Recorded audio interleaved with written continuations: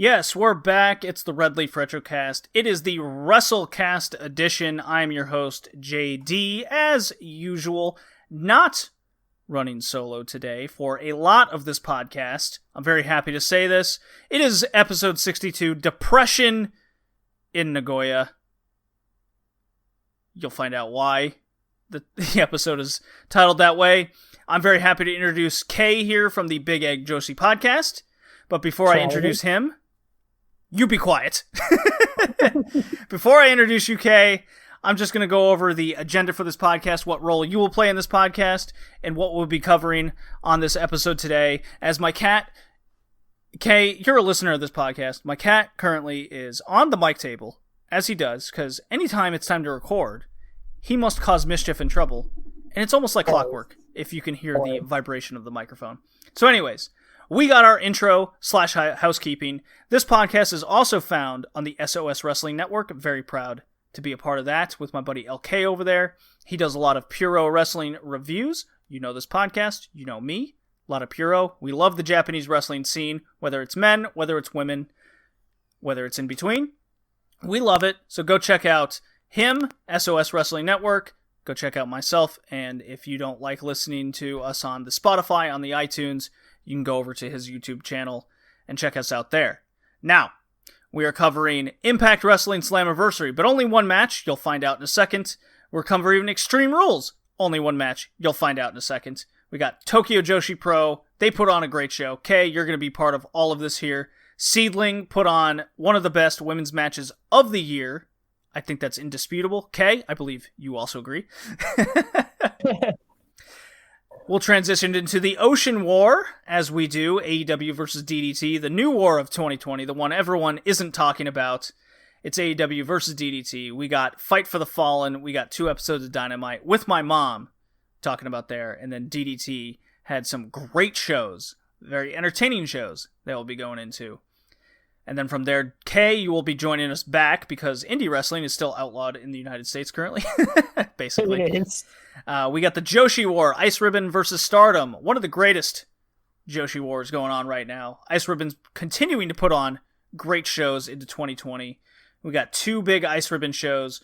We got the rest of Stardom, what they put out because of their release schedule and how they go about things. We got a great Nagoya match there. Depression in Nagoya is a thing. It is a real thing.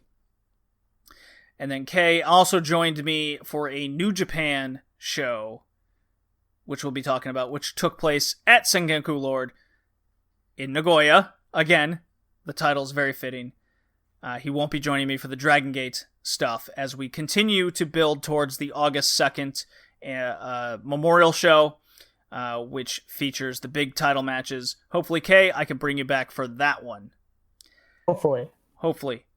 And then, to finish out the cast, we got, of course, as we do for every Red Leaf Retrocast episode, this wouldn't be a Retrocast without retro wrestling. We got All Japan Women Classics. We're continuing this journey. Kay, you and I watched episode 25 with the main event of Rambo Nagayo versus Blue Kano. You'll understand that when we talk about it. Very exciting stuff. Also New Japan through the 90s and WCW Nitro. My continuation of pain through the WCW days. You'll hear my frustration and annoyance. And then also of course, as we do, wrestling rankings to close out. You can find the written retro reviews over at Wrestling News World. I have been cordially invited into writing retro reviews for the website. So if audio's not your thing and you'd prefer to read it, or perhaps you don't have time to listen to the hour of retro wrestling that I do for every podcast episode to clean us out, you can go read it all up over my adorance of All Japan Women, over the admiring section of New Japan 90s, and then the pain of WCW. Almost all 3 of them are in the 90s right now, so that's quite something. So yes, Kay. Yes. you are a fan of women's wrestling. You run a podcast of your own. You just started it. Please introduce yourself and tell everyone of the Red Leaf Retrocast who you are and what you're about. So, my name's Kay. I have a podcast called the Big Egg Joshi Podcast. It's a introductory podcast meant to kind of help people get a feel for promotions, both new and old ones. So, like, if you're getting into something, you want to get an ice ribbon, for example. Instead of going in without any information, I try to do my best to give you some history, some of the wrestlers that are more important, some of the title breakdowns, and stuff like that. Some recommended matches, stuff to sort of get you in easier. It's not as it's more of a smooth transition into stuff than anything. That's sort of most of what it is. I have a Tokyo Joshi Pro episode that I just put out a couple days ago, and I'm starting AJW next. So, ooh, buddy, a parter. That's going to be a big episode coming out, and more than welcome to keep plugging your podcast on here. I love what you do. It's great for women's wrestling. It's great for the world of wrestling right now in general. I appreciate it, man. I try. You're a big part of the Discord. You're part of the All Japan watch parties that we do. You're part of the ice ribbon watching. Hell, I think for almost everything we're about to cover on this podcast with UK, I think you and I watched together. So this is great. It's awesome, isn't it? It's a great experience. So let's without further ado, let's get into all of the women's wrestling for this introduction page before we go over to my mom and her admirance for Cody taking thumbtacks. We got Impact Wrestling Slammiversary, a show that got pretty positive reviews overall, but what I want to talk about is the only match I watched from the show, the only one that kind of garnered recommendations from the Twitter party that the podcast wanted me to talk about. It's Deonna Purrazzo versus Jordynne Grace for the Knockouts title. Just quick thoughts over that, and we can get into the more important stuff. Yes, this is the recommended match as Slammiversary. Got a lot of good feedback online during the night, and almost universally this match got a lot of high praise. But first off, as we do keep up with Impact, at least I do. Besides the entire show, this entire pay-per-view was built off free agents coming in, and the show in total was complete empty arena. Okay? So sounds miserable. It's very hard to get into a groove and a investment in what you're watching when it just sounds like you're in a cave, right? It's almost like a one-man show on stage, and nobody in the audience knows who that person is yet, right? Where it's just utter silence the whole time. So just right quick, Motor City Machine Guns beat the Rascals, so they came back. Look, I love the Motor City Machine Guns. Do I agree of them beating a young Impact tag team? I do not, although I do love seeing MCMG back. It's really cool. It's just the same Impact story we see time and time again. I'm totally sick of it. I have no faith in it. Nor should I after 15 plus years of following the promotion, whether it's hardcore, whether it's week to week, whether it's casually. It's the same old story. It's you build up a nostalgia act, you bring them back, they beat your core guys, and then they leave. It's the same story. Heath Slater showed up, whoop-de-doo. EC3 had a cameo at the end, whoop-de-doo. EY joined the main event with a horrible bald look, and the club saved Edwards from an Ace Austin company beatdown after Eddie Edwards won the title. Now, the women's match here was fine. Totally fine. It wasn't bad. It wasn't great. The total story was Purrazzo going for her armbar. So, makes sense, all in the world. But the story of the match was Grace was strong, because she lifts weights, and she's got that strong look. So, it was a battle to get the armbar. Hey, makes sense, no problem. Despite the pre-match video showing Purrazzo on multiple occasions easily catching Grace in the armbar. So, just a little nitpick there. So along with that, in the empty arena, this was kind of tough to watch. The match itself was also more or less just the two young guns hitting their moves in succession with each other, occasionally, of course, going back to the armbar spot. And eventually, you guessed it, Purrazzo gets the armbar and turns it into a slow brutalizer, so Pac's little submission move that he does. Decisive submission victory. Hey, good for her. 3-star, above average type match, I can say, but can't say it was particularly better than one of the many Joshi matches in the last couple weeks here that Kay, you and I watched, and we can definitely say it was way better than this one. Oh, definitely. I don't think I have to watch it to know that's true. Yeah. And that's not to say it's a knock on Purrazzo and Grace themselves. I just don't think they're at the level of what some of these matches are that we're going to talk about here. Oh god, not even close. Not even close. And speaking of level of disappointment, Asuka versus Sasha Banks, horror show at Extreme Rules. Speaking of disappointment. Oh my god, I watched this match. I tuned in. I had to. God. Because I'm like, okay, why? we got two really good wrestlers here on a big stage with a big opportunity. And I went in going, how are they going to fuck this up? Because it's WWE. It's WWE. They always do this. They always do this. So, okay, bro. Here we go. Okay, bro. Bro, you ready, bro? Yeah, bro. We're going to build this match up for weeks. Okay, you hear me? Hear me so far? Okay. Yeah, bro. I got you, bro. Then come the network special. Okay, follow this. You ready? You ready? Yeah. You ready, bro? Gotcha. All right. Bro. They're going to do their best to possibly kill it in the ring. Sounds good, right? Oh my god. Bro. You feel it. Bro. Like wrestling, bro. But what if? What if? Ready? Okay. Interference. Love it so far? Yes, bro. Swerve, bro. Swerve. Okay, but we're going to do it twice. Not just once, because that people would expect that. We're going to do it twice. Swerve him, bro. Gotta swerve him. Then we're going to have the good guy spit mist into the ref by accident. And then counter the heel move. And then the heel partner comes in for a belt shot that failed twice before. And then the same person rips the ref shirt off and puts it on themselves. Counts 3, and the match is over. Brilliant. Brilliant, bro. All that's missing is a pole, bro. I mean, absolutely. All that's missing is the title itself on a pole, and then actually no one grabs it, and they just leave. So, great wrestling match with the absolute worst convoluted finish you can imagine. Dude, give me your $10. Am I right? Yeah, 10 out of 10. Good match. All right, fuck that match. Fuck that match. I hated it. I hated it so much. So let's talk about good wrestling.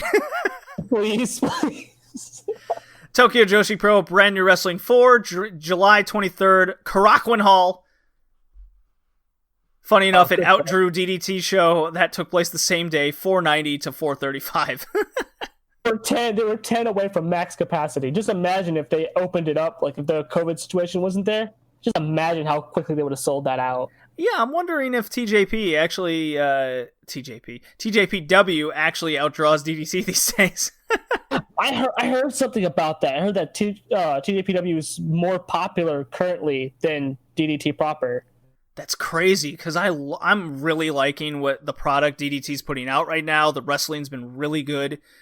I'm not too into the undercard comedy, but for their major shows, they're incorporating Tokyo Joshi Pro anyways, and they have some pretty good star power coming in for intergender matches, be it with Saki Akai and Eruption, and which I'll talk about later with the Riho intervention there. But here, this Wrestling 4 show was probably the best Tokyo Joshi Pro show I have seen in ages. It was very good. It was incredible. I think you can look at the undercard stuff, with the new rookie debuting and stuff, and that stuff was expected it was kind of at the level I expected it to be. And it just kept going up. There's never a moment in the show where I felt like it dropped anywhere. Mm-hmm. Which is usually a good thing.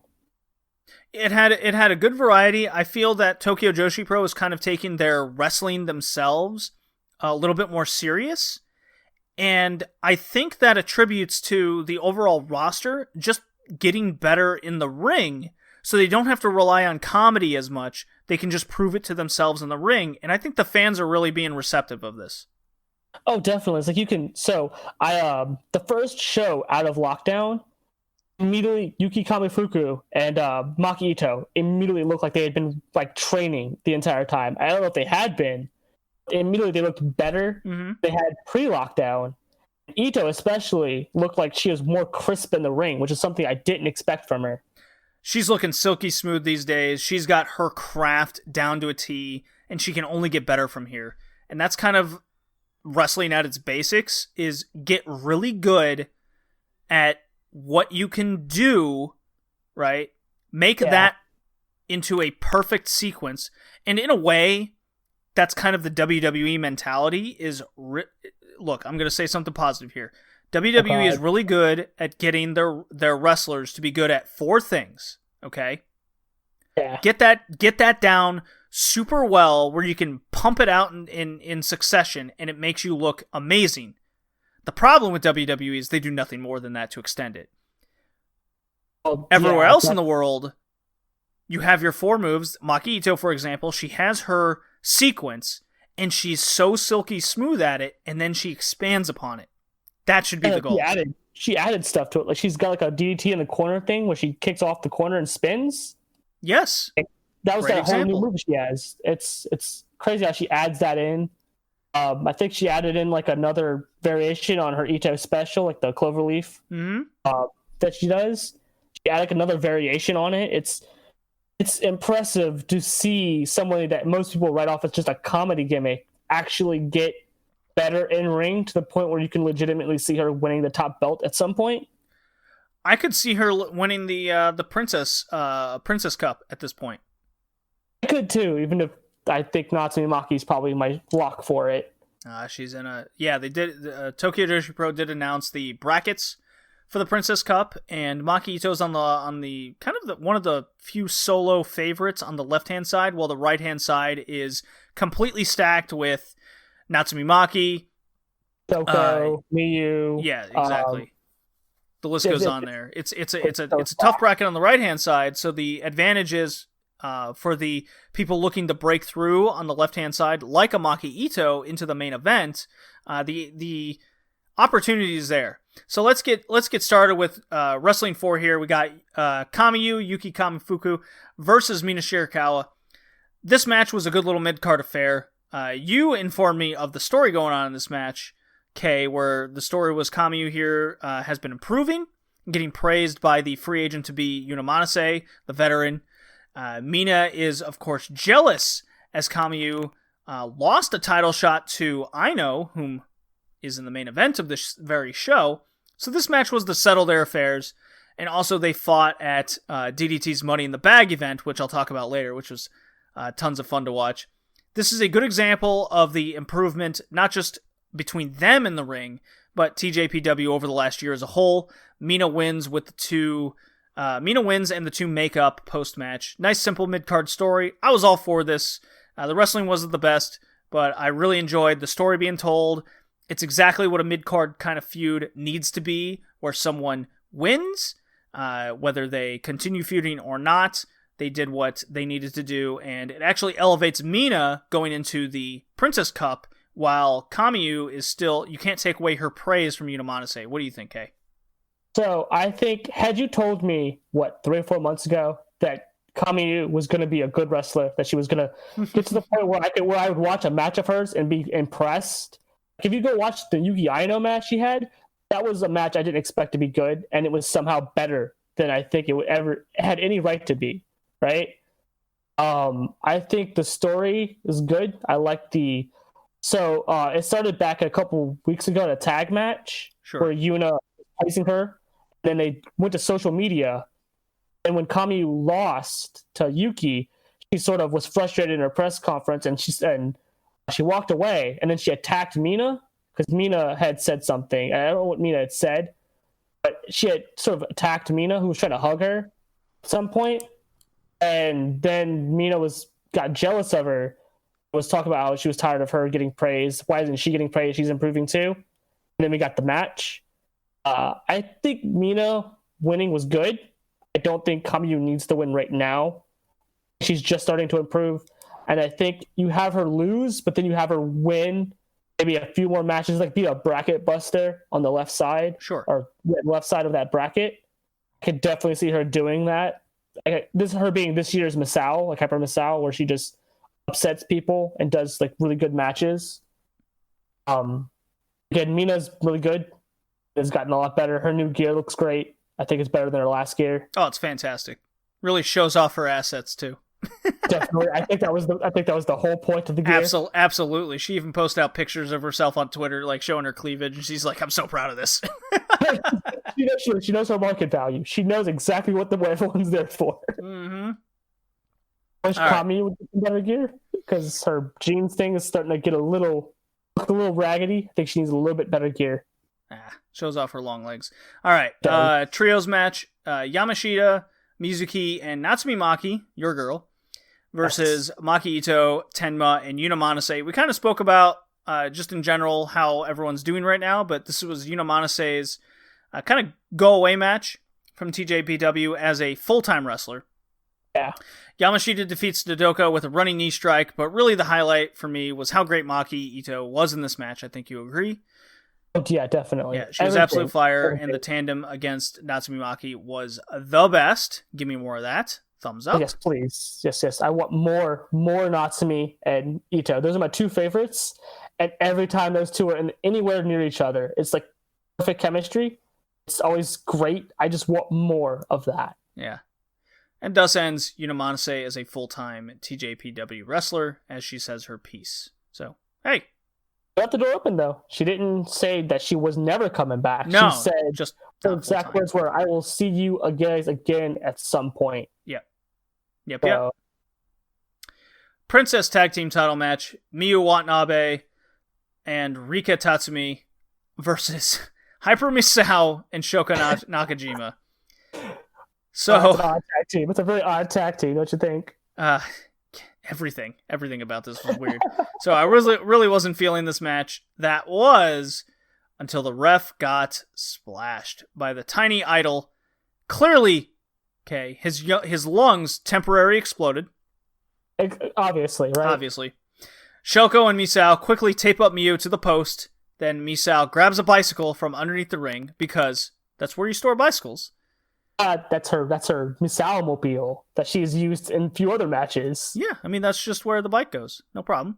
She revs up, proceeds with the intent to run over the helpless, tied-up victim in the post. A true hero's act, obviously. Very much. Unfortunately, Miyu uses Abu power, and Misao crashes into the barrier. Unbelievably funny. It was hilarious. Then Shoko reveals a blue sack later out from under the ring, dumps out a bunch of kaiju toys, really emphasizing the Mecha Godzilla. Bonus points to the face she made standing it up. Of course, it fell right afterwards. Of course, she gets slammed onto the toys for her effort. Rika and Miyu are like the jumping bomb angels in this match if they were totally uncoordinated and super not cool. You feel this, Kay? You love this analogy? I don't. They're not the jumping above. They're like the opposite. They're the grounded angels. Come on. If the jumping bomb angels were totally not cool, they would totally be like this. Come on. The grounded bumping angels. Okay, they're okay. Like Rika, Miyu's improved, but jumping bomb angels, they are not. Hamako Hoshi would have been shaking her head at the stretch to this finish. Very messy. I laughed. Anyways. It was great. Miyu and Rika won. I popped several times. I saw the bike and immediately got excited. Then if you paid attention to the sides of the bike, there's little kaijus on the side. Oh, I didn't see that. It was great. I was like, oh god, it's amazing. Ugh. I popped for that. When she grabbed the blue sack, I knew it was in there already because she had already used that like before with her and Misao. Dump all the kaiju out. I was like, oh, are we gonna get all the kaiju toys? I see. It's great. It's great. Also, Mechagodzilla is, I think she said it's her favorite kaiju, so she emphasized that on purpose. So. Gotta do it. Princess of Prince title match, our main event. Yuka Sakazaki, the champion, versus Yuki Aino, finally getting her chance to showcase how much she's improved, her possible star power, what she can offer in the future. So again, we are seeing the improvement of the lower to mid-card wrestlers get to showcase their improvement. Yuki Aino with a star potential type look, if I do say so myself, in a match to really show she wouldn't give up, and that's very important. I think Yuki Aino, just like we had said, the theme of this entire card actually is just how much everyone's improved. Mm-hmm. I think just seeing Yuki Aino, like, again, another person, if you told me just even a couple months ago that Yuki Aino was going to be good, go up in a match with Yuka and have star power, I'd have laughed at you because she was such a nothing opening match wrestler that would have never expected that. truly. So it's crazy. Well, indeed, she did not give up in this match. She showed grit, she shows pride, and Yuka, on the other hand, well, she went next level. Just another level. Jesus Christ, woman. I don't know how she hit that. I don't know how she got to that level. Just something, man. Yuka's match pace, being the bully champion to Aino, is basically something we've seen over an ice ribbon with Maya. That's what I was comparing this to. I definitely get some Maya vibes from it. I was a big fan of the selling from Aino. She played her role well. And if she can get her timing better and really put together that whole package situation, I think she can meet the star potential that I see with her. Yuka ends this bully affair with a mid-ring top rope, not splash, but with a plant of her foot and a little twist. She hits a 450. Oh. I popped. I needed to change my underwear. I'm sorry. But my God, what a move. The champ retains. The cocky champ really just hits it home hard. Yuki Aino's just not ready. She's got a long way to go. Yuka Sakazaki cuts in her just crazy adorable voice. It's like not the voice of a cocky champion kind of deal. No, not really. It's really awkward and funny. She starts cutting like magical sugar rabbits promos. She's like, Mizuki, I want you to challenge for the title. Oh my God, it's like, oh my God, with the match you just put out, it kind of didn't. It didn't match that vibe she was putting off in the match. It didn't at all. It's hilarious, the contrast that she has. Like, she's so good in the ring, and then she opens her mouth like, "Are you like an alien? Like, what are you?" Yeah, it's very funny. But yeah, Yuka's reached that, in my opinion, kind of a Meiko Satomura vibe, where she's in a ring with someone of a lower level. It almost, in a way, it doesn't bring them down, but it really emphasizes what a lower level the opponent's at. I can see that. I think she's hit the same level that Mayu hit when Mayu got towards the midpoint of her belt run. Sure. Her lengthy second belt run, where just every match she had, she just felt like she was on such a different playing field than anyone else. You just amazed, and then at a certain point you think that maybe they're too good for where they're at. Yes, it's almost like, and you see this frequently in positions and promotions of a Tokyo Joshi Pro level, just from what we're talking about here, where it's almost like they've outgrown the promotion themselves. Yeah, definitely, but I can't see either of them leaving.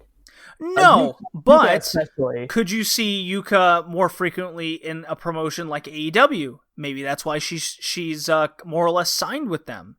Obviously, she can't be there now, but that would explain it, wouldn't it? I think the talent exchange between TJPW and AEW is smart. Mm-hmm. I think it's got more eyes on TJPW, at least as far as I think it has. More international audience, yeah. Yeah, I think it's a whole thing with the Joshi scene right now as a whole, is everyone's starting to branch out internationally. And it's funny when you get onto Stardom, when you see Stardom kind of whip backwards on that. Kinda, yeah. Ice Ribbon got an international store, and then TJPW is putting themselves on TV over here, and Stardom sort of reclused back to just Japan. It's interesting to just sort of see that. But I think can't see Yuka leaving, and I definitely can't see Miyu leaving. I think they both are lifers there. Most people probably think Miyu would leave, but when you have TJPW in your freaking tights, I highly doubt she's leaving anytime soon, if at all. Yeah, and TJPW under the Wrestle Universe banner, there's a lot of backing. That doesn't mean that we can't see more Yuka, and I still fully expect Miyu Yamashita to show up in AEW at some point. To get that international draw power, like we saw with Riho, like we will see with B. Priestley and company. They will show up there. Will they be full time? There's not a necessity for it. I think because it's a talent exchange, they're not signed there. Really, it's more of just a deal. between Oh, DDP yeah, exactly. and There's no TJPW. problem with that. I think you'll see them here and there. They probably won't be there for long stints of time because obviously they have to stay at their home promotions more priority. But I can see like a pop in of like Miyu Yamashita just coming in and maybe wrestling for the belt with Shida, which would be great. Oh yeah, absolutely. And there's no and we've seen this before with the Riho run. There's no reason she can't win, show up for a few good title defenses, and then drop it. That it's a very try and true way of keeping the main event scene fresh and having new challenges always available and fresh matchups as well. And also, again, at TJPW, you get some of that exposure that they're probably really wanting for now. Like, I wouldn't be surprised by next year they have an international store of their own.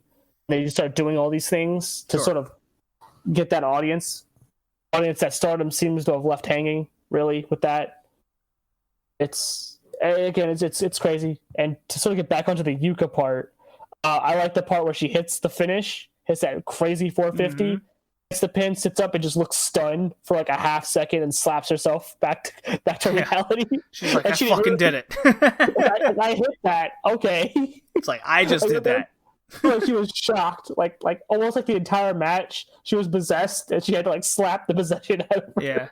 There was that one moment where she tried the head scissors from the apron to the floor, and Aino just didn't catch her.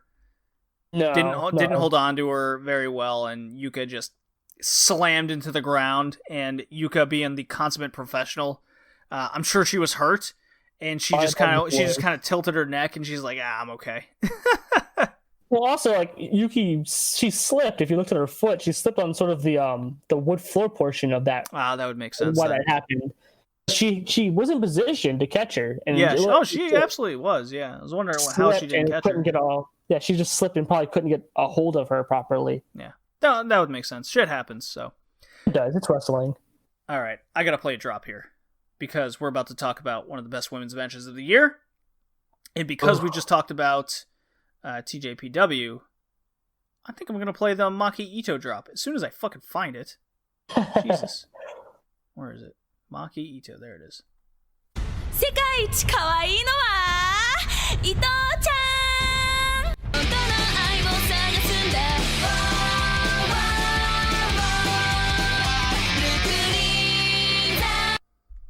There we go. Just got a message. Never mind. My mom is asking me to send her a pic of her and Warhorse. Interesting ask.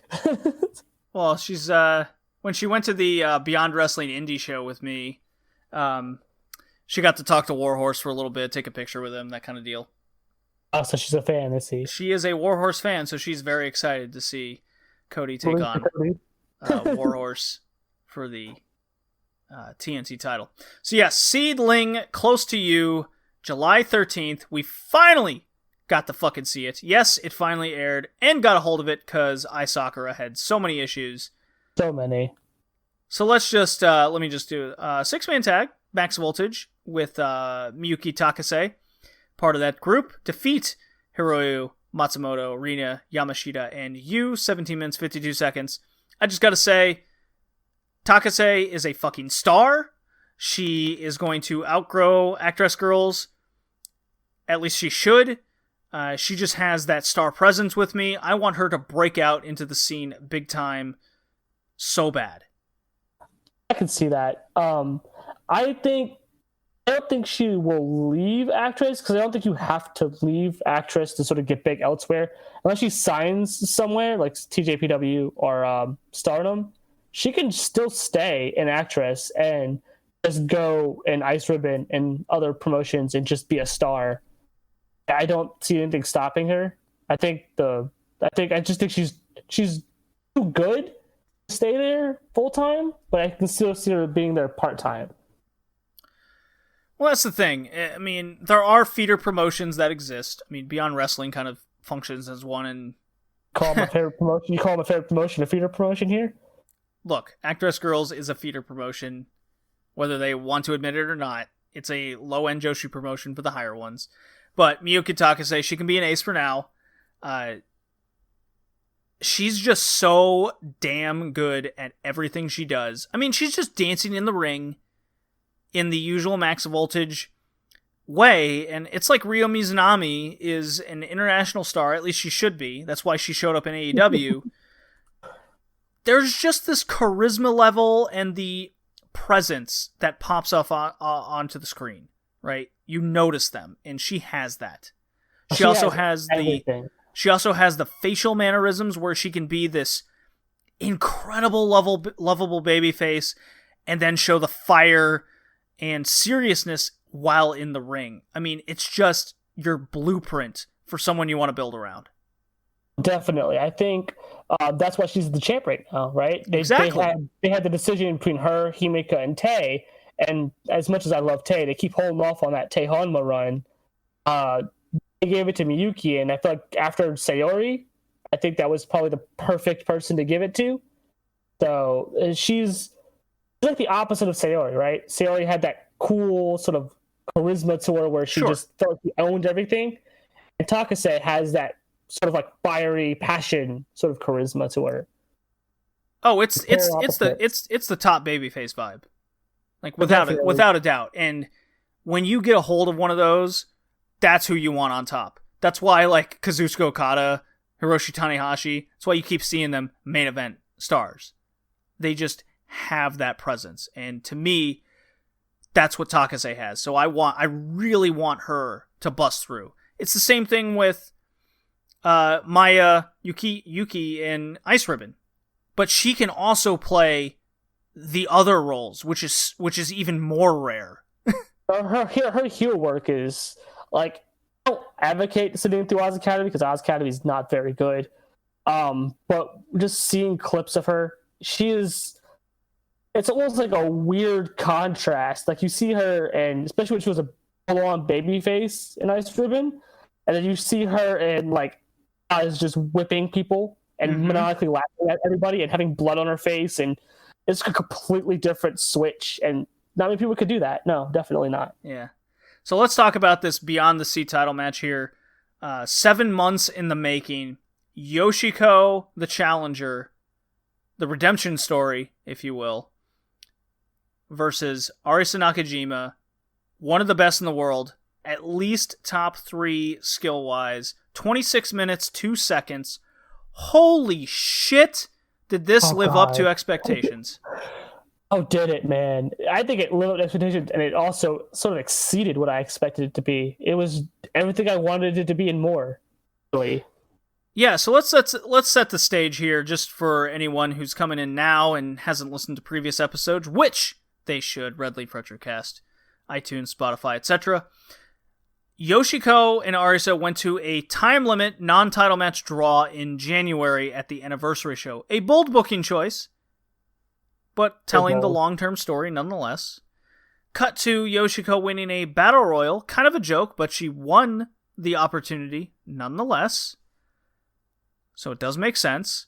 And then cut to the best friends, Arisa and Suka, coming in and taking on the tag champions. That's Yoshiko and Hiroyo Matsumoto, as I've dubbed Haas Bitches.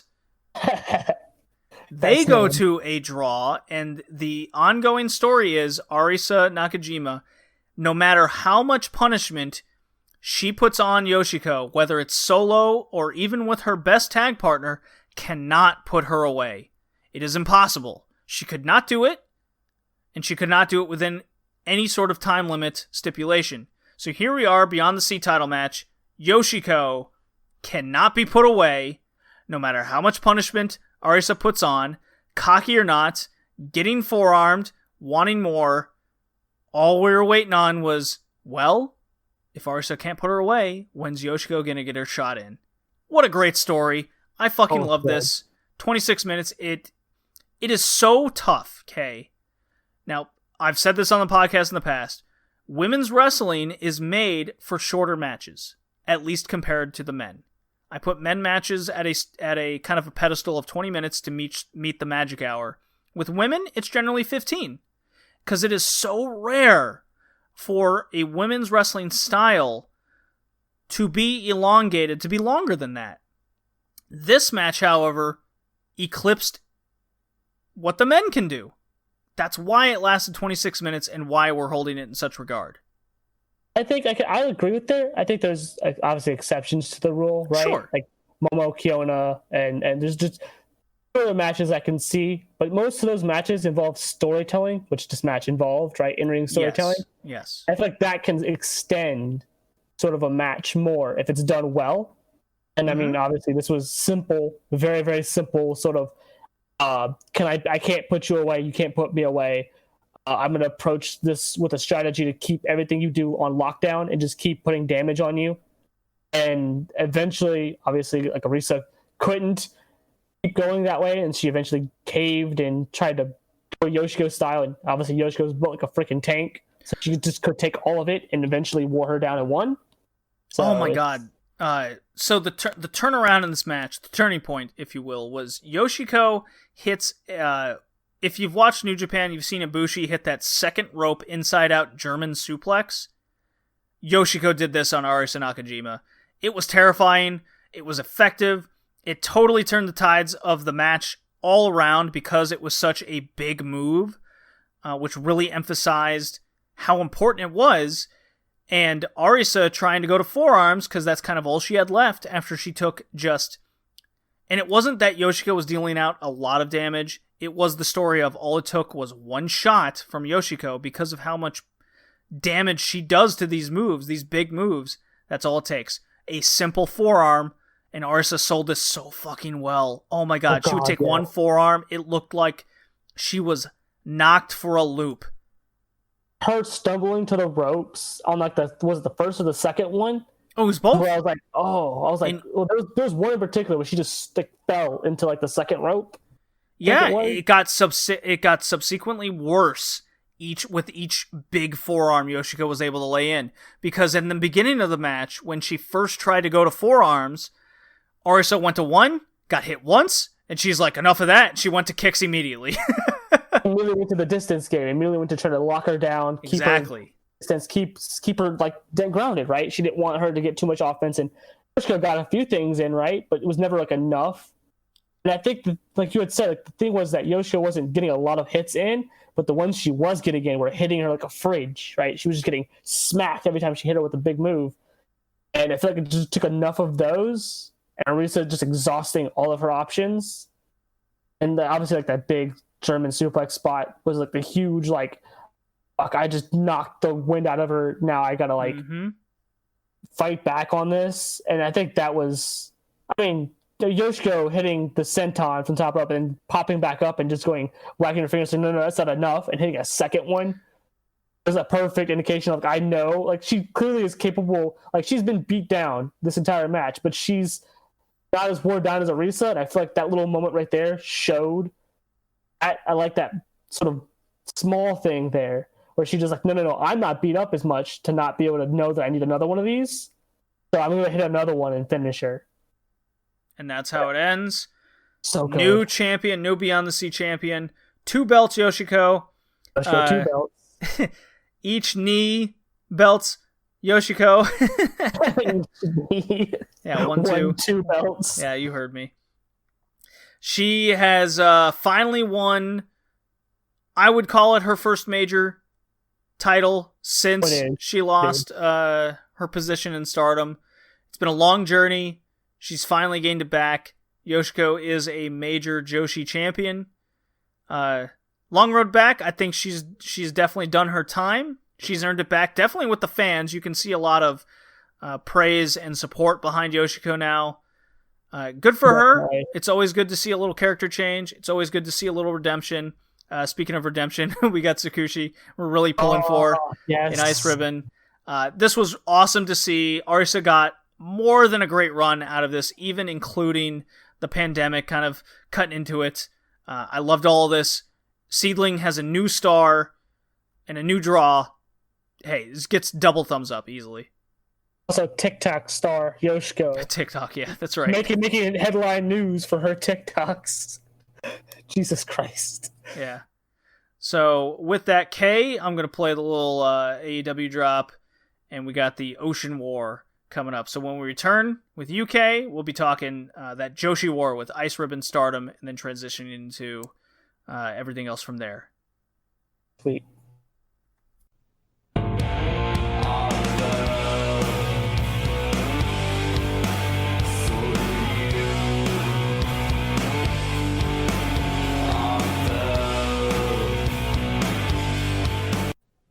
And we're back with more AEW review of the past couple weeks. Yes, before I say more, we are covering 3 weeks of AEW on this particular episode of the Red Leaf Retrocast. But people seem to like when we have an extended week into the episode, break it up into 2, get our little thoughts over the 3rd week, and then go from there. But this time, Mom, we are not alone. It is not just the 2 of us. It's a party of 3 today. Okay? Party of 3. Always ask for a table for 4 so that they get more room. You don't get stuck at that awkward single table with 2 chairs and you just shove another chair in there. Exactly. Right? Oh, sorry. Our 4th person just didn't show. Oh, what do you know? Exactly. Oh, it's okay. Yeah. Okay, we did a whole long intro before the podcast started. We even recorded all of our women's wrestling and Joshi talk. But here you are anyways for AEW. I know, right? Can't get rid of me. You're always going to be here. Happy to have you here for AEW. You, and Mom, you'd be happy to know that Kay is kind of a lapsed fan in a lot of ways, at least with the Western wrestling world. Oh, very much so. So I stopped watching WWE like years ago now at this point, and haven't watched much of it since, really. So AEW is kind of like my first, I guess, dip back into the sort of Western wrestling. Ah, gotcha. Okay. Gotcha. Yeah, it's been very interesting. Very, very interesting to get back into a more different feeling company, really. Well, I remember the first night with you, and not personally or anything. Oh, I remember that first night not make it awkward at all.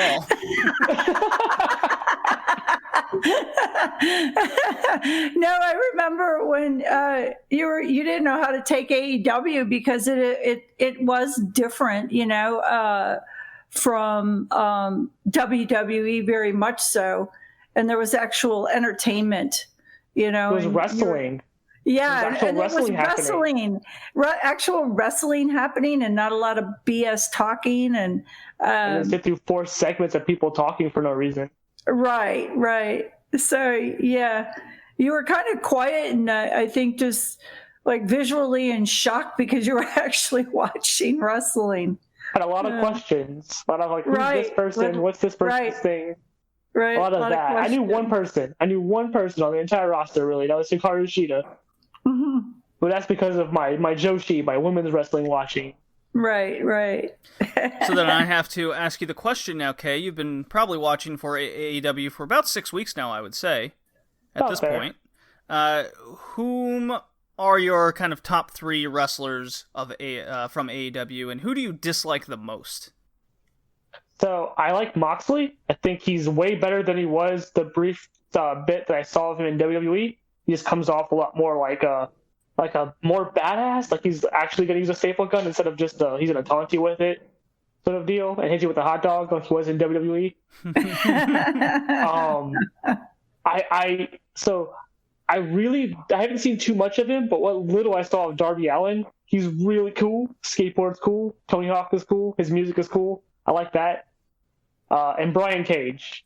He just looks like a freak of nature, and I think I want to see him suplex more people. Ooh, well, then I'll be curious what you thought of a certain title match that occurred, because we were talking Fight for the Fallen, and then the post-Dynamite, the week after that, then episode 43 will come in a bit, and I will save my whole ratings spiel and minutes in ring talk. A lot of people seem to like my minutes in ring thing. Apparently, it's become a usual Thursday tweet now, where I just type in "mother" minutes in ring from all of the AEW, WWE, and then a nice little quip I added the previous time with a New Japan wrestler having more minutes in ring than an entire WWE show. Right. Listen, Evil in his 30-minute main events, right? Oh, God, don't even get me started. Actually, you will hear me get started when we discuss New Japan later in the show. So, Fight for the Fallen, July 15th, Dynamite episode 41. What? Kay, did you say who you didn't like? Oh, I mean, if we're going to talk wrestlers I've seen more of outside of AEW, I don't like Brandy Rhodes too much. I don't think she's very good. Get ready. Did someone say Brandy? Oh, where's my drop? There it is.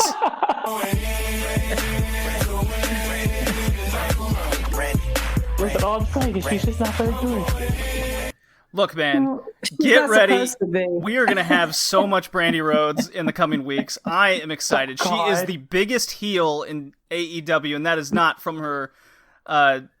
mic work? No. That is not from her mic work, that's for sure. Anyways, Fight for the Fallen, July 15th, Dynamite episode 41. July 22nd, Dynamite episode 42, and then later, which upon recording will be later this week, July 29th, Dynamite episode 43. So, just notes from AEW Dark, just important things.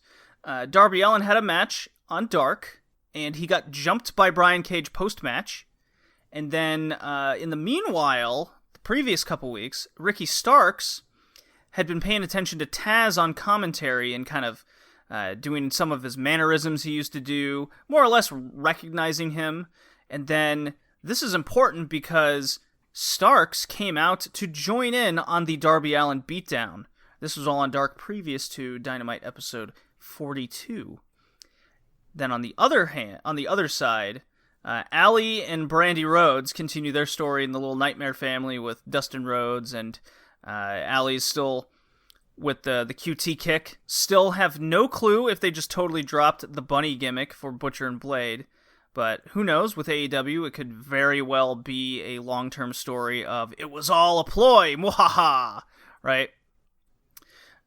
So Allie and Brandy have been a tag team, and they've been winning tag matches on Dark the last few weeks. I think the record was 4-0 going into July, the July 22nd show. So keep that in mind as I go through the matches and results, and then we can hit all the topics that we want to go through. Sound good, guys? Works for me. All right. Fight for the Fallen. This was the big show, mostly built around the big title match between Jon Moxley and the challenger Brian Cage with Taz and his little FTW prop that they've been parading around, those evil bastards. But we started off the show with Cody with Arn Anderson defeating Sonny Kiss, getting a highlight on Dynamite. 10:44 the match went. FTR after defeat the Lucha Bros. 13:30 that match went. Six-man trios match. The Elite, we haven't seen them tag in forever. That is the Young Bucks with Omega. They defeat the Jurassic Express. The full team there went 15 minutes. We got a segment of Chris Jericho talking some shit, and then Orange Cassidy pulls the New Blood Rising gimmick from WCW where the blood fell for the ceiling, but this time it hit its mark. Jericho got juiced. We'll talk about that later. Nightmare Sisters won a tag match. That's Allie and Brandy Rhodes. Beat up a couple jobbers. Kenzie Page and MG Jenkins. Match went 2 minutes. Harmless K. I know your hatred will be fuming there. And then Moxley did defeat Brian Cage via submission, yet Taz threw in the towel because Cage is not wired to tap. Match went 15-11. July 22nd, Dynamite number 42. Another TNT title match with Cody starting off the show. 2 in a row from Mr. Head Neck Tattoo himself. He defeated the surprise challenger of Eddie fucking Kingston. No DQ match. Great promo prior. I think we can all agree with that. 11:21. This match was out fucking standing. MJF beat a jobber, Griff Garrison. Totally not Tall Jungle Boy. 6 minutes, in which we saw MJF talk a whole lot of shit to Griff Garrison the entire time. Falls Count Anywhere tag team match. Butcher and Blade lose to the Young Bucks in outstanding fashion. 15 minutes, 42 seconds. A singles match for the women. Don't get to see those so often, I guess. Diamante defeats Ivelisse 6:30. Adam Page defeats 5. Clearly, it took longer than Kenny Omega. 8:30 this match went. Adam Page's career is absolutely over. It took him so long to beat Alan Angels. Just like Kenny Omega, they're dead in the water. We can all just bury them alive right now. And then our main event was the Inner Circle of Jericho and Hager defeating Jurassic Express tandem of Jungle Boy and Luchasaurus. 17 and a half minutes that main event went. Okay, guys. I want to save all the women's wrestling thoughts for its own segment. Shall we start out with that? Because there's quite a few news that broke with that. So I'm down for that. Britt Baker cut a promo saying her return is going to be bigger than Tiger Woods for the Masters. Michael Jordan with coming back from the Wizards, in which Tony Schiavone corrected her. I think Britt Baker was totally in line here. She even said she's Michael Jordan, so immediately became the biggest heel to me as a Utah Jazz fan. Guys, Britt Baker continues to be one of my favorite characters in wrestling today. So my best part is this was a Reba saying that he was good at Space Jam. He wins every time. He's watched the movie 18 times. That's right. He never loses. It's weird. It's weird how that works. Mom? What happened to my girl? Where's the alien? She tore her ACL. She's out for the rest of the year. But she could be a Brandy. They could be together. I'm telling you, I want a 30-yard wheelchair dash between Britt Baker and Chris Statlander. That would be amazing. I want that so bad. I don't understand why she's not doing anything. Why she is not making her presence be known. So I'm real curious as to why they're.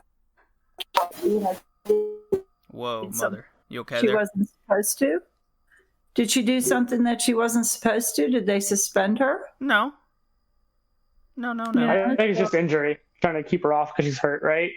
It's just an injury, and she doesn't have the promo or character skills as a Britt Baker, and Britt Baker's injury is only temporary, so they're keeping her on TV and keeping her character hot, as opposed to Chris Statlander, that's a goofy little alien. But I think they could have her show up one week, like Big Swole brings her, and she's like, I can't race you, but I know someone who can. They could totally do it. Yeah, I mean, they could. Yeah, well, I guess because she's going to be out so long, they'll wait till she's going to get close to ready to come back or something. It'd be a big surprise when she comes back, that kind of thing. Yeah, but I do miss her. I miss her presence. But I think the Nightmare Sisters they're weird. It's a weird group. What makes you say that? Well, I don't know. I like the Heromania. I think that was one of the announcers said is Heromania because their hair was flying all over the place. Nothing to talk about. I mean, the women are just. We lost 2 big ones, and right now the women are still lacking. They need more Hikaru Shida. Yeah. Yeah, Hikaru Shida made an open challenge in her best English she can do. The little British accent is quite adorable.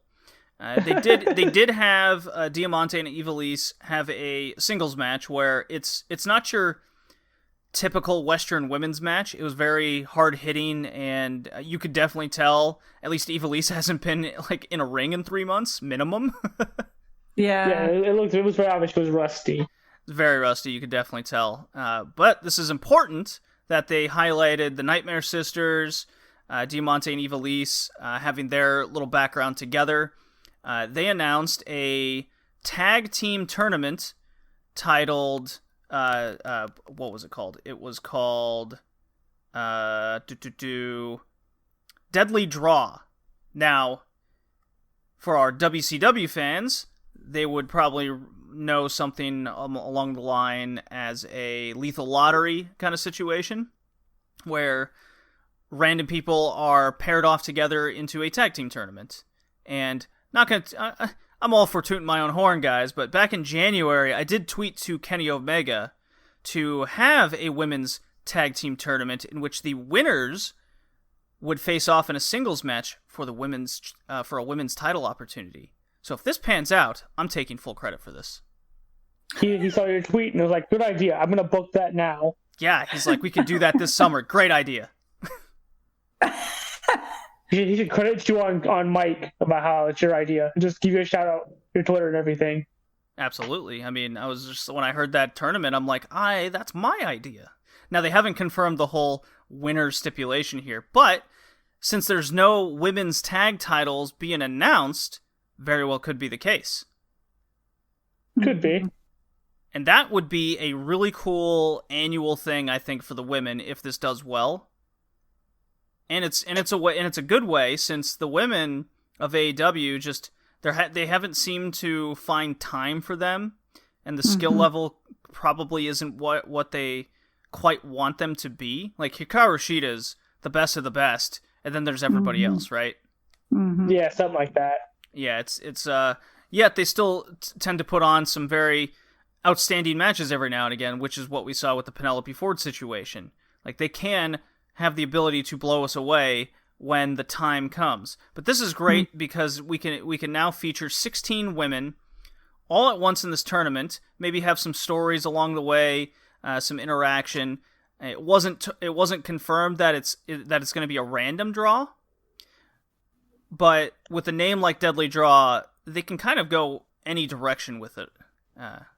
So, are you guys excited for this, or are you fearful of the skill level of the women they could get, and it's going to be some rough wrestling? I am curious to see. I do think there's going to be a lot of really rough wrestling. Brandy Rhodes especially is not very good. Whoa. Shocker, I know. Neither is Allie. Allie sucks wind. Wow. I mean, it's guys in your hot takes. I think it's going to be carried by Shida and Nyla Rose. I think that's just, they're going to carry most of that. Ooh, you think Shida and Nyla Rose are going to be a tag team? I don't think it'll be a tag team, but I do think they'll be the better parts of the entire tournament. All right. They'll be their teams that they'll be on. They'll probably be the ones that hold up the wrestling end, at least. I see. I mean, I hope that at least gives some of them experience, get a little bit better. And you can only go upwards, right? Right. No, you're right. That's what I'm expecting. Right. At least. I'd like to see Shida get paired up with like Kylan King, your champion, with a person you could see potentially doing something in the future quite well, or even Anna Jay. And Shida can carry the team, and if she loses, that still keeps your champion quite strong because you pinned the rookie essentially. Yeah, that works. That's probably a very Joshi way to book it, right? Yeah, exactly. You got your star and your champion, and you got paired with somebody a lot lower on the card, so that way they stay strong. It makes total sense. And wouldn't it be the most heel thing in the world if Allie and Brandy Rhodes go far in this tournament and potentially win? It'd be the worst thing ever. I'd stop watching this tournament. Both you guys are such on the hate train. You're so hateful of this idea.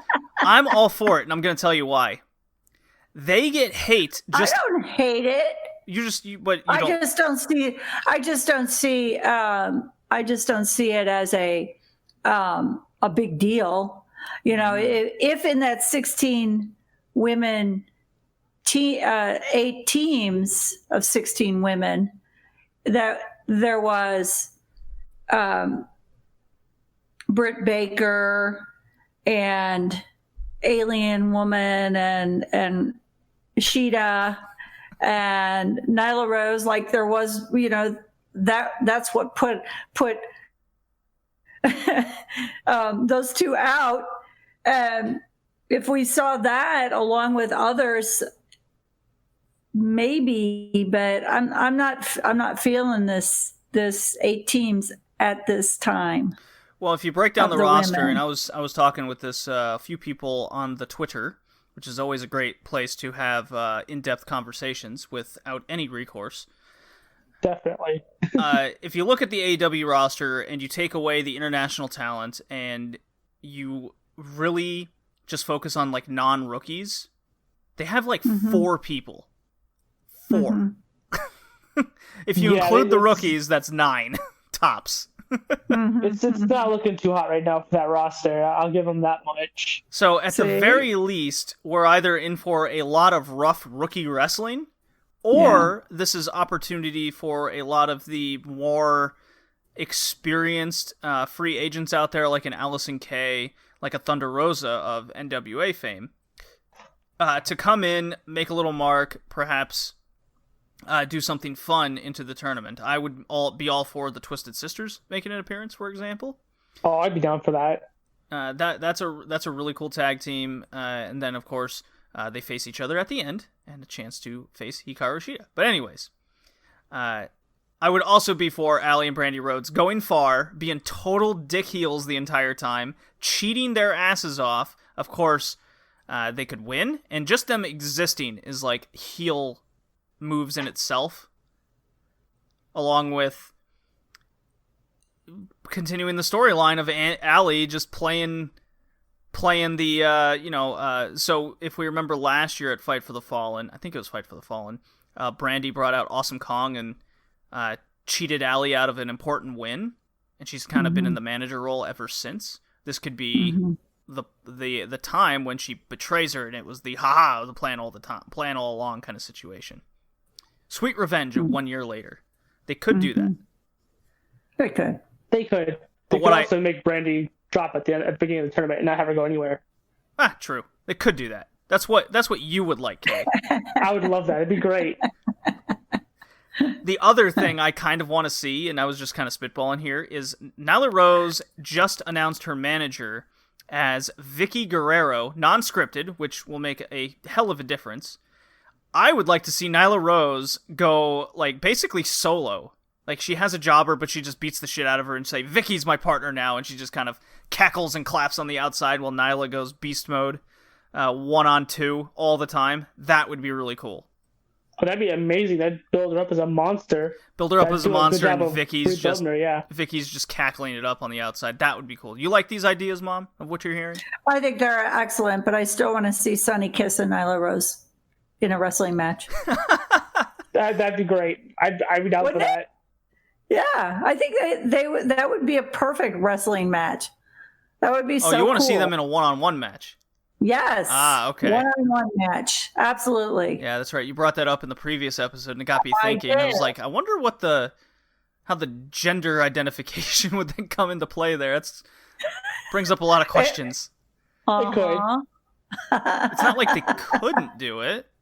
No, but it'd be awesome if they did. It'd be pretty interesting at the very least. It'd be a super interesting match. Why not? There's no political correctness in that regard. Yeah, you just call it this. This is a singles match, and it just happens to be these two people. Exactly. All right, so the Cody's been taking on two straight opponents with the TNT title, and it was announced coming up this Wednesday he'll be taking on a third person defending the TNT title. Your man, Mom, I'm so excited. Or as you told me, Warlord, and then I had to correct you. I know. Warlord. Well, he should be 30 Warlord. years late on that one. I know. Well, he's reincarnated. I think the Warlord's still alive. No, there's no logic in this. Oh my God. His name has been reincarnated. He's come out again. But it's Warhorse. Warlord the Warhorse. Yeah, there you go. That sounds pretty cool. Warhorse the Warlord. Doesn't it? Horse the Warlord. Warlord the Horse. So we're all excited to see Warhorse rule ass on AEW Dynamite. Have you guys liked the Cody back-to-back starting Dynamite matches? Which one was your favorite? You got a highlight? Anything you disliked? Well, actually, I liked Cody on the Thumbtacks. On last week's. Yeah, the thumbtacks. Yeah, I absolutely love that match. Oh my god, we could hear you screaming in the back. Yes! He got bombed on the tacks! Cry, you baby, cry! That was awesome. It was great. I love seeing the blood.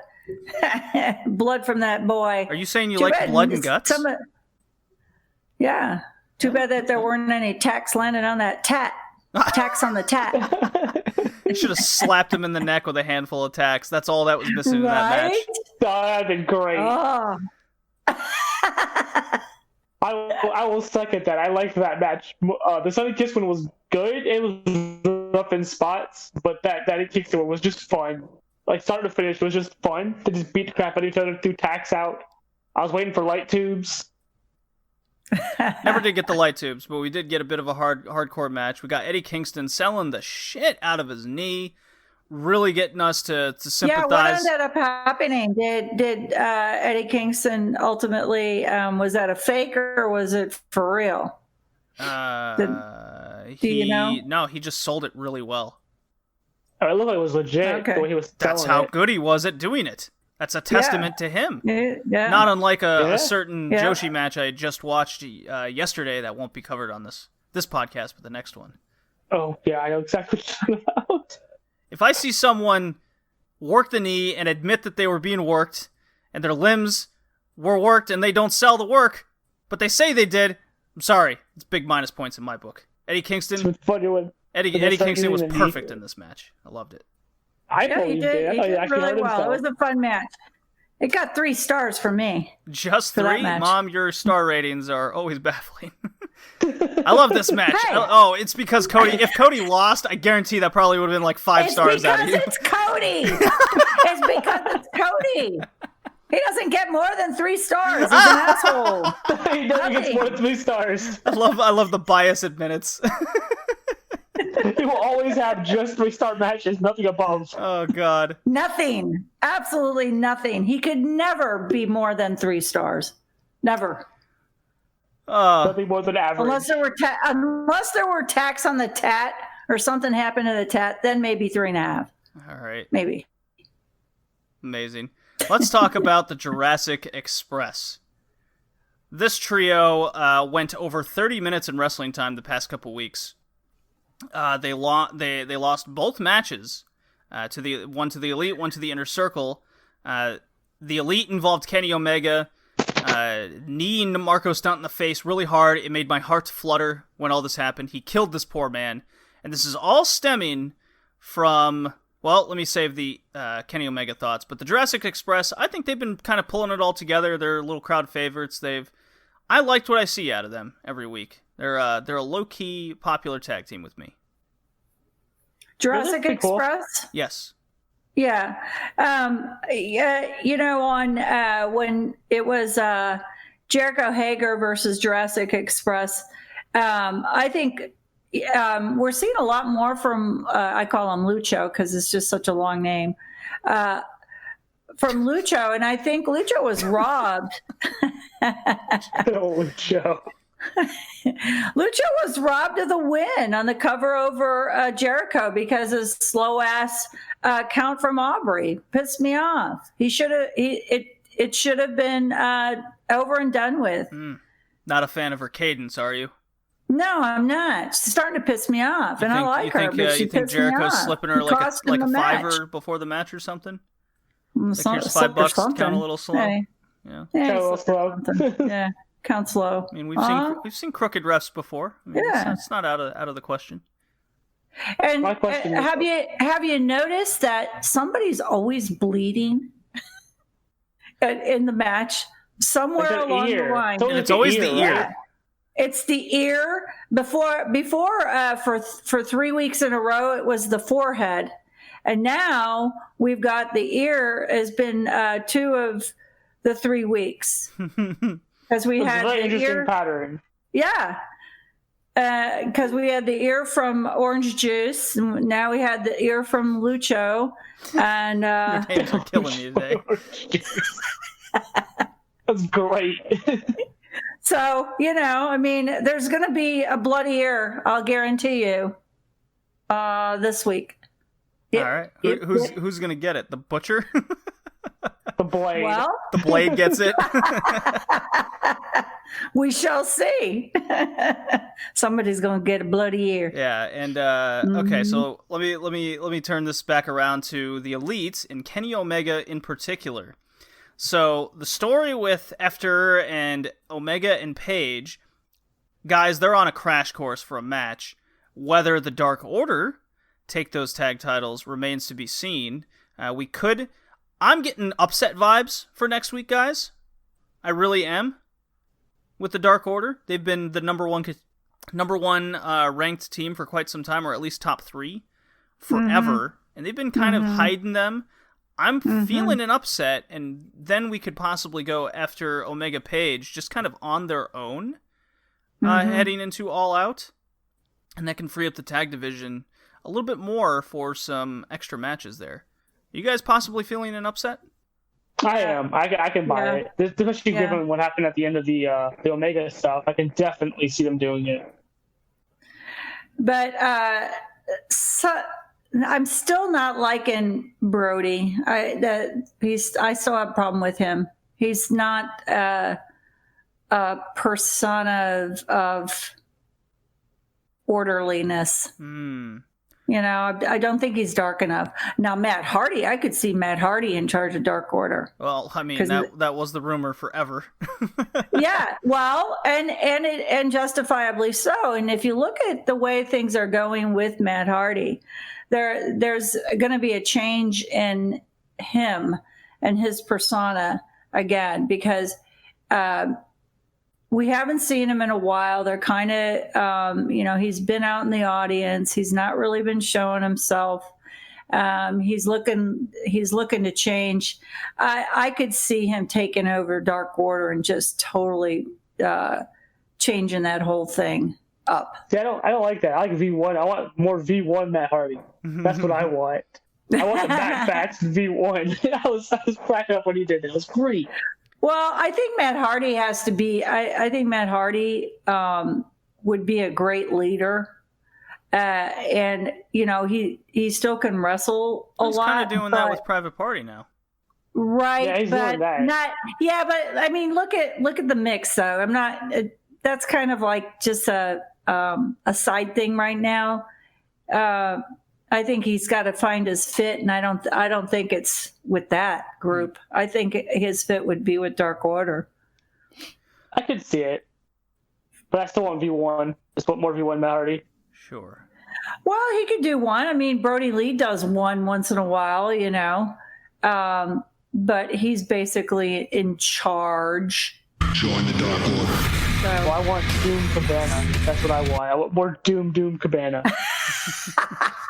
he's Coco Cabana in my book. Let's roll this back, because Kenny Omega has a huge role playing currently with the Young Bucks, Paige, and Efter. So we've seen Efter and Paige kind of sharing some beer skis. They're drinking buddies, and Omega was late saving Paige from the Dark Order beatdown because Paige didn't want to drink the Kool-Aid. We saw Omega here try to make peace with Efter because the previous week he disrespected the beer and he poured it out on the floor, causing slipping hazards. We've been over that. So he tried to make peace, give them a beer, and they just poured it over his head. So he was very upset. He was rocked because he came out for the tag match. His hair was still wet. He was wearing a t-shirt. He wasn't taking the match seriously. He was out of his mental game. And when he and that flipped the switch when Marco's stunt was getting to him. So they used the smallest unlikely person, and it got under Omega's skin. So by the time the match was over, and he just killed this poor guy, which is always fun to see. He beat him up partly after the match, and he had that sick cleaner smile a la New Japan. And we're seeing flashes of this. So could we see both the Young Bucks and Omega turn on Paige, and then that's when we get Efter and Paige kind of teaming up. We get that trios on trios thing. They're putting a lot of hints in that direction. Yeah. Not so much with the Young Bucks, but they're kind of just dicks in their own personality, just existing. So I'm loving this long-term story they're playing here. Mm-hmm. It's very interesting. I like it. I thought what he did when Kenny was attacking Marco at the end of the match, I was marking out a little bit because I've only ever seen Kenny Omega be a goofy babyface. Right. And so I've never seen the cleaner. So I kind of want to see him just be a guy that walks to the ring and just beats people up and walks away. Oh my god, he's like an 80s stereotype bully, but with terrible like one-liners all the time. I'm so down for this. It's quite a sight. It's quite a sight. So I'm gonna break a broom over someone's head. I'm sure that would happen. Yeah.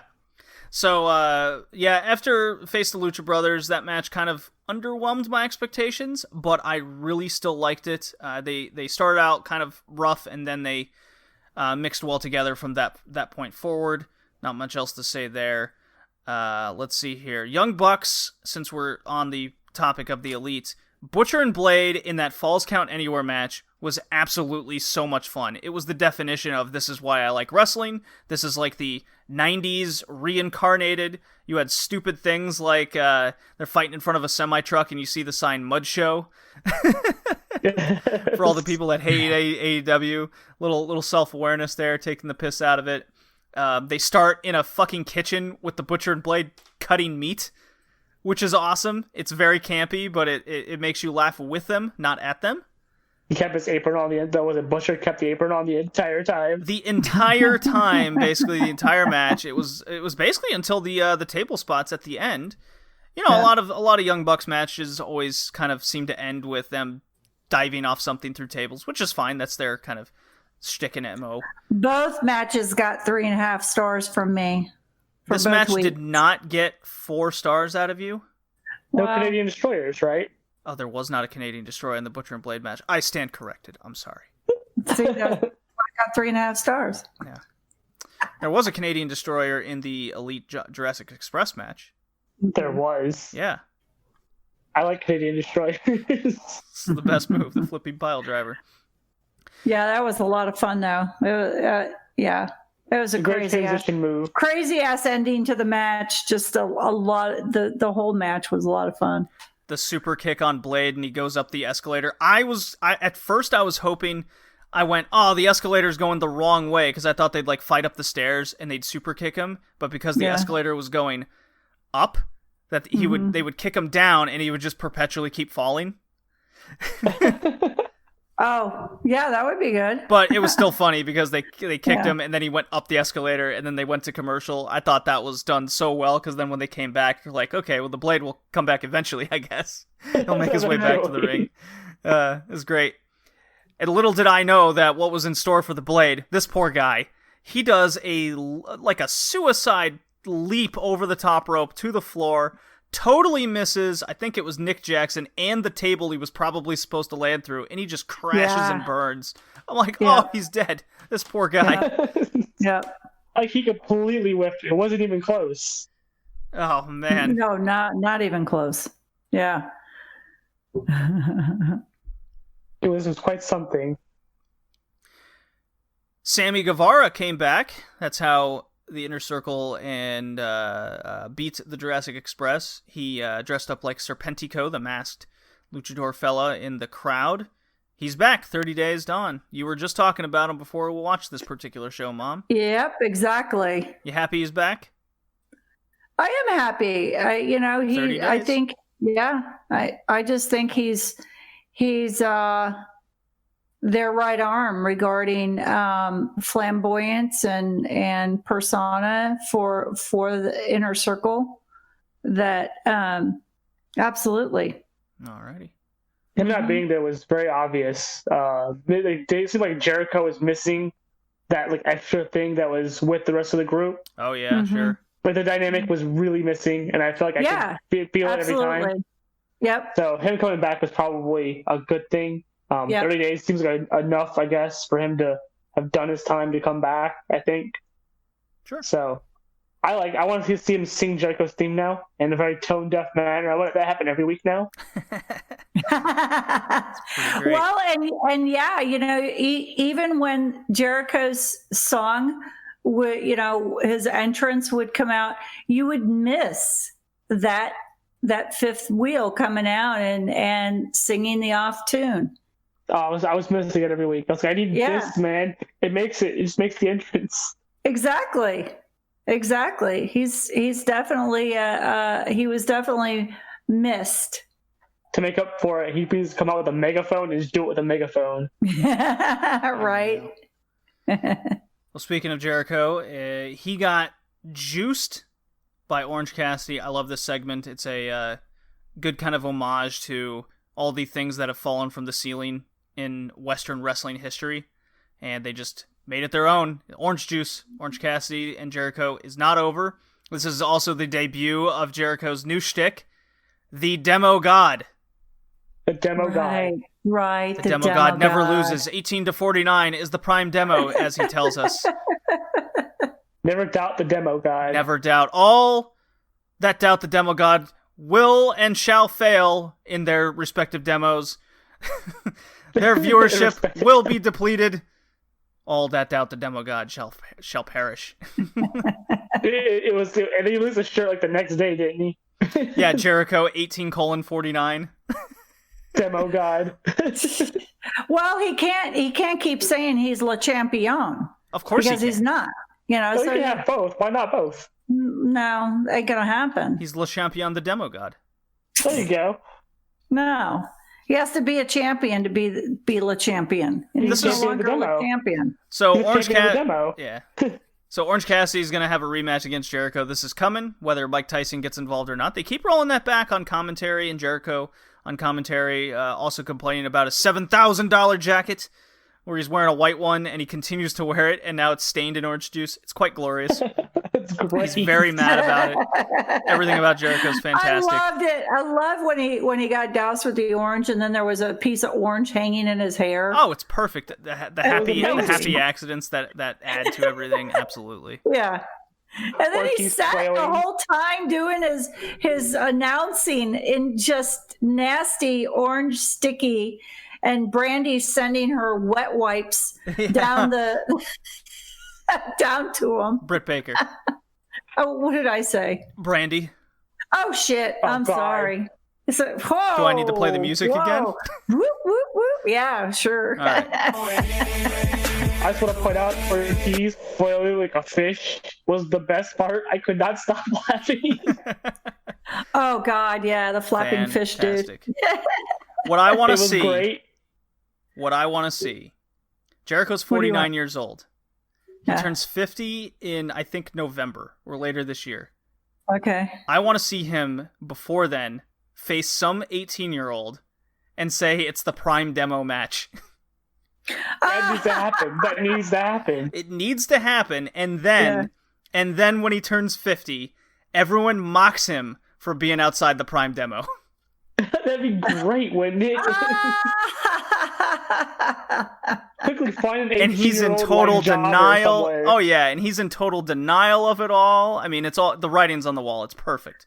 So it's so good. I'm supposed to have AEW tickets November 20th, actually, to go to the show. Yeah, mine were delayed till 2021. Oh, really? Yeah. I haven't gotten anything yet. Because my delay was my original delay was August, and now it's been delayed further. Yeah. Well, I guess they've kept it open because November it's a later date, so haven't heard yet from that. Yeah. All right, so we got our last topic here: Moxley versus Cage, the big title match. It finally happened. No thanks to the dickhead that is the coronavirus. We've seen Moxley in a number of title matches now, whether it's the one he beat Jericho with, his Hagar match, and now the Cage match, and Brody Lee, and now Brian Cage here. It's not like the best work rate match or workhorseman. It's not a Kenny Omega match. It's not a flippy shit kind of match. Moxley has his own style, and it's so unique that I can't help but always be drawn into his unique matches. And this was no exception. He said in a promo he's going to work the previously torn bicep of Cage, and what does he go and do in this match? That's what he fucking did. Mm-hmm. Exactly. Right on the tin. And then Taz cut promo saying he's a machine. He's not wired to tap. He said that line later, but he said you're not going to be able to get it. He's too swole.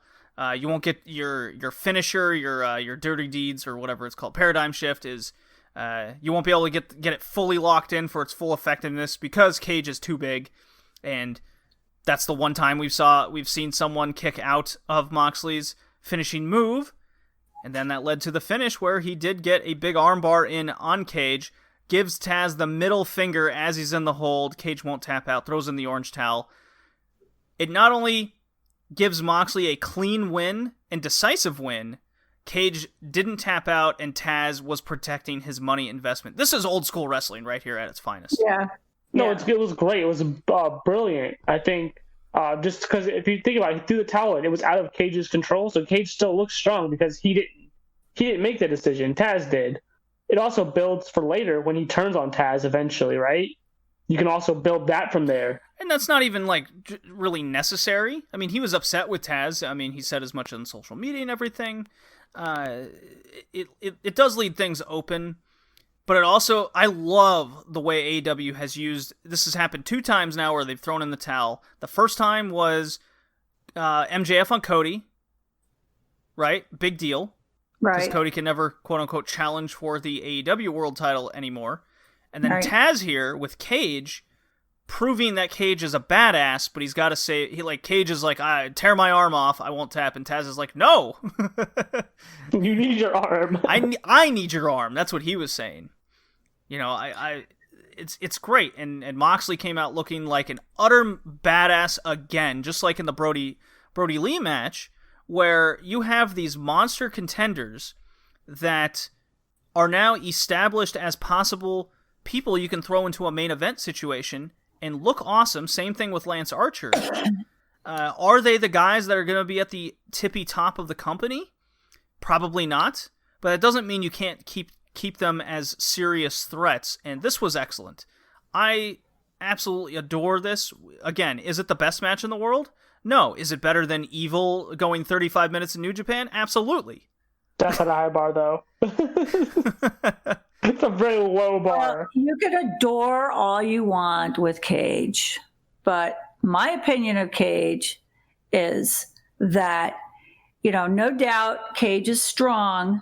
He's swole, Mom. You gotta get your vernacular correct. He's swole. He's swole. He's a machine. But I can't say much about his wrestling. Whoa. How could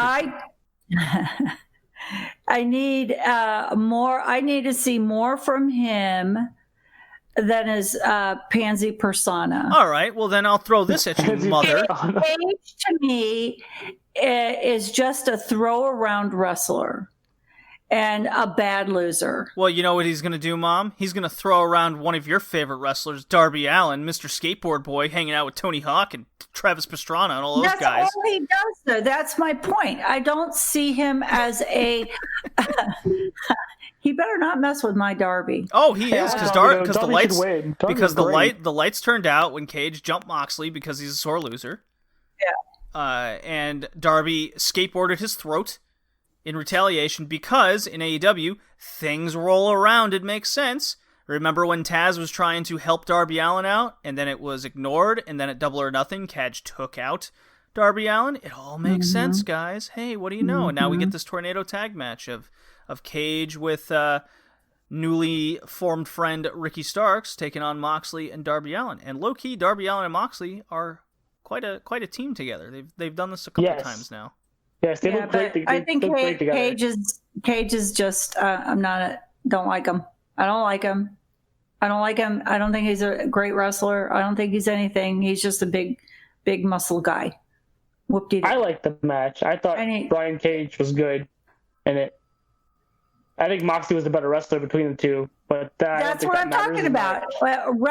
As a wrestler, I don't see him much as a wrestler. He's a throw-around wrestler. He takes his opponents, and that's what you've seen all the way up to this point, up until Moxley came along. He even threw Moxley, into that car windshield and, throwing him here and throwing him there, but not really wrestling.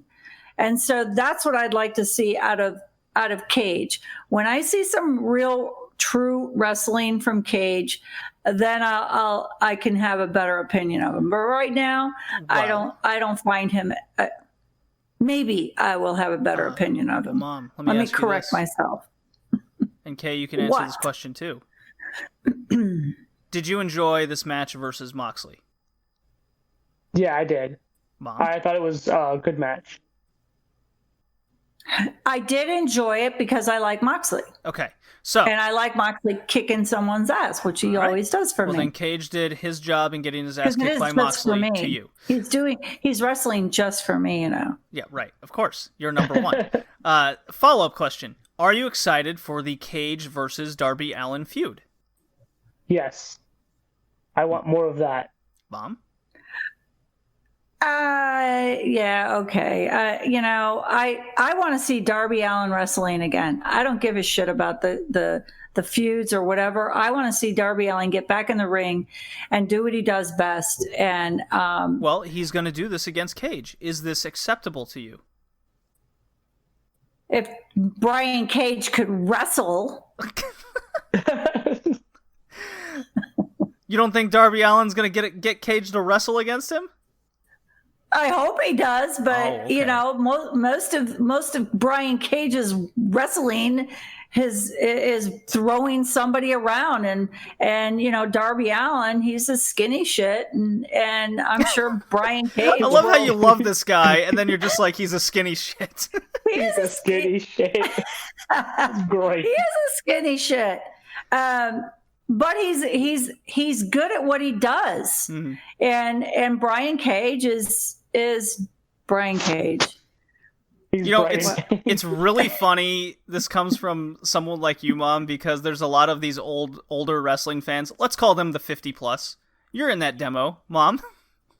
Sure, JD. Sure. Yes, thank you. Well, every time I listen to these 50+ demo talk about someone like Darby Allin and then turn around and talk about Brian Cage, it is the opposite. They love Brian Cage because of the way he looks, and then they don't like Darby Allin because he's too small. He's a skinny shit, from your own words. And yet, Mom, you're the one saying, I don't want to see Cage wrestle. He's just this dude who just chucks people, whatever. Yeah, but you did not listen. I want to see Brian Cage wrestle, but he doesn't wrestle. He doesn't wrestle your style.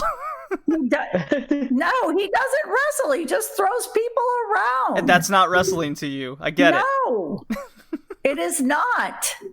But Darby Allin, like, killing himself is wrestling to you. My skinny shit jumping from the top of that ladder down, you know, with his magical skateboard. That's cool. I like that stuff. You heard it here. Mom's wrestling is jumping with a magical skateboard, and Brian Cage just like throwing a dude is not. I think your mom would like Jeff Hardy. Oh, a side note. You know who Ricky Starks was trained by? Warlord? No. Booker T.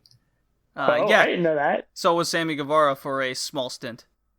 And did you know that Booker T actually ran for mayor of Houston? He did. Yeah. Did he really? Yeah. Yes. Yeah. Yeah. So there's your little trivia for the day. Yeah. There's your trivia for the day. All right, last question, I don't want to talk about Cage anymore. Last question, Guys. Forget it. Who do you want to see challenge Moxley for the title next? We'll probably get this answer on Wednesday, so let's get our little prediction out. MJF. Mom? What? You're awfully silent there. Is Moxley Who's going to challenge Moxley for the title? Oh, who's going to challenge Moxley for the title? Yes. Darby Allin. He's kind of preoccupied with your most hated wrestler these days. I think MJF should. I think he's undefeated still. They're building him up a little bit. Quote I think unquote he should. undefeated. He did. Griff Garrison did admit to it. Well, listen, his record speaks for itself, does it not? I suppose. I think he could wrestle for it. I think you could still have him lose because you could have Wardlow just turn on him in that same match. You could build up to that, and that way it keeps him strong, and it keeps Moxley running. But if you want to get it off Moxley, you can have MJF beat him with help of Wardlow, which still keeps Moxley looking strong, and you can probably get a rematch. Sunny Kiss. I mean, that'd be an interesting choice.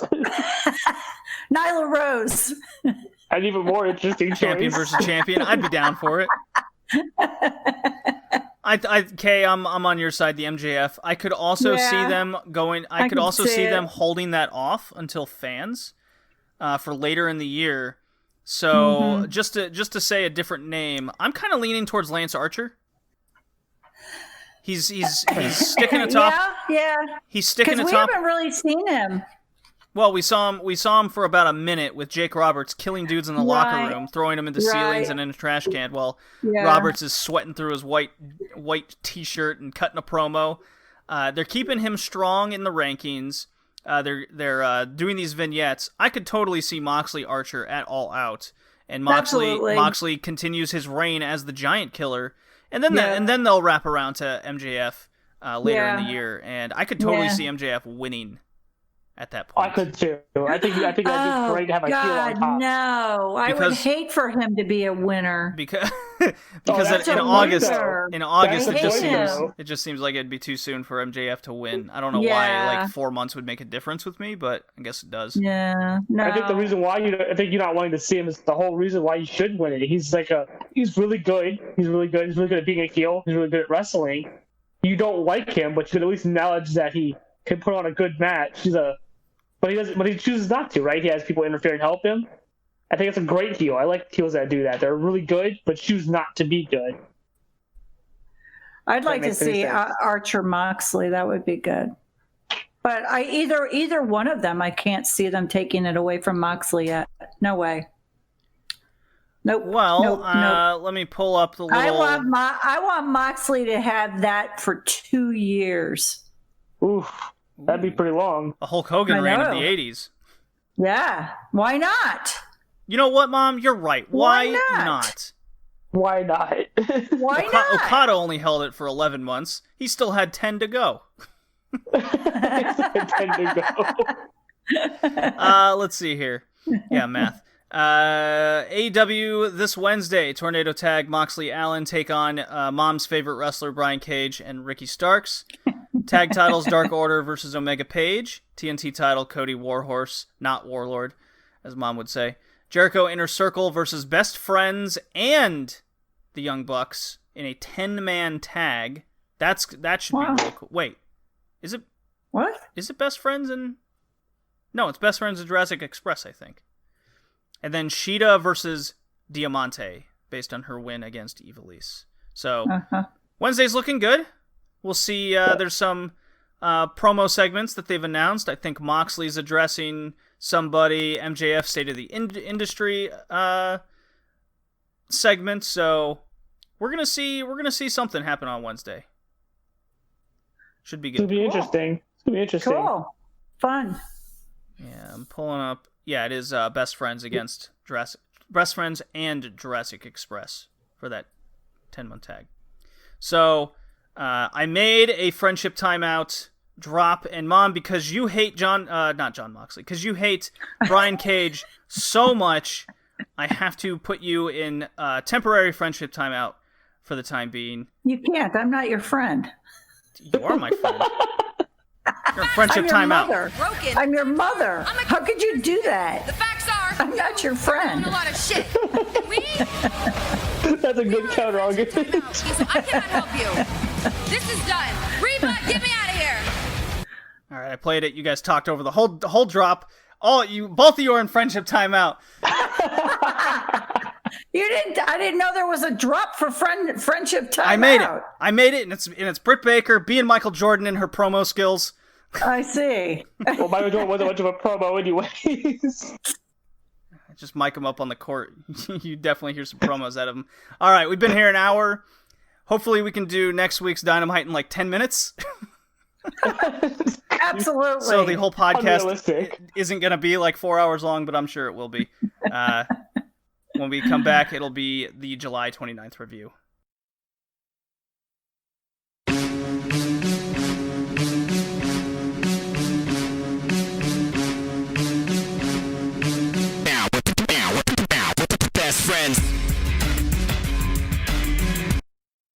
Alrighty. K, Mom, we're back for episode 43 of AEW Dynamite from July 29th, 2020. Yes. Yes. Did you guys enjoy the show? It was very good. I enjoyed it. Every minute, second of it. Oh, really? You didn't think it sucked like some people? No. Who are these people? Crazy people. And who Why are they wrong? Yeah, who are they? Well, they don't even belong. They don't even belong in the conversation. They don't matter. They don't matter. So No, they don't. I have ratings, and the ratings results is AEW is back on a 3-game winning streak. Nice. Yes. Awesome. So after losing for 3 straight weeks, they have rebounded to win 3 straight weeks, including last night where they got 773,000 viewers to NXT's 707. The week prior was 845 to 615, a thwomping. And the week before that was 788 to 631. So AEW doing very consistent numbers, even despite baseball returning. As hello, Kitty Cat. I opened the door I told her to go to her room, and she still won't go. So, along with the amazing ratings that we hope to only see rise for AEW only, of course, we don't cover that other show. Stupid show. The other show. Stupid. The bad show. one. The bad one. The bad one also had The one that they like. Yeah, they. The others. The others. Minutes of in-ring wrestling, and I'll take. Let's see here. From July 16th, July 23rd, and July 30th. So of those weeks, Raw had 62 minutes to NXT's 54 to AEW's 56. And for fun, I put Evil in New Japan. Okay, you would know this one. He got 70 that week. Oh, so it worked more than all of them then. So Evil outworked everybody. The next week, so this was last week's, the week of July 23rd, Raw had 70, NXT had 59, AEW had 66 minutes. No Evil that week. And then, as of this week, upon we're recording, Raw had 66, NXT 47 minutes, AEW 50, and Evil had 47. So Evil is back, and he didn't place dead last. Those slow, plodding Evil matches. Yeah. So, pretty consistent in terms of in-ring wrestling, where NXT is usually the lowest, Raw is the highest, even though it should be way above, being 3 hours, and AEW is still kind of the most, despite being an hour less than Raw. So. No surprise. I mean, it feels like there's more wrestling usually, which is a good thing. Yeah, absolutely. Yeah, absolutely. Even if there is talking, it's important talking. It's fun talking. It's entertaining. You want to hear what they have to say. Yeah, so like that MJF promo. Exactly. Right. There was a few more talking segments than usual in AEW last night, and the results were the Best Friends and Friends defeated the Inner Circle in a 12-minute match in which we saw Matt Hardy cost Sammy Guevara the match. So we're very rare in AEW where we see an interference spot in a wrestling match that doesn't involve Kip Sabian. So, as Sammy Guevara was in the midst of a Matt Hardy feud before he got suspended, they're picking up right where they left off. They had not forgotten, nor was it dropped. I like that. I like that too. Cody defeated Warhorse in a 10.5-minute match. Kind of underwhelming, pretty flat, if you ask me. You guys agree? A little bit. I liked it. Considering how flat Cody is, anyways, and most of his matches have pretty much always been underwhelming. Having Warhorse coming into the ring was exciting for me. So I was a little more into it, I think, knowing where he came from and actually seeing him on the big screen, and I enjoyed seeing that. So I was more into it than his other matches. So well, that is the benefit to following independent wrestling. Yes, is you get to see. Hello, kitty cat. Now my cat's bothering me. Sounded like a guitar went off or something. Well, it did. Yeah, really. he walks across the mic stand and everything. Oh, gotcha. Yeah. I will say, this being sort of my first ever seeing of Warhorse and all the hype giving it to him, I could see it. There was flashes of it, but I think Cody himself sort of brought some of that down with his kind of slow pacing at times. And yeah, he made Warhorse work his match, his style, his TV style, and really brought down that independent energy we see from Warhorse. Yeah, because he had those moments that were really cool, like that spear and that I think he did a thing on the outside. The jumping really cool. double foot stomp, yeah. Yeah, it looked really cool. I was like, man, I want more of that. And then it jumps back into the ring and goes back to headlocks and leg locks and slow moves. Right, flat Cody. He bounces off when he gets off the ropes, when he runs the ropes, he's really slow. I noticed that more in this match than I think I have in the other ones. He's really slow. Yeah. Yeah. Well, they've never worked together before. Warhorse is still at the beginning of his career. Definitely not as seasoned as an Eddie Kingston, but that's what we got here. AEW War. Jesus, cat. Get out of here! Oh my God! Make him go to his room. He just jumped up onto his little pedestal there. Omega, needs to go to his room. Am I still sounding okay? Yeah. Yeah, he's still there. Oh, man. Omega Page retained the tag titles against the Dark Order. 13 minutes, 54 seconds. It took a little while to get going, but it turned into a really good match. We got an amazingly funny moment where Omega whips Stu Grayson into the corner, and Stu Grayson jumps over the corner, and they use the corner cam to just see him disappear, and you're left looking at Omega's shocked face like, where did he go? That was wild. It was great. I liked it. It was great. Yeah, lots of good tag team maneuvers here. You can definitely tell the work Evil Uno has been putting in. He's just moving better in the ring overall. Brody Lee post-match was not happy with this result. He got the papers out. He hit him with the papers like a bad dog, and he basically sicked all of the Dark Order minions, and we've seen this before at the end of 2019, but this time the Elite were ready, including FTR with the styrofoam ice chest come out barreling from the back and clock Brody Lee in the back. I love it. It's one of my... Excuse me? Did we just lose K? Oh, okay, there. I'm sorry. No, am I here? Okay, cool. No, it was a spam call. I'm sorry. But they blasted him with it. I've been getting them all day. All day I've been getting them. I don't get it. You must not have T-Mobile. I have AT&T and they suck, but it's okay. Yeah, they do. So I'll say they blasted him in the back of the head with it. The whole thing exploded on the back of his head. It was great. It was a great visual.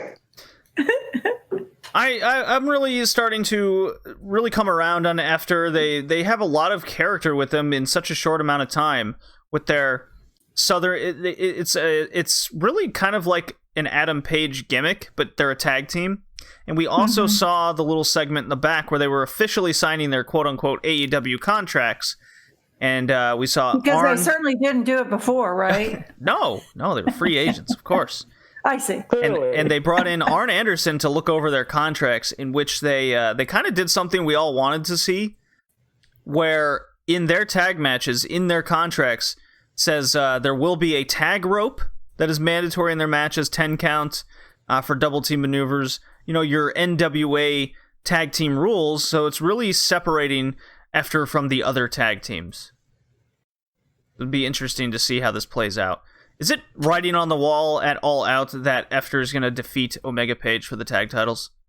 I think it is. I think there'll be some miscoordination given the rules, and there'll be something where I think Omega costs the win and turns. Oh yeah, I could see that. Yeah, the rules go to Efter's advantage, and Omega Page Bastards. Yeah, I see that. Bastards. Hikaru Shida defeats Diamante 5 minutes 54 seconds. These poor girls.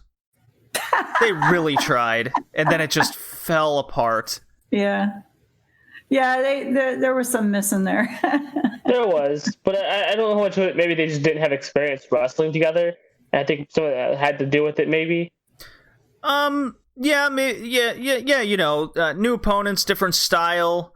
I'm not really familiar on Diamante's Joshi background. I don't think it exists. I'm not sure it exists either. Because as soon as things just kind of fell apart, they really fell apart. And people wonder why the women just don't really get a heavy spotlight in AEW. It's things like this. Yeah, no, it makes They're sense. working on it. Every time. Okay? Well, it's like flipping a coin. Every time we see a match in women's match in AEW, it either becomes something like this, or we get something like what we saw at Double or Nothing with Shida and Rose, where they just knock it out of the park. Kind of, it's pretty underwhelming of the in between. You don't really get too much of that. But we did get an answer on our Deadly Draw Battle Bowl Lethal Lottery situation for the women's tag cup that they're doing. It is going to be random draws for all the teams. Even Brandy was mad about it on Twitter, being like, yes, it is random draw, so Allie and I are probably not going to be a team. Yay. So, again, if we do see them there. as a team, which now it's a story that they got good, quote unquote, as a quote. Yeah, as a tag team. They worked on it. They went like 5-0, right? Mm-hmm. And now they're going to be in a tag tournament, so they've developed their own skills, to say the least, to be in this tournament. Whatever you can call skills. Sure. Yeah, okay, let's call it Brandy Rose wrestling skills. Gotcha. Yeah. And if you guys, pretty low then. Yeah, and if you guys remember my real hope for Nyla Rose in this tournament with Vicky Guerrero, that we cut to the back and she's picking her color. Everyone, instead of picking like matching numbers, they're doing, if you pick purple and the other person picks purple, you guys will be a tag team. Well, Nyla Rose picked purple. Turns out another wrestler picked purple. Kay, who was this other wrestler? There was a Carmelo, the old Funkadactyl who didn't know how to pin somebody. Cameron. Yes. Sorry, her name was a bit forgettable. Oh, that's okay. A lot of people on, at least in my neck of the woods of Twitter, don't even know who this person is. I lost my mind because I was like, I forget how this came up, but I would have forgotten her as well because she's very forgettable, like you said, Kay. But she is She's also very bad.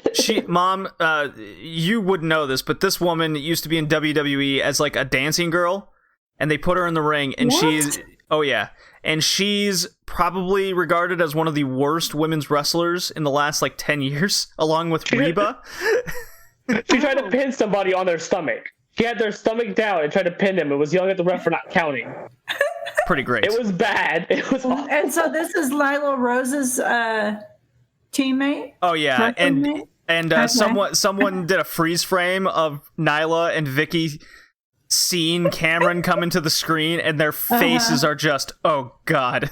Oh no. So the potential of this is absolutely fantastic. It's such a win-win situation all around. Either she's still horrible, and then you just have to do the angle, which I really want, of Nyla Rose beating the hell out of this woman and then winning solo, or losing, either or. It becomes a story either way. Or, in her case, in the actual wrestler's case, maybe she's improved in the last 4 to 5 years. I would hold my breath. You haven't seen her in 4 to 5 years, so you could be wrong. Yeah, so it could be a case where she's like fluking, getting wins, and Nyla's always mad, and she's getting, there's a lot of potential here. Whether it's good or bad wrestling, I really like that the fact it's someone as, I don't want to say abysmal, but shocking of who we saw. I just want to see the first match. She just tossed her off the side of the stage, and we don't see her for the rest of the match. Now it just solos it. That would be funny. And maybe the second match, she comes back. Yeah, like she books it so that Nala can't throw her over the side of the stage. Nala comes over and just tosses her into the barricade and wrestles the match solo. And then the other bit of information is, and I kind of like this, because at the end of the day, AEW only has 2 hours of TV, right? Yeah. And they did the angle, at least with the story with Shida, that it's more or less an open challenge for her.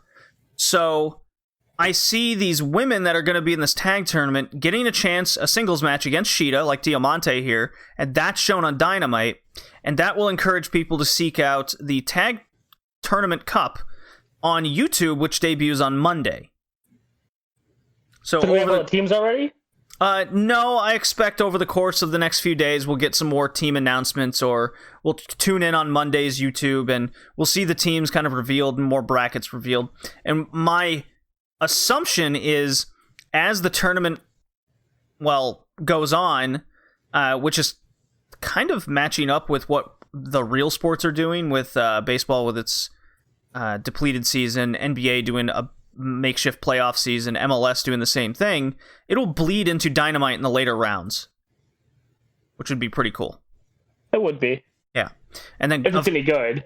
Right. And then, of course, culminating, I don't know, whether it's All Out or the finals would be like a 9 o'clock top of the hour match on Dynamite. So it's a lot of wrestling to look forward to. And hopefully it's not all terrible, but my expectations are low. Yeah, so are mine. Especially given the fact that they have very little in the way of roster they have available. Most of the good people are like, right? Way to build it up. Well, you gotta keep those expectations low. Gotta keep that bar low. Yeah. There's a lot that they could do with it, but it's kind of like the least amount of effort they do into it, the better it might be. Yeah, put most of it on YouTube. Yeah, exactly. So, Matt Cardona, the formerly known as Zack Ryder of WWE, made his appearance to help out Cody as the Dark Order jumped him. So there's a lot of Dark Order interference on today's show, and it's playing into next week as well, as Cody and the jacked up Matt Cardona, who looked like he ate Zack Ryder. Yeah, he looks like he ate Zack Ryder to get this new persona. Now there's a body that I like. Oh, Mom's a Matt Cardona fan all of a sudden. Hell yeah.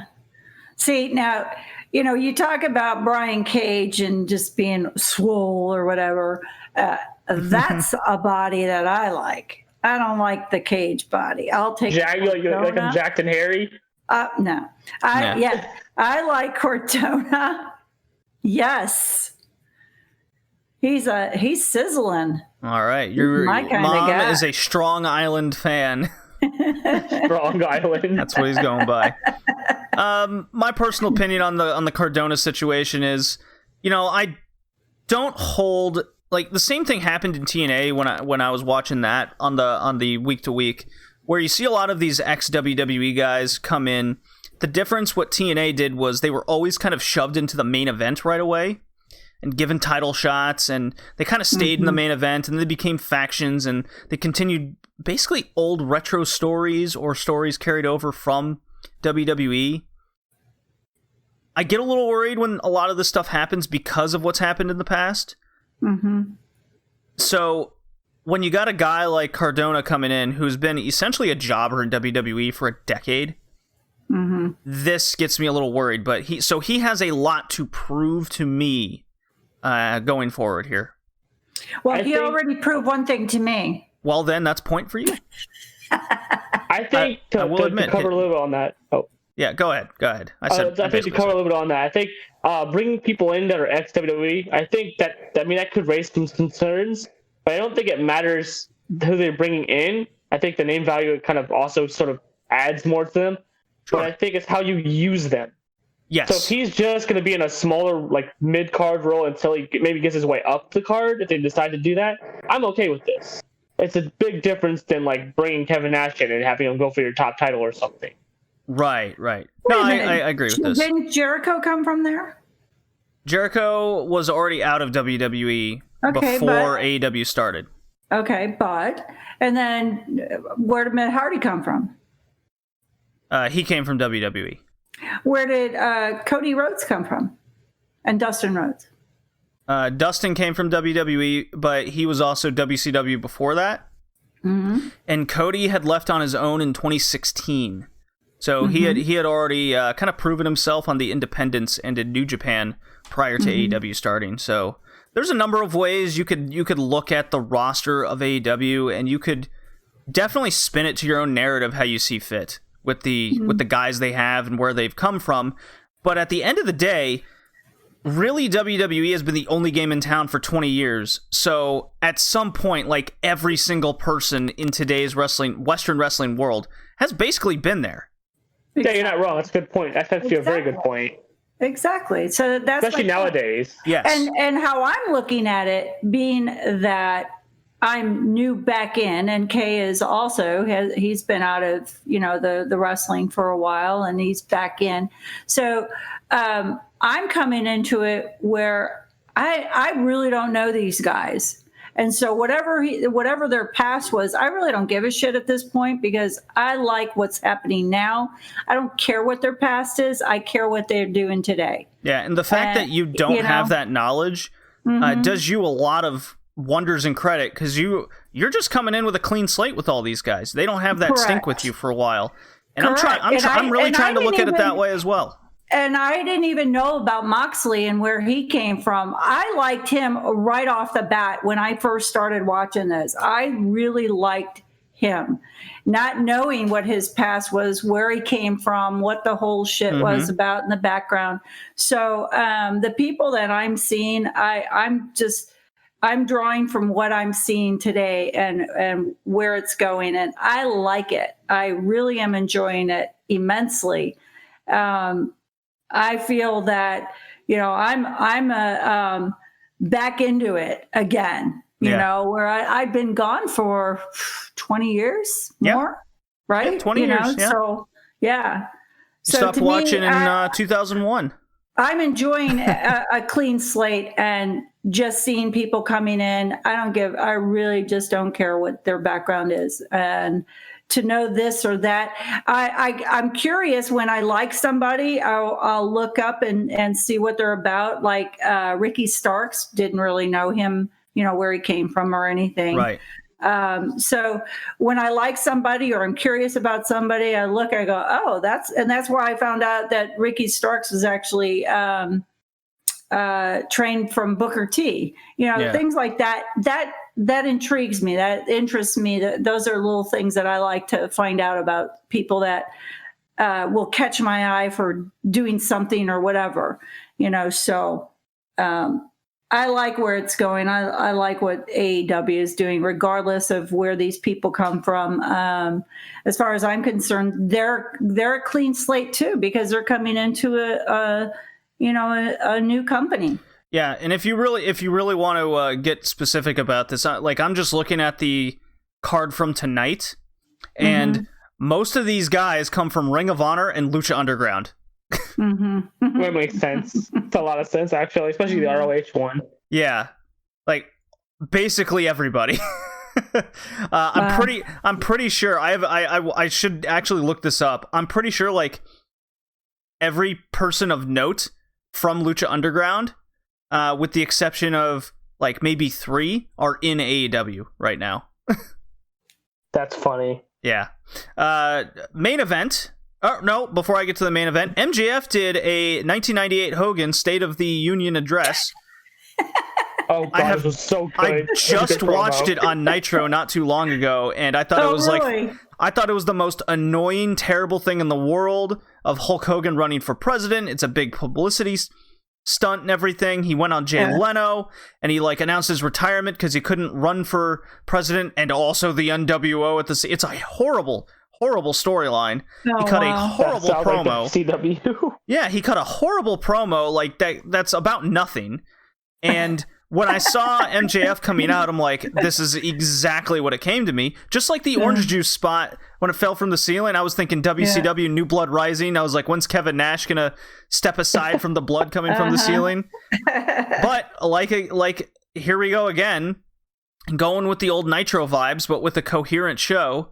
MJF comes out and he has a point to his State of the Wrestling address.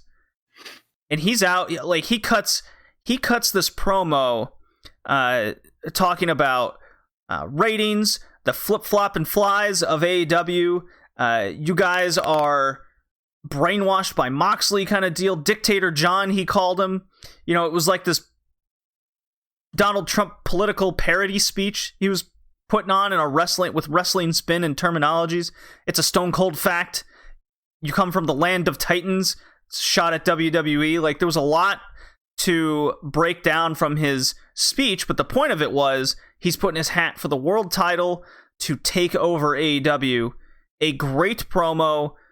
It was the highlight of the show, like, easily to me. And because this was so good, it really wrote me into the match. I don't want the title off Moxley anytime soon, but if MJF wins, I wouldn't be that upset.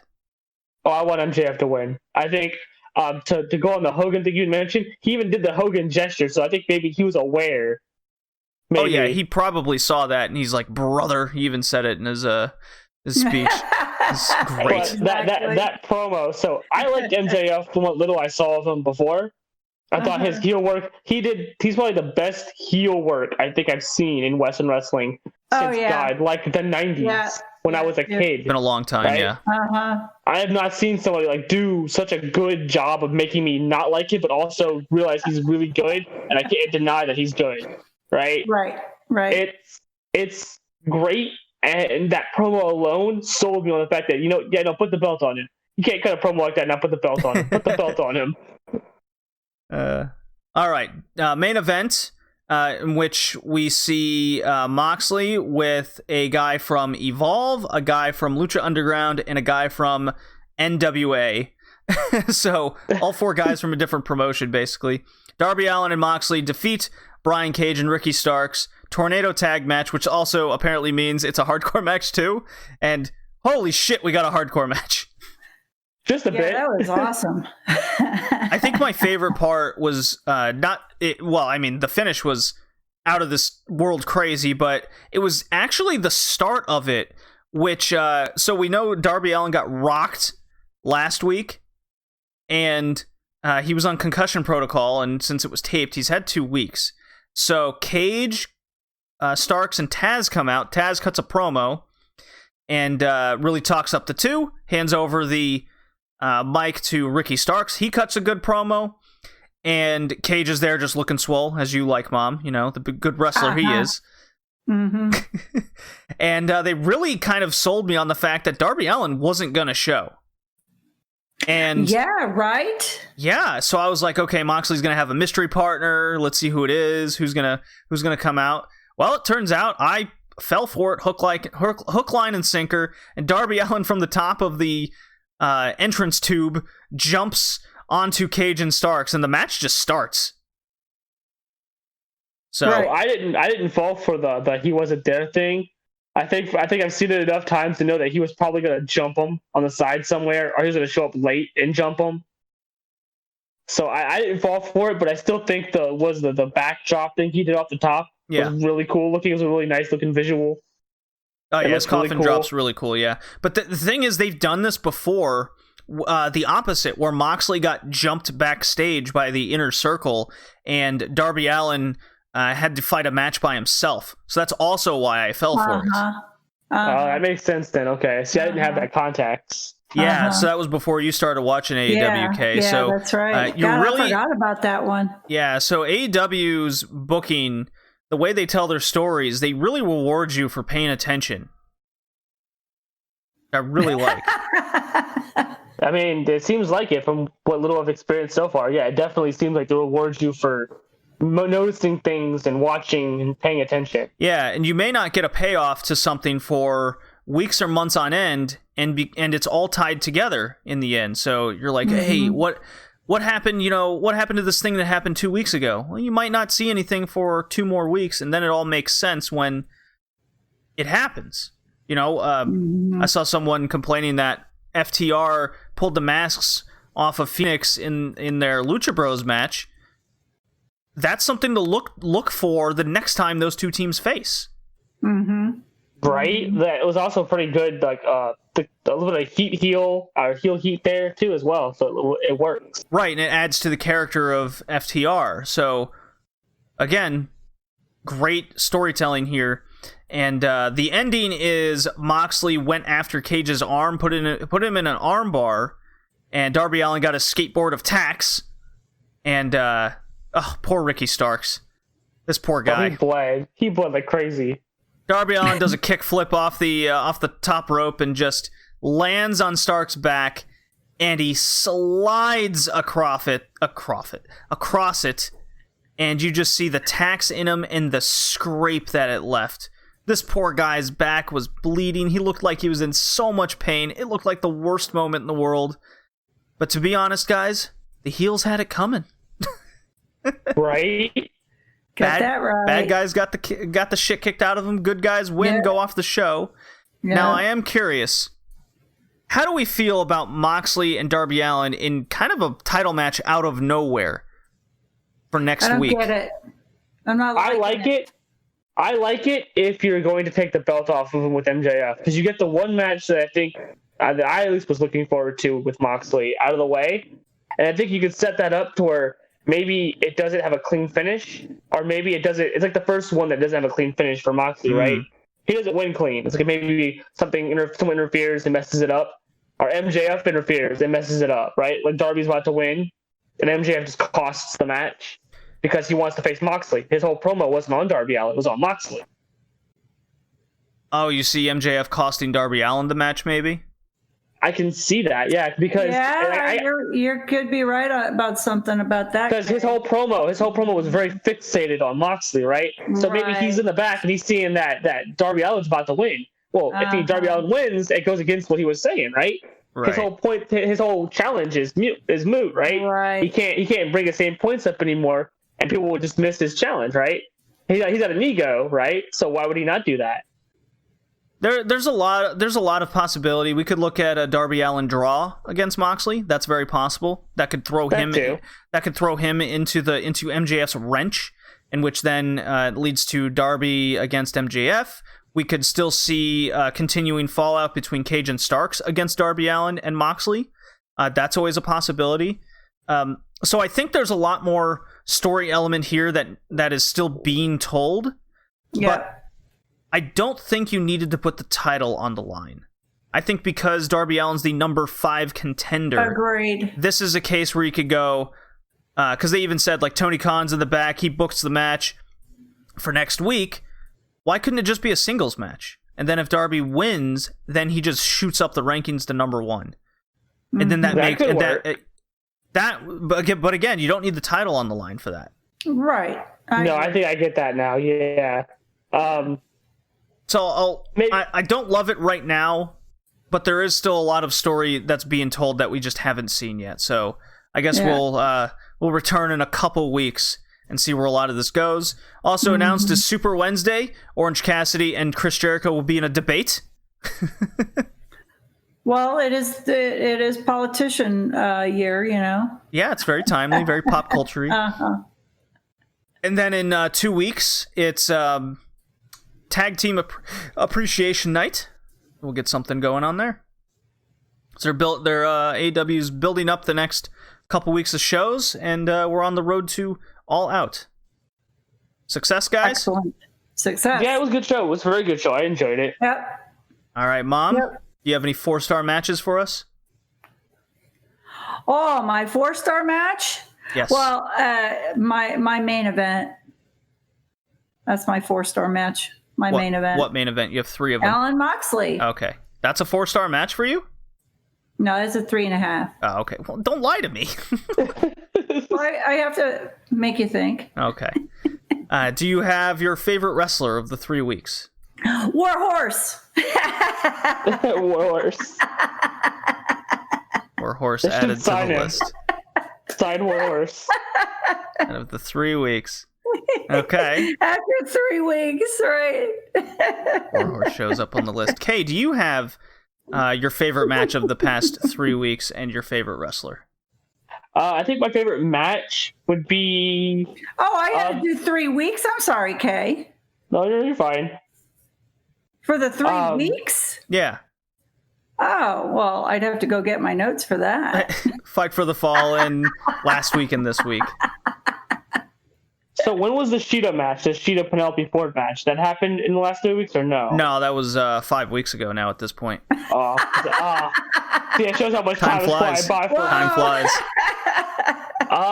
I'd say the Moxley Cage match. I liked it, but I think I liked it because of the ending. I liked the ending a lot more than I think most of the match, but the match itself was serviceable. Okay. That's the one that comes to mind, at least. And your favorite wrestler? Darby Allin's cool. I like Darby Allin. Darby Allin. He's All one right. of my faves, actually. He just something about him. He just looks so cool. He looks that skinny shit. He just looks so cool. I just don't know how to describe it. Yeah, he's just cool. He's like a 2000s, got 2000s scary guy that's just really cool. Well, all right. I hope we see more of Warhorse. I really do. I hope they don't in AEW Dark. Whoa. Mom, did you hit your microphone? No, I didn't do nothing. Oh, she died. Oh, okay, you're back. Whoa, something happened there. It was very frightening. I thought you fell in the grocery store again in the vegetable department, as you said. Vegetable department. All right, so we'll reconvene in 2 weeks. Mom, you and I got Ice Ribbon to watch for the next episode. That's another Japanese women's promotion, not the one that you didn't like. Got a big show coming up there. Very excited for it. And then Kay, you and I got a Dragon Gate show this weekend. So both of you guys will be back for the next episode. Awesome. Excellent. See you guys next time. Looking forward to it. Peace out. See ya.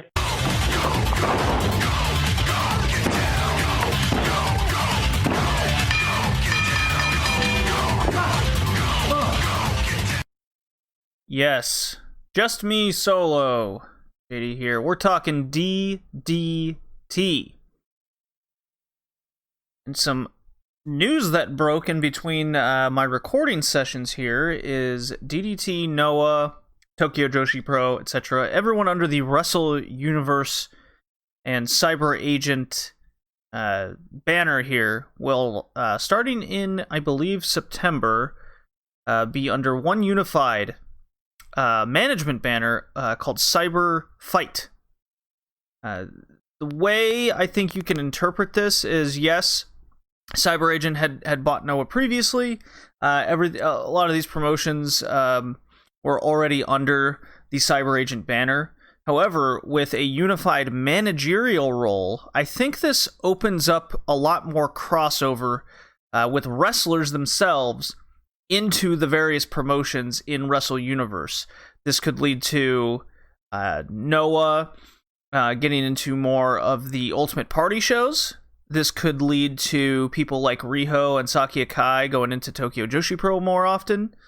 Perhaps this gets to Tetsuya Endo going into Noah. So a little interesting future there. The wrestling promotions themselves, the more or less vision that they have going forward. See, they seem adamant in maintaining their individuality there. So if you're a Noah hardcore and you don't want, say, Yoshihiko busting in and beating up some Go Shiozaki, then I think you'll be all right. No worries there. But let's talk DDT. You got two big shows to talk about. One enormous comedy show that was 2 hours, and then their big Cork and Hall show on July 23rd titled Summer Vacation. I was very excited for that show. But let's get the July 19th Money in the Bag show. It is a complete and total parody of WWE's Money in the Shit Bank that they did with the Climb the Corporate Ladder thing. So here we go. 3 trios teams. We got Dino's team, Disaster Box, and All Out. And I'm going to assume the Cyber Agent building where they recorded this entire thing. So basically we have our 3 main teams here, and they do a building search for a giant bag filled with money. It is not for a briefcase, for a contract. No one's going to get pregnant and give titles away kind of deal. It is just find the bag filled with money, and if your team, say, encounters other wrestlers, then they can challenge you, and if you lose, then you are eliminated from the building search, essentially. So this was, it started out pretty slow. Dino's team is the first one to meet in some ridiculous manner. This is always how this goes. Dino's team meets in a recording studio while Disaster Blocks wander out into a makeup room and pull a curtain to reveal 4 guys, including Mao behind there. That moment made me laugh, as opposed to the large amount of pants-down warfare that went with the Dino's battle section. There's a whole lot of disconnect because of the language barrier, and there's no subtitles, so it's all visual context, for me, anyways. So keep that in mind. That's why the second half was so much, I think, better than the first, is because it didn't rely on a lot of spoken dialogue that I just really don't understand. So All Out gets challenged by Eruption with the big, super overweight guys whose name escapes me. I forget who that is. This section's absolutely hilarious. They find a bag and get challenged, as is the notion here. And then, just for record, Disaster Box won their challenge and get the bag they found. And so I assumed, from this point forward, there's actually multiple bags scattered throughout the building, and you just have to find the right one, hence why nobody is running, per se, and there are these challenges.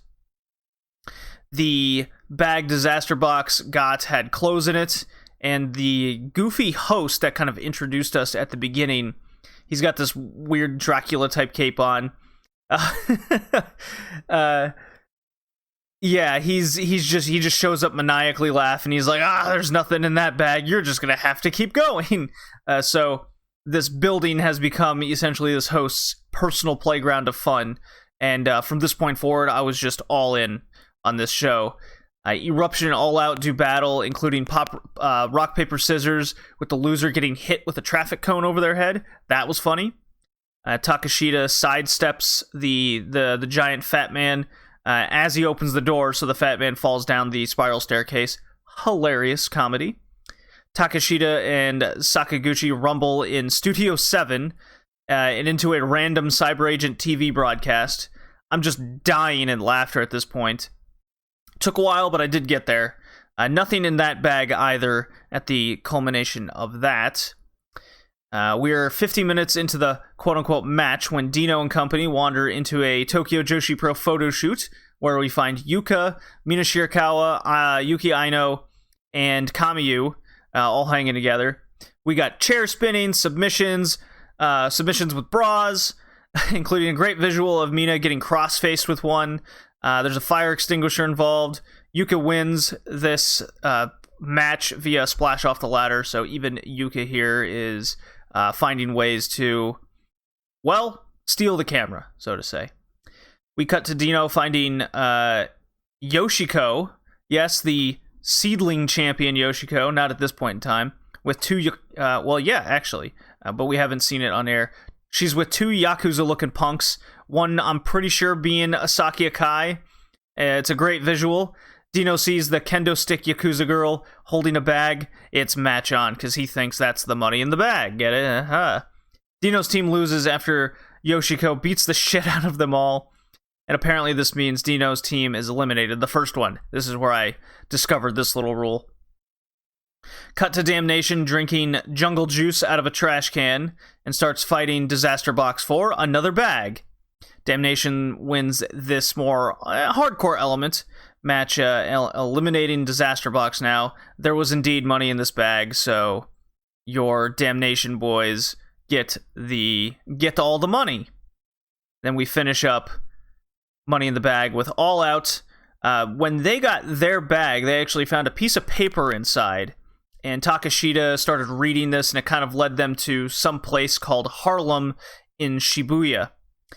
There they meet Chris Brooks, Maki Ito, and Onita in leather jackets, and Ito even has a barbed wire bat, and it's match on for this Money in the Bag, I guess.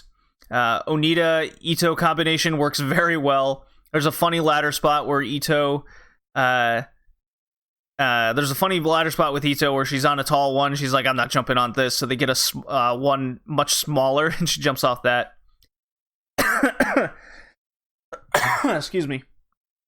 Later, Ito gets her bat plugged in, and this brought in full-on Stardom exploding bat deathmatch with the sirens and everything. What happened here was Takeshita fights her off, gets the bat, and Chris Brooks takes the shot diving in front of Ito. All hail Chris Brooks for saving Ito-chan.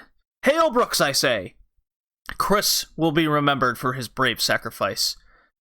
And because he also beat Miyu Yamashita in a one-on-one match at the Chris Brooks Protos, I think it's more than fair. I succumb to Brooks-chan, and he is now an official Joshi wrestler. He is now in the women's wrestling rankings. It is only fair. Onita finally wins this super hardcore affair by killing Shunma with the exploding bat, and then beats up the evil host, demanding something or another. So this was super fun. Definitely kind of check. I would start at about the 45-minute mark and then go from there.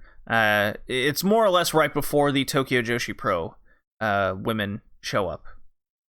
So let's move on with the July 23rd show. Let's just skip the undercard and just kind of get through my short little notes here I've written down over the mid-card and all the way to the main event. DDT Extreme Title Special Rules Match. It's Shinya Aoki versus Maku Danaruto. If you don't recognize that name, it's the pervert clown. He's back. So yes, the former MMA fighter fights the pervert clown, gets touched inappropriately, and he rolls up the clown to win with his pants down. I don't think this was funny. It definitely involved less clown murder, like the Chris Brooks match. But anyways, Chris Brooks and Drew Parker, formerly of Big Japan Wrestling and Progress. He's a tag. They're tagging together to take on a damnation pair of Sasaki and Shimatani.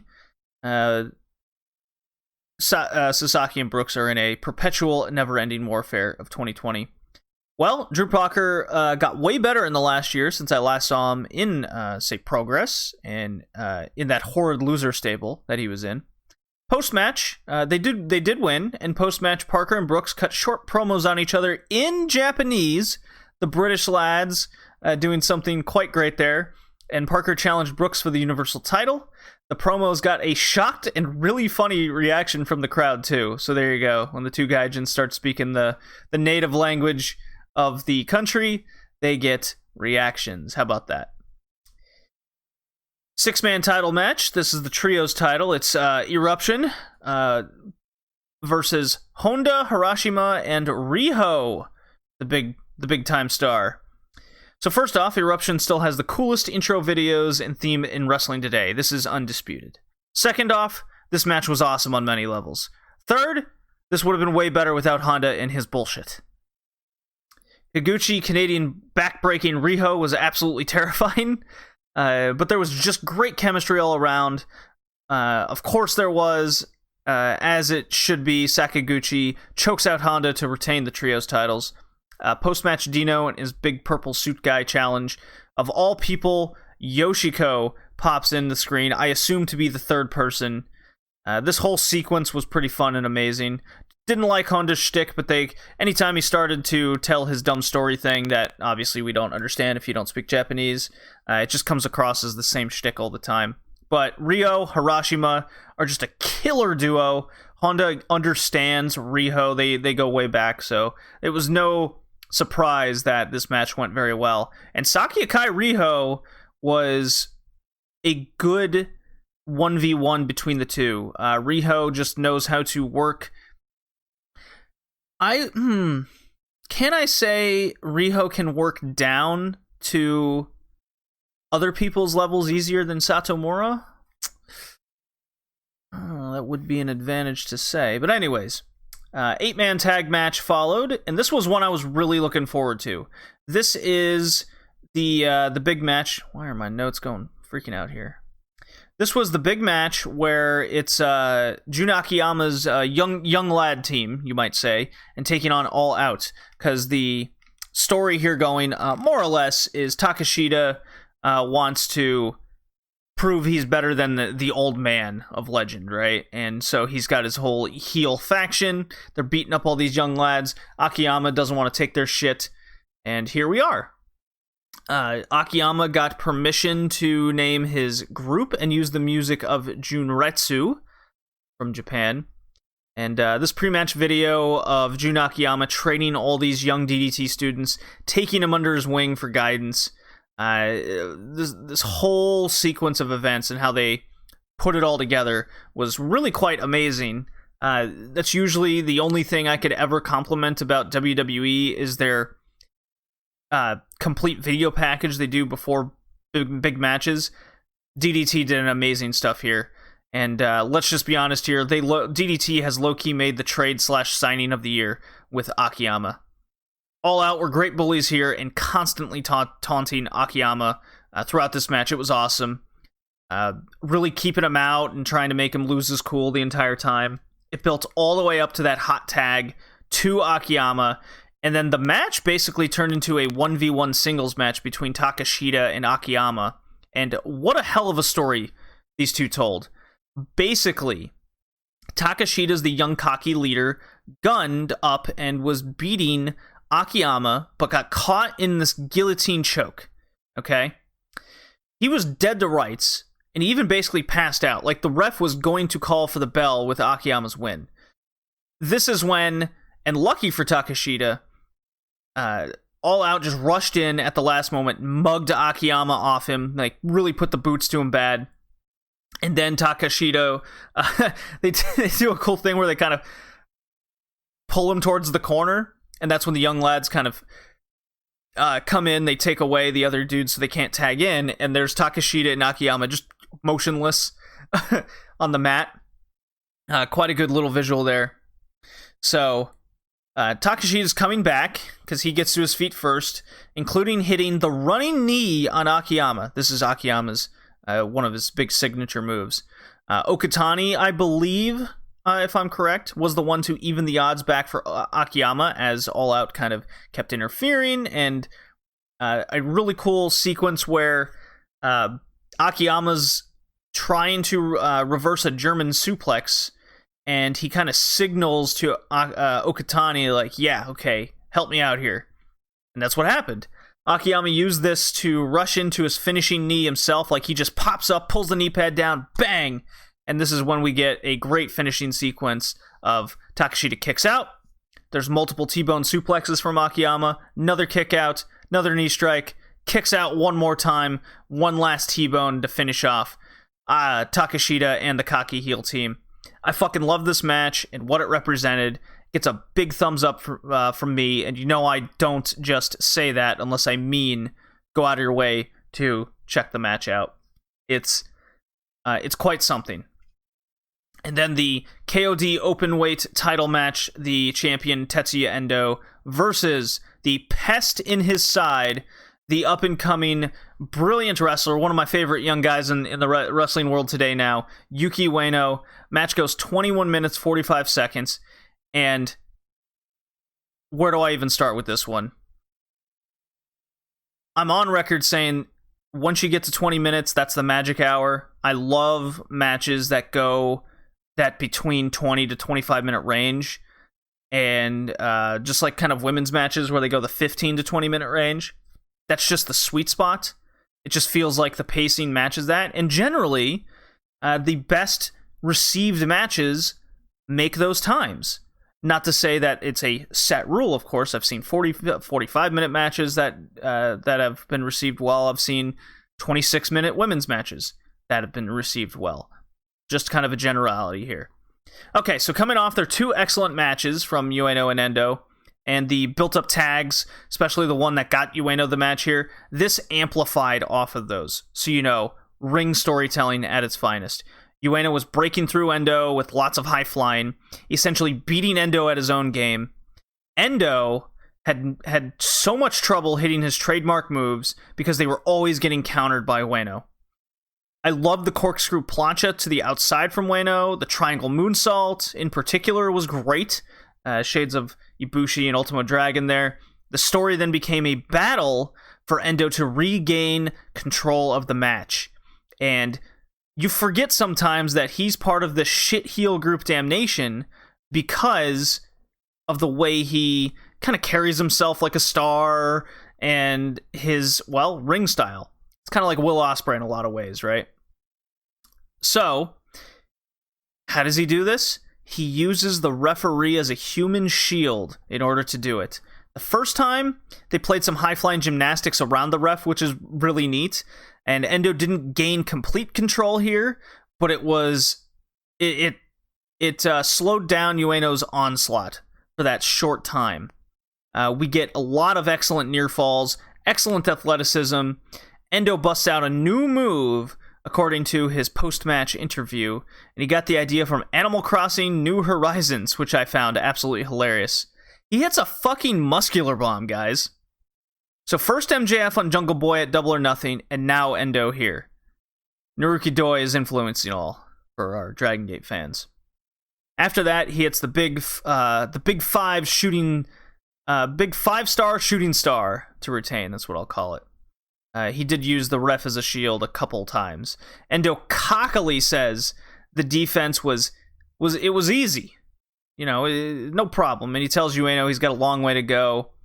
He says something along the line of, you know, it's like, hey, I'm just a guy from Damnation, but you're going to have to kind of find if winning the match truly meant that much to you, then you should have found other ways to do it, basically. He's telling him, when the going gets tough, you know, don't hesitate to pull out all the stops, like he did with the ref. So, good heel line, came off cool. I did have to look it up after the match, but then, as I'm listening, he names his next challenger, and he starts talking about Kenny fucking Omega. I immediately hit the Twitter and whatnot to find out, like, why was he talking about Omega? And that's where I find that Omega accepted on social media and confirmed by DDT officials. I have no clue how nor when this can happen, but Omega did say in his tweet that he will add the title as just another simple trophy to display, and he will enjoy watching the locker room he no longer cares about cry. Heel Omega is in DDT, so this is kind of furthering that little AEW thing of the cleaner's coming, and he's coming to DDT. So, all these like rumors of AEW New Japan, AEW DDT, whether Omega has something to do with New Japan, that remains to be seen, but he definitely has a presence still in DDT to this day, which is really cool. And that was DDT. What a fantastic, 4 hours I spent watching all this. I have no complaints, not really at all. The booking was solid. The matches were entertaining. Even Honda, a guy I just really can't stand so much in the wrestling ring, the match that he was involved in was still pretty good, so DDT gets a pretty good thumbs up there. And that will take me into, update on the little indie wrestling war. The indie wrestling war seems to be not going to happen in 2020. Beyond Wrestling did run a show, so did GCW in Atlantic City. They ran their things. And with everything happening and how just, with adding DDT to the podcast and everything, I just don't know if I have a lot of interest in watching indie wrestling in 2020, especially since I can't go to the shows. Nothing's happening in New England here. I think for the remainder of the year, I'm just going to scrap the indie wrestling war, going to keep doing what we're doing, and since SeaDlinnng and DDT have gained a much bigger presence on the podcast, going forward, I think we're just going to stick with kind of the format we've been rolling with the last few episodes here. So, with that, let's get on to the Joshi stuff, where K will come back yet again.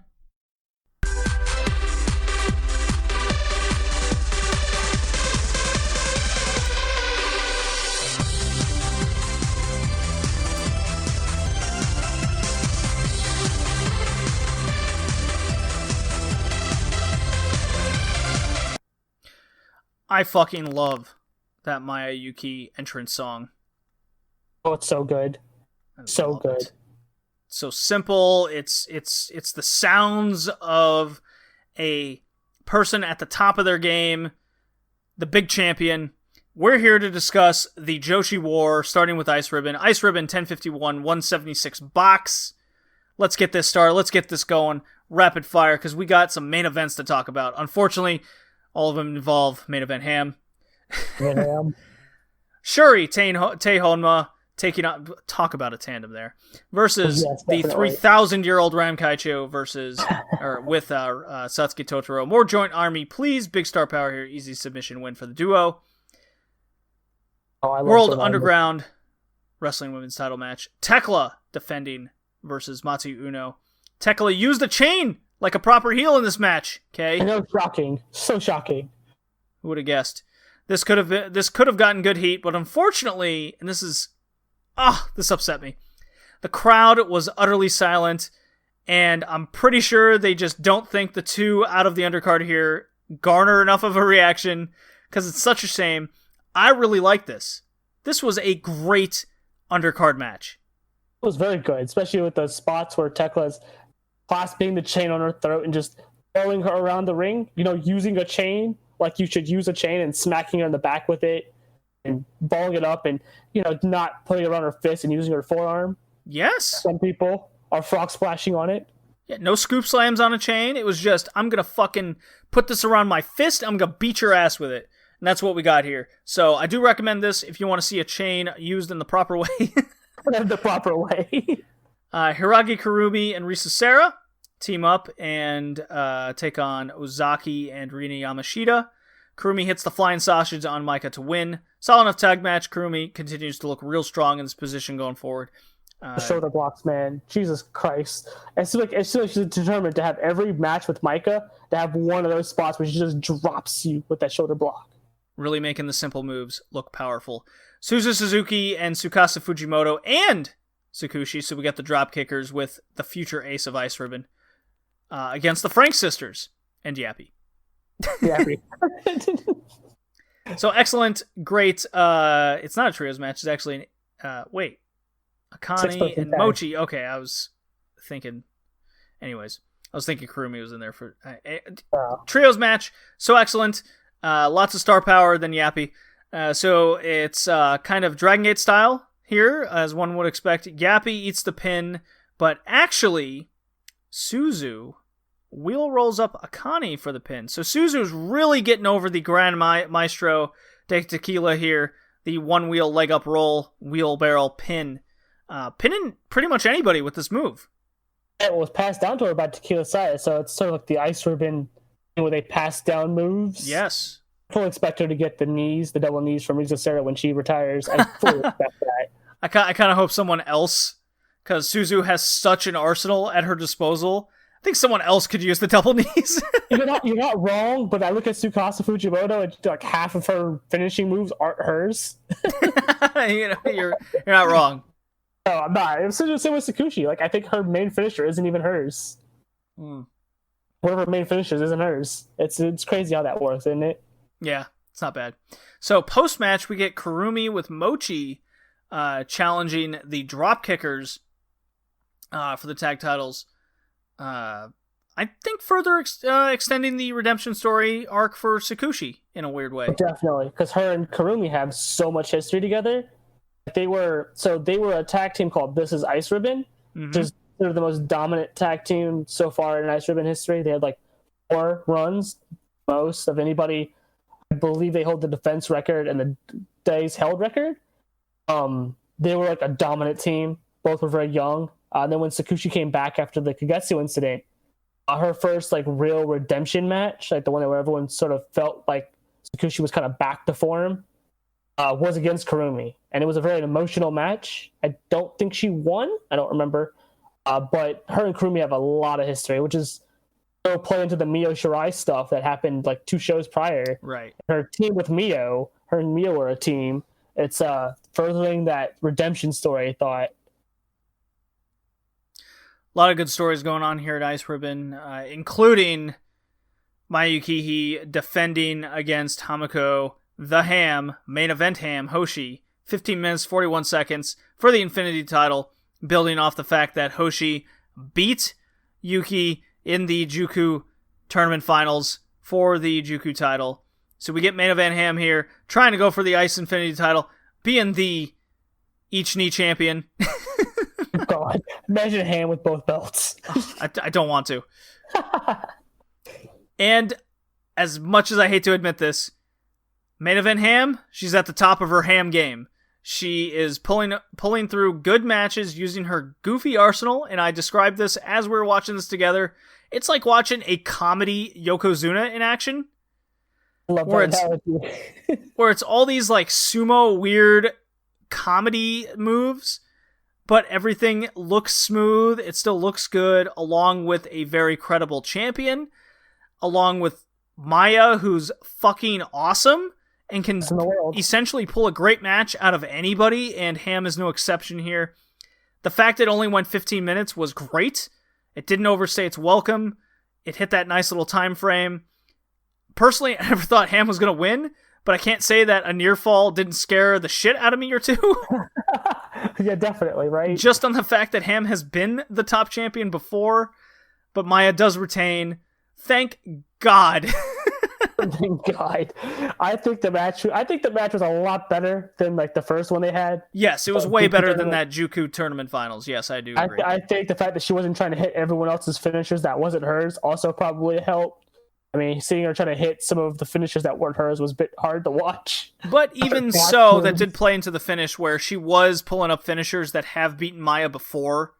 Definitely. And that did play into the finish on why the Ham beat her that first time.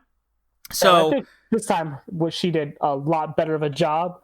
I don't think she's going to get a good second match, so let's just never have another one, please. Well, Maya was made sure to counter any move that was thrown at her this time around, and Ham was only ever able to hit her own arsenal this time around. So So it played off the previous story. Maya wasn't falling for the same thing twice. Makes all the sense in the world. That's why this match does get a thumbs up, as much as I hate to admit that main event Ham did come through. Let's transition into Ice Ribbon 1054 with a great title, Summer Jumbo. I've been drinking all afternoon. I wonder why.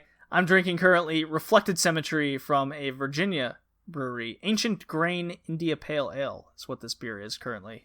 Interesting. So I've transitioned from my simple German beer to what I'm drinking now. But yes, Summer Jumbo Ice Ribbon 2020. It took place on July 25th, so we're recording same day, basically. Yeah, same day. So let's go through the undercard here as we get closer to the main events, the matches that matter. Miku Ano of Actress Girls fame, your promotion, K. So good. She's so good. Which, if you want to learn more over Actress Girls, go listen to the Big Egg Joshi Wrestling Podcast. This is the first episode I did, actually. Yes, it's on Actress Girls. So she took on the rookie, now Ishikawa. Miku wins with a crab, as one does. Simple little rookie beating match. Now looked pretty good here. You can kind of see her improvement more and more as we go on. Definitely. I just hope her back holds up. I'm sure it's fine. I'm sure it's fine. She's a rookie. Yeah, she's a rookie. Heals fast. Trios match. Chon Shiryu, Hiroe, continuing her retirement tour, and Kaho Kobayashi, who we saw actually at the SeaDlinnng show. She's kind of branching out more and more as time goes on into 2020. Good to see Kaho expand her horizons. I quite like her. I love Kaho. She's so good.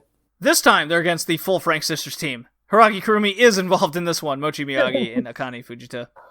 Mochi hits the Styles Clash on Hiroe to win for the Frank Sisters. No storyline continuing here between Frank Sisters' dissension, so seems like this was kind of built up as a house show in the undercard mostly. It seems like it. I just want to point out Kaho's great. Nobody gives her enough recognition. She's just really, really good at everything she does. Yes. That's 8-man tag follows. Makoto, 4,050-year Ram Kaicho on this earth. She keeps getting older every time we talk about her. I don't know what you're talking about. I'm just saying how old she is each time. Don't put words in my mouth, okay? Tekla and Yappy are also teaming with them. Versus the full joint army. That's Uno, Rina Shingaki, Shuri, and Tei Honma. It's a joint army match. Naturally ends with submission win on Yappy, of course. Simple enough. God. I gotta say, joint army. I love the gimmick. The fact that they all use submissions to finish matches. It's so good, and they all have like really good psychology in the ring. Like if you pay attention, all of them focus on whatever limb that their submissions typically go for, and it's like I feel like if you want to see really good submission psychology, just watch any joint army match. And they're just great. It's really good and effective. It makes for a great kind of under to mid-card match setup where you see the star power of Shuri and Teihonna, and then you also see how they elevate at anyone else that's in the ring with them. And the fact that fucking 6 out of the 8 other women in this match were elevated because of just the skill level these two bring, and the match psychology is so easy to follow. Everyone looks better coming out of it. Definitely, it's definitely a strength of everyone involved. Like Shuri and Tay, especially, are probably the two best submission wrestlers in Joshi right now. I think they're 1 and 2, and I think you just put anyone either way. Just good stuff. Yeah. Now, in between these two shows, Cherry actually beat Tekla for the Underground Women's title.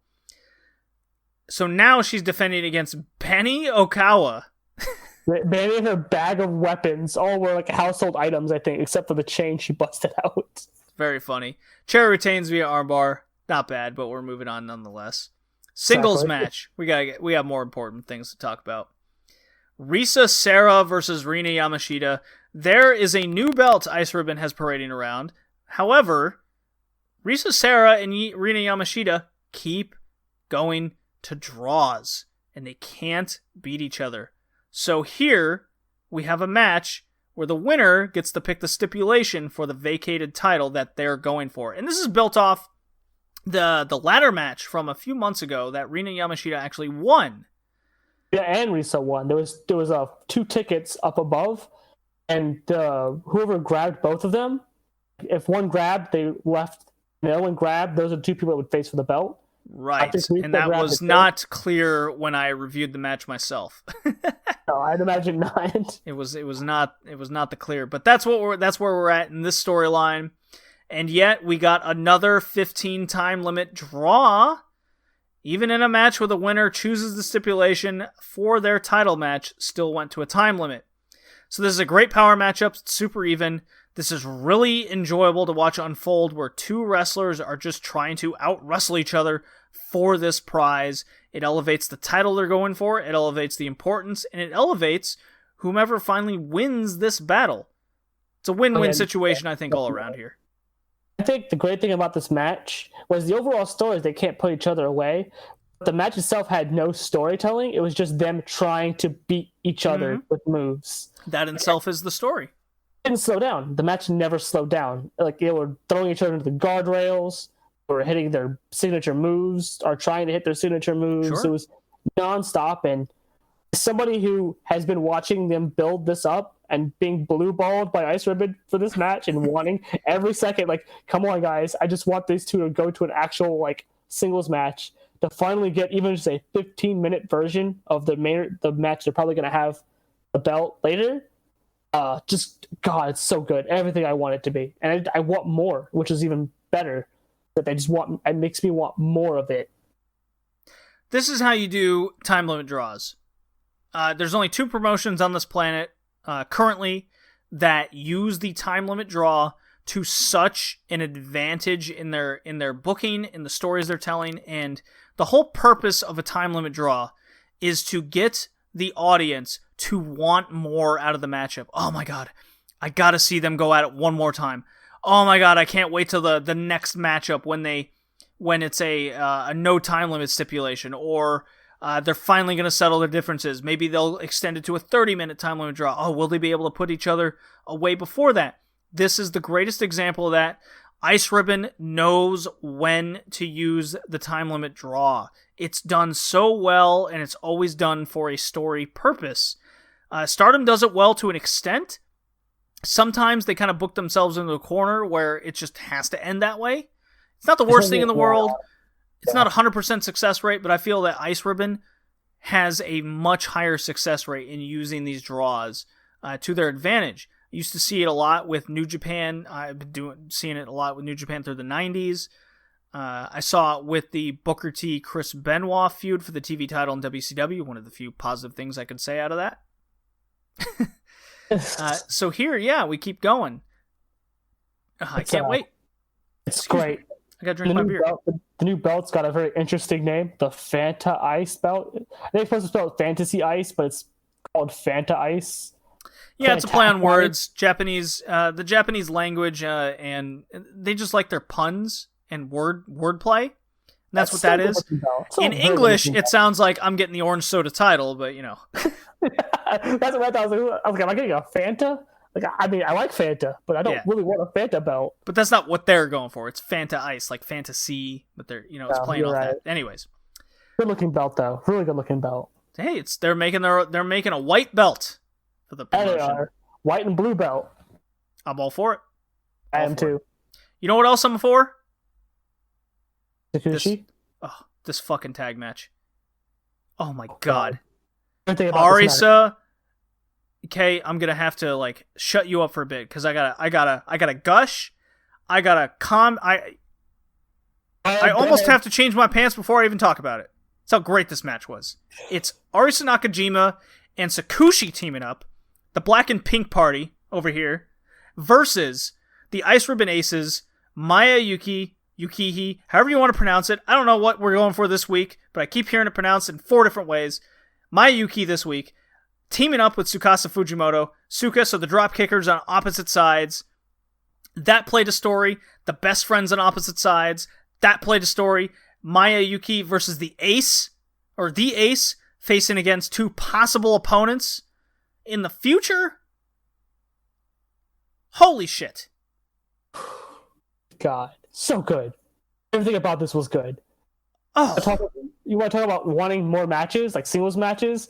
Screw the time limit matches to do that as well. You could just do this in a tag match. Like Maya Sakushi, I want that. Maya Arisa, I definitely want that. It's just, so good.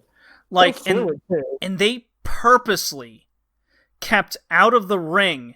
They gave us 1 instance of Maya versus Arisa Nakajima. 1. Okay? Exactly 1. Now keep in mind, Arisa Nakajima has just lost the big seed title. Okay? I'm going to call it the seed title from now on. Seed title. So she just lost this thing. The biggest money match in Joshi right now is Arisa versus Maya. Okay? Oh, yes, definitely. Whether that's for the Infinity title or not, it could be for no title. This is your biggest money match you can put on in Joshi right now.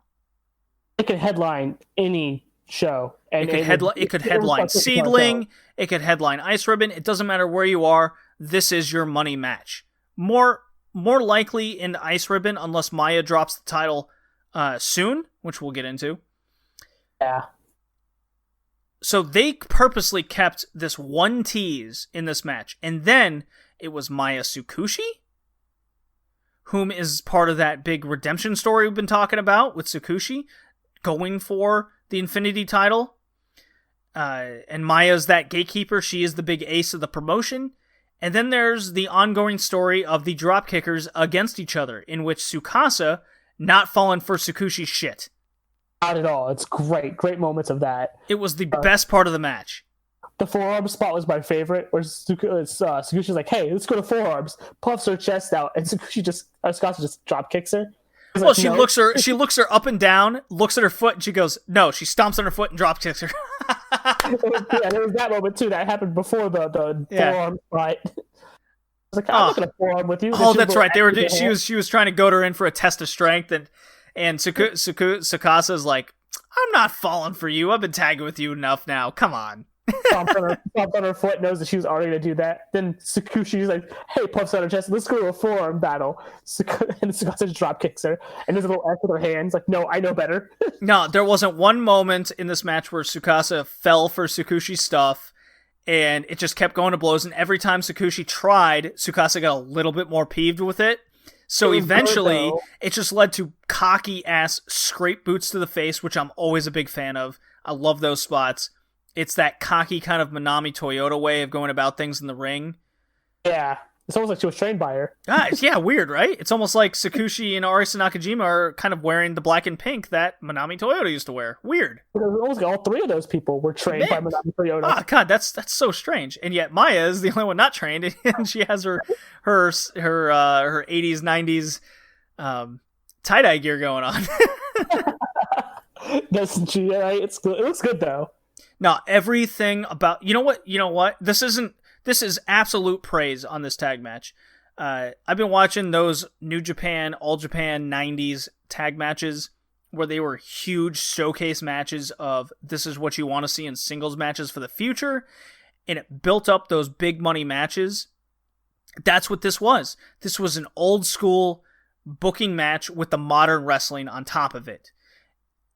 We got that finish of no one ever hit their finisher in this match, Kay. No, only one person hit a Only finisher. one hit their finisher, and it was the finish. So, Tsukasa got her JOCS countered by Sakushi, and it was immediately followed up with Sakushi's finish, the Harukaze. She pins Suka on her big birthday day in this big birthday tag match. Big win for her, and again, it plays into that story we swear we're seeing in front of our eyes, the big redemption story. If they don't pull the trigger on that story, I don't know how I'm going to feel. Everything seems to point that. I think more than it's ever looked, right? And I'm not even sure it's going to happen in 2020. I think it'll happen at Ribbon Mania for reasons we'll probably discuss later after the other match. I think Ribbon Mania will probably work, because that's an emotional story. You don't pay that off on a Yokohama show. You don't pay that off on any other show that isn't Ribbon Mania. Right? That's a very much an emotional, feel-good moment. I can see Tsukasa coming out there and giving her a giant-ass hug afterwards. But I can see them taking Manami Toyota and bringing her out there and doing the same thing. It's very possible. I mean, that's a huge money match for Ice Ribbon, is the Sakushi redemption getting the title arc. And honestly, at this point, where we're at with fans coming back, the longer you hold it off, the more fans you're going to get. Ice Ribbon has not been having a problem selling out these venues. While on the other hand, we'll talk about this in a second, but Stardom went to Korakuen, and they only got like 250 people there. They barely got over the halfway point of the max capacity they were allowed. Right. Meanwhile, Tokyo Joshi Pro Outro DDT, Ice Ribbon's getting 400 plus people at Corkin Hall. That's what the show was. SeaDlinnng got 400. It's very interesting what we're seeing attendance-wise with these people going over. And you could argue that maybe the coronavirus is playing a key factor in this. But if that was the case, why is Stardom the only one not drawing the 400 people?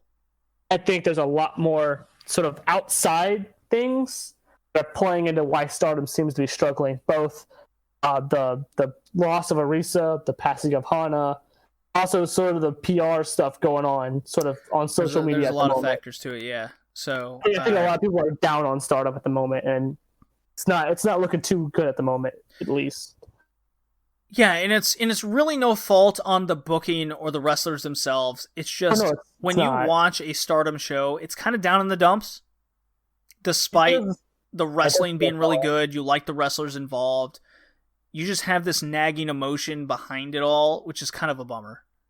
I think I've described it as I try to get excited, but something always seems to kind of cloud over that. When I watch Stardom, I still get this miasma of dark miasma sort of cloud feeling over it all. I like the Inuyasha reference you used there. You like that? I feel like it's just a cloud hanging over it, right? It's hard to get excited because everything, as much as they're smiling and clapping, you can't smile and clap with them. It doesn't feel like you can get that sort of. I mean, some people have, right? Some people that stay in the Stardom bubble seem to be okay with the sure going on, but it seems like a lot more people. If you're one of those chump podcasts that only cover Stardom as your little women's wrestling thing, you need to cover the seed and the Ice Ribbon. But we're not a chump podcast here. We're not. The Big Egg Joshi Podcast isn't a chump podcast. The Red Leaf Retrocast isn't chump. We do all the Joshi. There you go. I haven't even covered Stardom yet. Oh, you don't need to.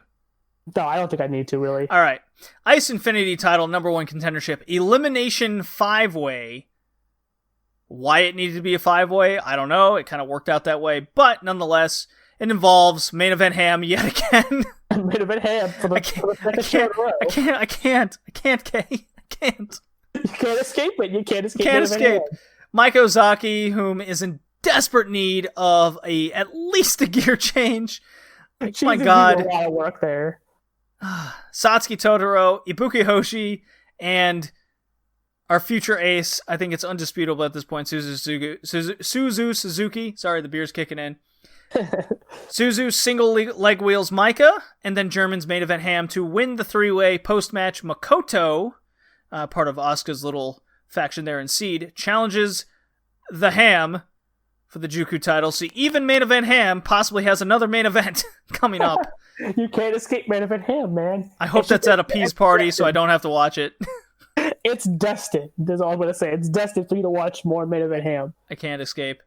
The sooner that white belt comes into Ice Ribbon, the less I have to see main event Ham with the Juku title. Say Ham doesn't win that too. Goddamn.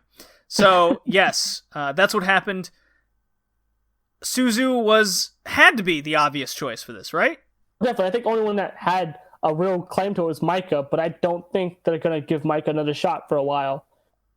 See, it's been over 7 months since her Ribbon Mania challenge, where she was really exposed. And I spoke about this with JPQ. I spoke about it on the podcast, where she was exposed for not being a star. No, she looked one of the worst I've ever seen her. A match where she's supposed to probably have looked better than that, and it was bad. It was just not. It wasn't a bad match. It was a very underwhelming match, but her half of it was all her that was kind of bringing it down a little bit. It's such a shame because I am a big fan of what Maika Ozaki can bring to the table. She has shown her potential in what she brings to the table. But this is a case, a Wrestling 101 case of you need the character. You need the appearance. As much as people don't want to admit that appearance isn't part of wrestling, it is. And this is a 101 case example of it. I love Maiko Ozaki. She's got the power. She's got the moves. Like, there's nothing move-wise. If anything, Yoshiko has less moves than Maiko Ozaki. But what does Yoshiko have? She has that presence and she has that character. That's what Yoshiko's missing. She has it, though. Maika doesn't have that. Maika, I think the most character I've seen her was when she was tagging with Curie as, was it Gekakako or however you pronounce that? Yes. Think it is the most personality I've ever seen from her, and most of that was just singing and dancing. Her problems, I think, go a little bit deeper than just character. Like I said, her gear just, she's had the same gear for over a year and it's not looked impressive. It looks like something you would give a mid-carder. Yes. I think her overall presence is lacking, right? I think when she comes to the ring, I don't look at her as a big star. I just, hey, a mid-card act. When she's next to Totoro and I feel like they're on the same level, that's not good. I shouldn't be seeing her next to Totoro and feeling like that makes sense. They should be on the same level. No, and if you put them side by side with the same face, same facial expression, you would think Maiko Ozaki would be leaps and bounds ahead of Satsuki Totoro. And this isn't shitting on Totoro, but she doesn't have the look of a top-end promotion wrestler. However, we've seen the improvement out of Satsuki Totoro way more than Maiko Ozaki. And a lot of it has to do with the character work. You can see Totoro working on that. Same thing with Ibuki Hoshi. So definitely. We're seeing Ice Ribbon invest in themselves, and I want to see Maika Ozaki succeed because I think she has the biggest ceiling out of anybody other than Suzu in this match. Suzu's on another level. She's a generation talent. You can't give her a ceiling because there's no ceiling she can't break. Right. Like, you see Suzu as that, yeah, she can carry that title. She can lead. Oh, she's 17? Who cares? Like, that's my opinion. It doesn't matter.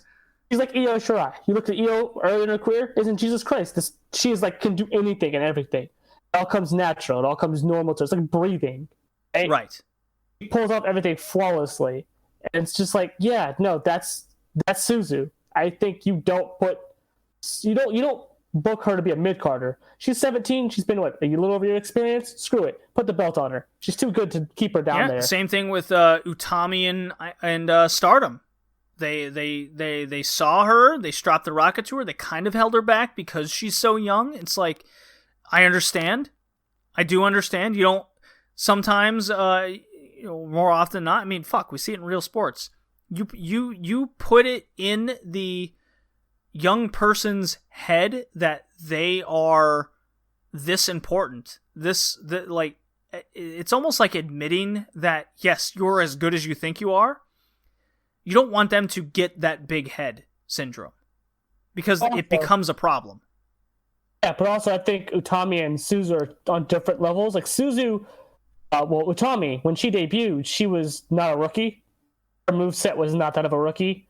Her demeanor was not that of a rookie. Like, she just did not scream rookie. She screamed someone who'd been wrestling for at least a year.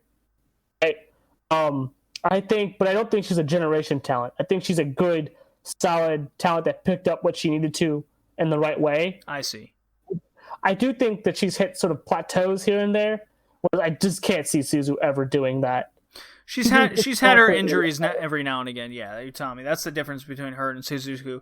It's going to be very interesting to see their careers going forward from this point on, side by side, because they're more or less at the same time frame level. I mean, I still I like Utami. Like, I'm the big Queen's Quest person. Momo is my favorite wrestler, right? But I look at Suzu and I don't see Utami. I see Io Shirai. I see you put the belts on her, all the belts on her. Mm-hmm. Don't question it. She's just that good. I don't see that with Utami. Like, if they put the white belt on her tomorrow, I'd be all right with that. But the red belt, I'd be like having questions. Whereas with Suzu, they put the main belt on her. I'm like, yeah, that's correct. That's the correct choice to do. I think that's the difference in how I feel like both of them are. I think Suzu is about. See, I don't want to compare the two because I still feel like it's unfair to Utami because I think Suzu is just on another level entirely, and it's just not fair to compare it to almost anybody, really. So Ice Ribbon, we got a lot of good praise to say about them. Let's move on to Stardom, and I really want to get to the most important match of there because we're running a little long here. So, Kay, I'm gonna ask you: Hana Kimura, Julia, or fuck it, Arisa Hoshiki, their music, or Mayu. It's your call. Hana. Alrighty. You blocked me on Facebook, and now you're going to die.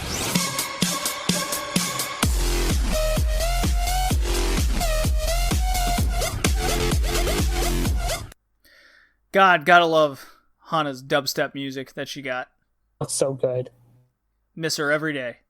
Oh, definitely. It's hard not having her around. The more information that comes out about her, the more it's just such a sad circumstance.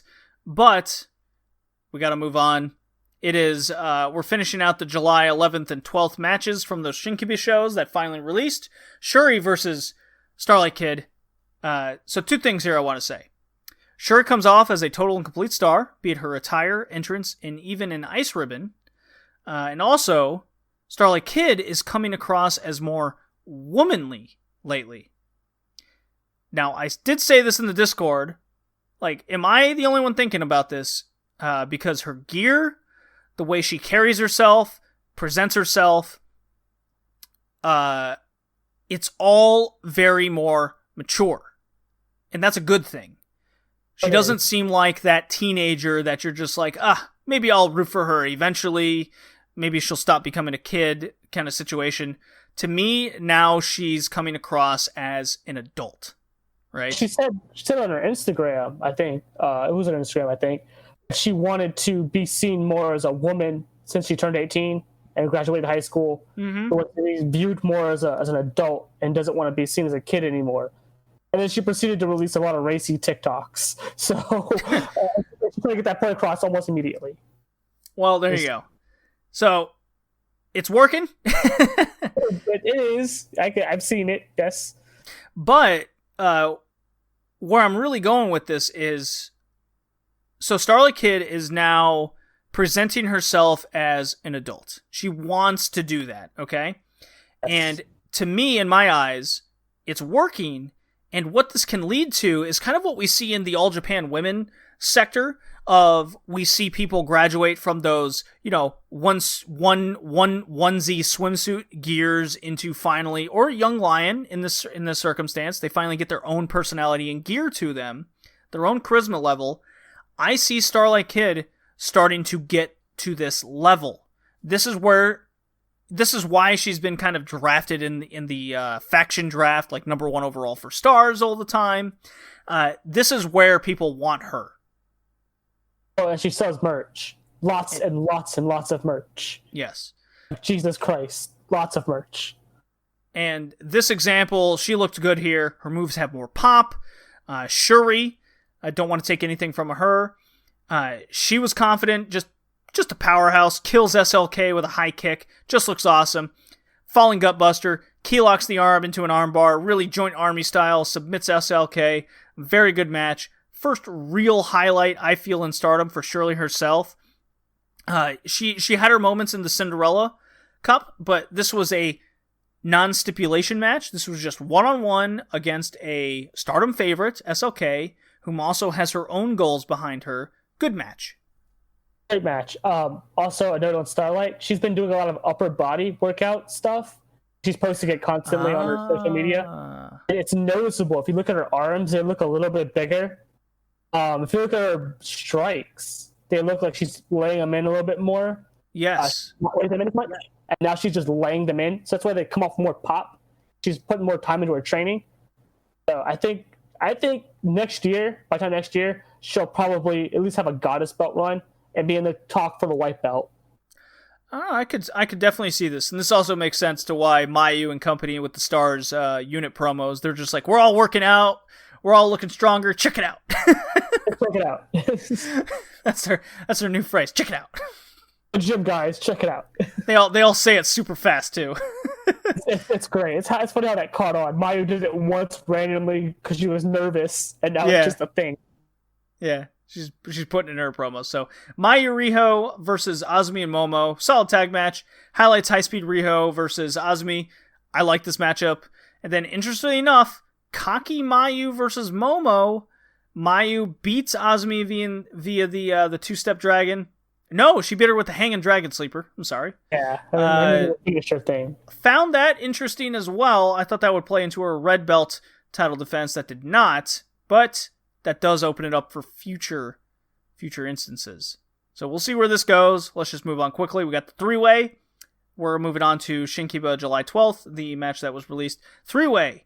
Momo, Mayu, Konami goes to a 15-minute draw. Okay, so we talked about Evil. Yeah, we have it. No. The last podcast we talked about main event Evil and the crowds at the New Japan Cup in Dominion. Well, looky here. Okay. Not allowed to react. Boo-hoo. La la la. This match was so exciting and filled and with the drama. The crowd would not and could not contain themselves. They fucking stomped. They clapped. They booed. They gasped. They're not supposed to be verbal. That's like the big rule right now. You can't be verbal when you're in the crowd for a lot of clapping and stuff, right? They couldn't contain themselves. They had to cheer and boo. It was that good. There was no holding this crowd back. Everybody looked like a main eventer in their own right coming out of this match. Especially they cheered after the Konami kick to Mayu into the tombstone. Huge reaction, huge gas moment from the crowd. Now I'm believing if Konami could win that white belt. That was my feelings coming out of this match. And yes, post-match, Mayu called out Jungle for the title match at Nagoya. Jungle is very excited. Literally sprints out to the ring as fast as she could. Drops the line, and this is a great line. 2015 Stardom wine is a fine wine. Referring to her debut in 2015. She's not entirely wrong, because Momo also debuted in 2015, so, look at that. There you go. Oh, what a coincidence. She had that one in her pocket for a while, obviously. She also addressed the sympathy card being played because of Elephant in the Room, Hana's death, and her role she played into that. She says that's fine, but she's going to show us that she is indeed top level. Regardless, she's going to give you a top level match. What a promo from Kiona. Hot damn, Kay. How could you not root for this woman? I say it's impossible. I mean, that's the whole point with Kiona, right? You always got to root for her, but then you always got to be disappointed at the end. It's hard to... As somebody who's not always been a big fan of Kiona, I still root for Kiona whenever I feel like she's gonna win. And then more often than not, she still loses. It's just this Kiona cycle. You root for her, she gets you pumped up to cheer for her. She's like the best baby face in the company, no matter what. Like, she makes Mayu look like a heel just by being there. No, you're not wrong. You're not it's wrong. It's hard not to cheer for the woman, but it's hard to cheer for her when you know she's never really gonna get it. It's really tough. It's about inevitable. So let's move on. July 17th, Exploding Summer at Korakuen Hall. I love pronouncing it that way. It's just lots of fun. The start of our white belt tournament. I just want a mic check. Kay, can you hear me? I guess I can hear you. Can you hear me? Right. So let's keep going then. Start of a white belt tournament to determine who will do battle for the vacated Wonder title, because unfortunately Arisha Hoshiki had to retire due to her injuries. I'm very excited for this white belt tournament here. Future title match, though, begins the show. As I do, I skip over the undercard. No sense in going over those. Vacated future title, 2 straight win rule. Old Japan women rule. Ida versus Kamitani versus Maika. Maika definitely looked like the big star here, submitting both Sayas, one arm bar, and then the other totally vicious chokeout. A good highlight style match for each wrestler with big stakes. Rookies, very well done considering the experience level, I say. Thoughts? I think Kamitani looked better than she's normally looked. She's improving. She's not hitting her shooting star press as much, which is good, but she can't really hit it very well. Do you have your cell phone next to your mic by any chance? Is that any better? Yeah, okay. You're robot and crackling a little bit, just trying to help the audience with the audio here. I'm sorry. Am I better now? Yeah, you're doing better. Okay. So, I think Kamitani has improved. Better. She looks better. Her shooting star press still looks bad. I'm sort of glad she stopped hitting it as frequently, like in every match, like she used to. Her drop kicks need a lot of work. She's not hitting people with them. I still would have liked her to win instead, because I feel like they're going to give her the goddess belts, and I don't think she's ready for that. Real boss in that match. Just completely on a different level than the other two. So, and of course, can't forget Saida. Not forgotten about this. She's good. Okay, I'm gonna have to interrupt you. Oh, my bad. Your audio is still coming in kind of rough. Can you talk closer to the mic?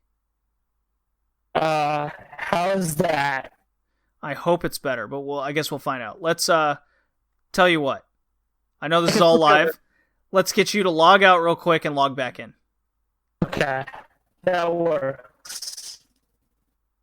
All right. So as we wait for Kay to come back in. Let's see what happens here. Just want to do this best for you guys, as you guys are listening on to all our Joshi talking Stardom and Ice Ribbon, Red Leaf Retrocast, Spotify, iTunes, all those sites. We also have our website, redleafretrocast.blogspot.com, where for the Wrestling Cast, I do a top wrestling rankings over the course of the entire year. Each person every 2 weeks that we release these episodes gets some points. Is that better?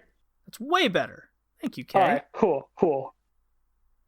We're just rolling here. So where are we at? So, you know what? We talked about the future title match. Let's get this on. Semi-final white belt Konami versus Julia. I have all these notes for this match. I don't want to talk about it. This match kind of sucked. It was very boring, wasn't it? It was 10 minutes of Konami trying to just do Konami submission stuff, and that's not her forte. So it definitely came off like let me work on your head and your neck area while my finisher is an arm bar like submission. Definitely made, at least personally, compared to the Joint Army stuff, made Konami look like kind of a geek. You're focusing on the head, neck, your finishers and arm submission. Yes. So I think one of the more, at least visual, notable things is Julia got herself some hair extensions in between the time. She's got her nice little Burning Raw from Ice Ribbon gear back. She's given herself off a more Western look. This is totally on purpose. They're trying to build her up to more of an international star. I totally understand this. It's her skill level that I'm like, look, I love Giulia. Giulia. I love this woman. I've been watching her since Ice Ribbon. She pops off the screen. She's got the charisma. She's got the look. The ring skill level just isn't there. Not yet. She is improving at a rapid pace. There is no denying that. I think she's primed for the white belt. I think she's going to win this white belt. I think it's a definitive. I think it's a definite she's winning it. Oh, yeah. I mean, it would only make sense that because she won the Cinderella and she's going to come out of this, they got rid of her winning streak with that revival pin against the Evil Saki early, so they don't have to worry about that anymore, of holding some crazy streak and having to deliver a big match and diminish her star power because of that. She did win here with the Glorious Driver. A very impressive spot, I might add, where she hit that pump handle tombstone and then she held on and then did it again with the driver portion of it. That was very impressive. Not to say this match didn't have its good moments. It just really kind of dragged and made Konami look a little weak, considering the fact that she has this ground game, she has this submission game, but there's no focus to it. I think I agree with you on that one. I think my first watch through of it, I was very, very down on the match. I thought it was like boring and just didn't do it for me. The second watch through, I think the match when it picked up was great. Yes. And I think the parts that brought it down was every time Konami tried to bring it to the ground. Like there was one instance where they were outside beating each other up. Then they get back into the ring and Konami immediately goes for a choke. Yeah. And I'm like, why? That just killed all the momentum. The crowd was into it, and then they get in the ring, choke. The crowd was really quiet all of a sudden. Absolutely. It wasn't good. So let's move this on. Tora versus Tam Nakano semifinal white belt. Again, a lot of notes, but let's just cut to the chase here. This match fucking sucked. It was probably the worst Korakuen Hall Stardom show I've seen in ages. Tora does not know how to be a heel. She does not know how to use this chain. It is aggravating. I can't get past it. The match psychology and the booking afterwards did no one any favors. Tora looks like a chump. Oedo Tai looks like jokes. Tam Nakano didn't look good coming out of this. She saved a monicum of it in her promo, which we'll get into in a second here. But for all intents and purposes, Tora using a chain and then clotheslining people, she is just the worst at this. It's so aggravating, and Tam only winning on this stupid roll-up. I am frazzled. I am flabbergasted. Any F word you can think of, you can put into this match. The beatdown post-match on Tam, going into a big match, mind you, just puts Oedo Tai further down, puts Tam down. I hated this. This was terrible. No, Natsuko is the worst. I watched it the first time, and I think because the Konami Julia match had me so down, I think I liked this match at first. I watched it a second time and was like, Jesus Christ, I must have been tired watching this match. I wanted to cut it off. I've never had to do that with the Stardom match where I just didn't want to watch it anymore. I was like, Natsuko is awful. She doesn't sell well. Her moves look bad. Her chain stuff looks awful. She sucks at everything. She tries to be Kagetsu and Yoshiko.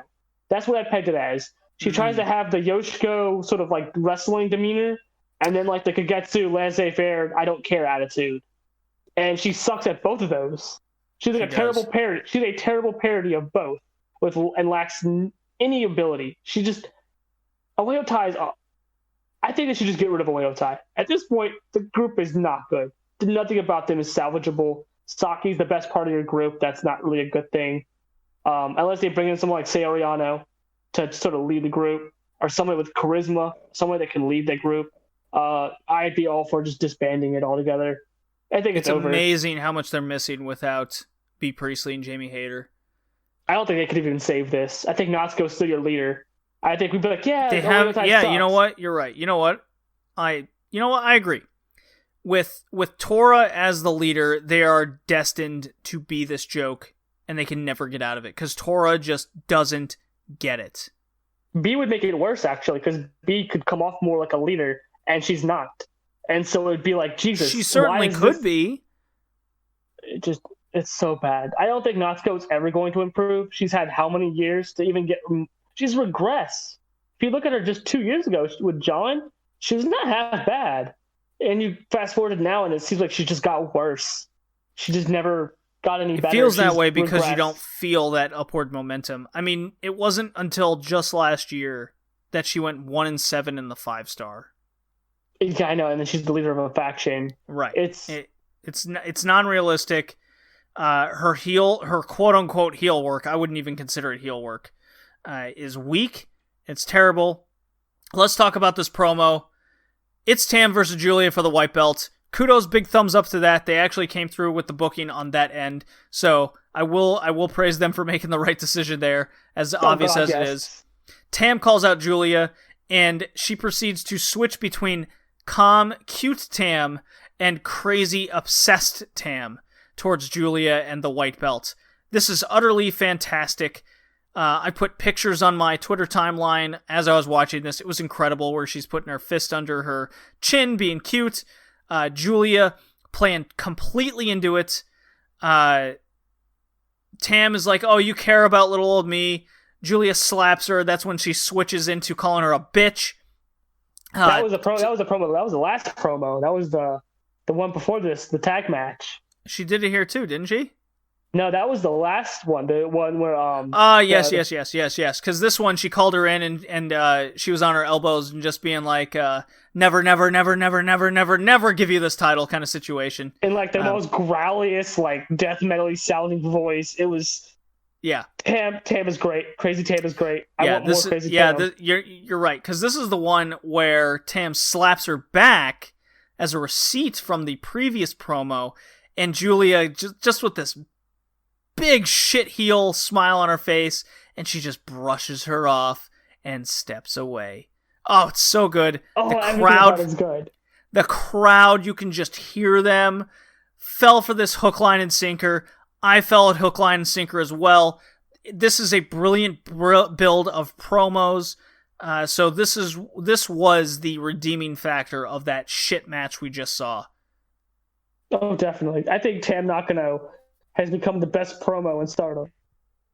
I think just her being unhinged, and she does it so well that you almost buy it. You almost buy the fact that she's actually crazy. She blends it so well that it's just, like I said, the whole thing when she has her hands under her face being all cutesy, and the fact that you listen to what Julia was saying. Julia was calling her selfish, saying she only cares about herself. It's her world, and no one cares. She only cares about what she gets in her world. And she picks her up by her hair a little bit as she does the cutesy thing. Sure. And I'm like, that combined with the last promo where Julia calls her crazy, and Tam says, "I'm crazy, right?" to the crowd in a very cutesy voice. Yeah. God, it is so good. You have Julia taunting her with her cooking videos online. It's exactly what it's knowing your fans. That's what it comes down to. It's knowing your fans. You appeal to your fans of your character, and then you get the fans of your opponent to hate you. This is, and we see this with AEW a lot too, where you know your role, right? And you play off that role. You don't try to play this casual role, if you follow me. Yeah, I follow you.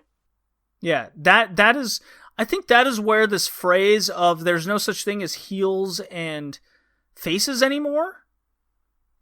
There is, but not in the old school sense where it's one-dimensional. Now they're playing it two-dimensional where you can play heel face, like what we're going to talk about with the Mayu Jungle match, where Mayu was kind of a heel in her particular match. She's still a babyface overall in the promotion, but in her match, she knows that Jungle is the face in her hometown, so she plays her role well in the crowd doesn't want her to win, right? I mean, also her promo after the match, too, was like, it was very sincere promo, but it came off like such a heel kind of way to talk to her.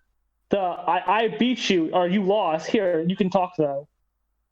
Yeah, like, that was a very heel thing. It all works in their character, and it all works to the situation. And I think that's where these phrases of, it's not just so cut and dry heel face anymore. Because the internet does exist, social media exists. You need to do, like, your character is exposed more.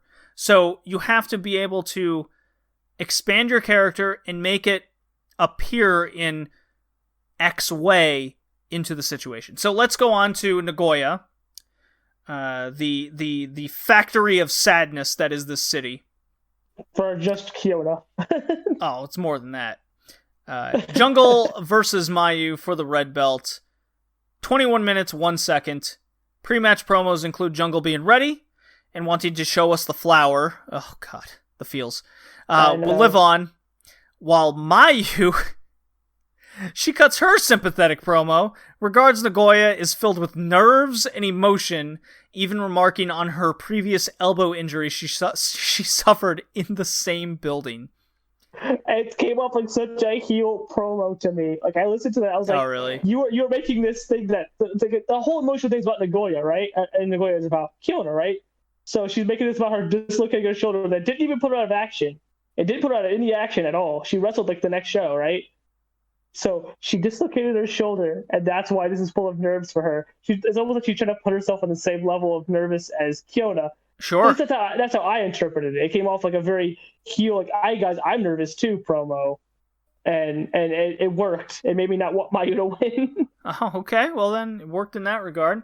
So we cut to the intro showing us both backstage with Jungle all business, yet pacing.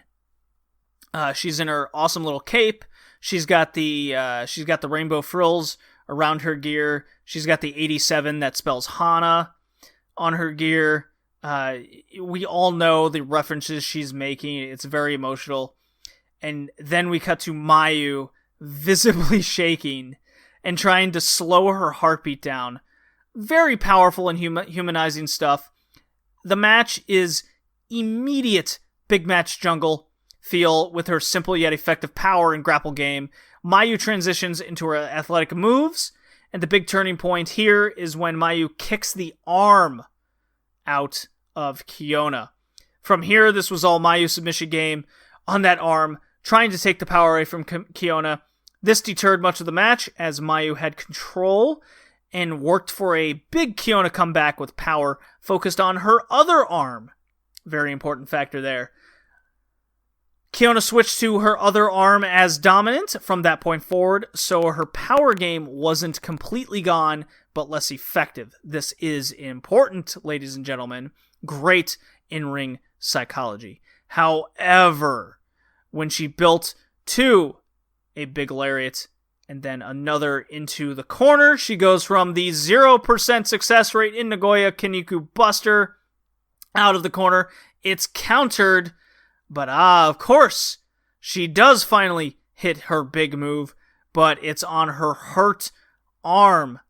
So unable to make the clean cover with some hesitation, so you can kind of get away with it there. Mayu kicks out, and cue the Mayu comeback. Super kicks the shit out of Kiona. Then they're both down. They sell so well. Both are unable to get up immediately and with immensely. This was immensely amazing how Mayu was about to get up, but she falls. Kiona was kind of trying to get to her feet, but she can't. She stays on her knees. Mayu hits a dragon suplex. Kiona barely manages to fall out of it. shocked Mayu face. Amazing camera work. Mayu goes full Thunder Liger on her ass. Jungle gets the outside, and this is when it happens.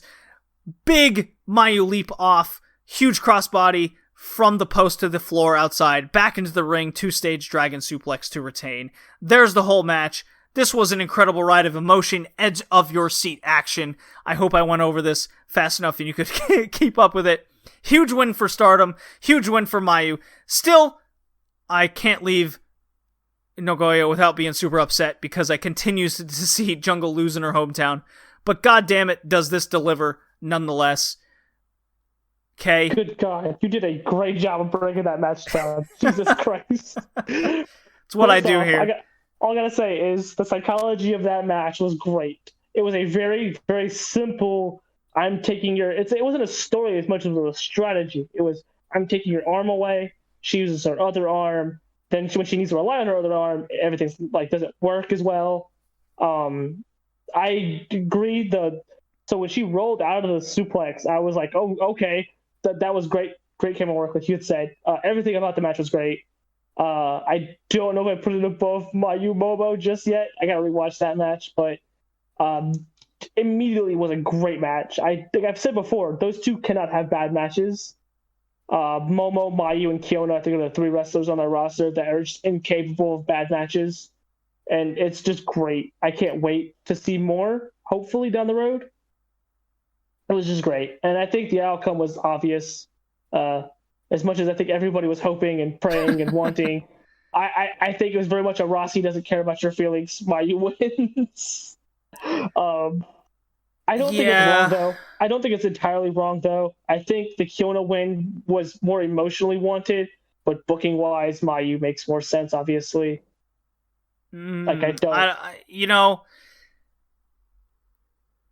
Because this was such a good match, and Jungle continues to deliver big matches like this, and it's in Nagoya, I'm so conflicted because I'm sick of seeing her lose in her hometown. It's very disgusting booking to me to have people always lose in front of their home fans, because all that leads is to kind of, it's what we saw with Ric Flair in South Carolina, where eventually the fans just stop caring. It's a Goto situation in New Japan, where you put people in these top positions and they continue to lose. They lose their aura, they lose their star power. So this is going to, it's already lost that care factor with me, because I went into this match without I have to see this match immediately situation, because I was so 100% convinced Jungle had no chance of winning, because it's in Nagoya. And when she hit the Kaniku Buster, I went, okay, Mayu's going to kick out, because that's what happens in this city. It's that same situation as if you continue to book someone to lose big matches, if you continue to book someone to lose in their hometown. This is both, mind you, so it's a double factor. Jungle just luckily still has that aura about her where she just has that passion. She cuts that very passionate promo where she's crying in front of the fans. She's like, I'm so sorry I keep disappointing you guys. I'm weak. I'm like, oh, why, Jungle? Why you do this to me? I'm so sorry. I'm sorry, Jungle. Don't do this. I'm sorry you can't win. I'm sorry. I'm sorry you can't win. I'll be a better fan. Exactly. That's the exact feeling you get. It's I'll cheer for you harder next time, even more than I already did. I don't disagree. I feel like I would care more about those things if I knew that Rossi gave a fuck, right? If that makes any sense. I don't think he ever sees her there, and I don't think he'll ever will see her there. I think the fact that they haven't name-dropped Hana, if you paid attention, they have not name-dropped her when referring to the situation at all. It's probably for the best. I think it's for both for that, but I think they also don't want to draw too much sympathy towards Jungle in that way, because she was going to lose. No, I think promo-wise and how they're addressing it has been done well. No, it has been. It has been. Yeah, it's very tricky how to deal with just Tokyo Cyber Squad in general. The whole faction. Yeah, everything about it. It's like it's gonna have that lingering feeling to it, no matter how long it's been. Again, like I said, Kiona was never gonna win. Unfortunately, I wanted her to win. I think I always wanted her to win, unless she's facing Momo, right? If she's facing my favorite, I want her to win because I feel like she's the best babyface in the entire company.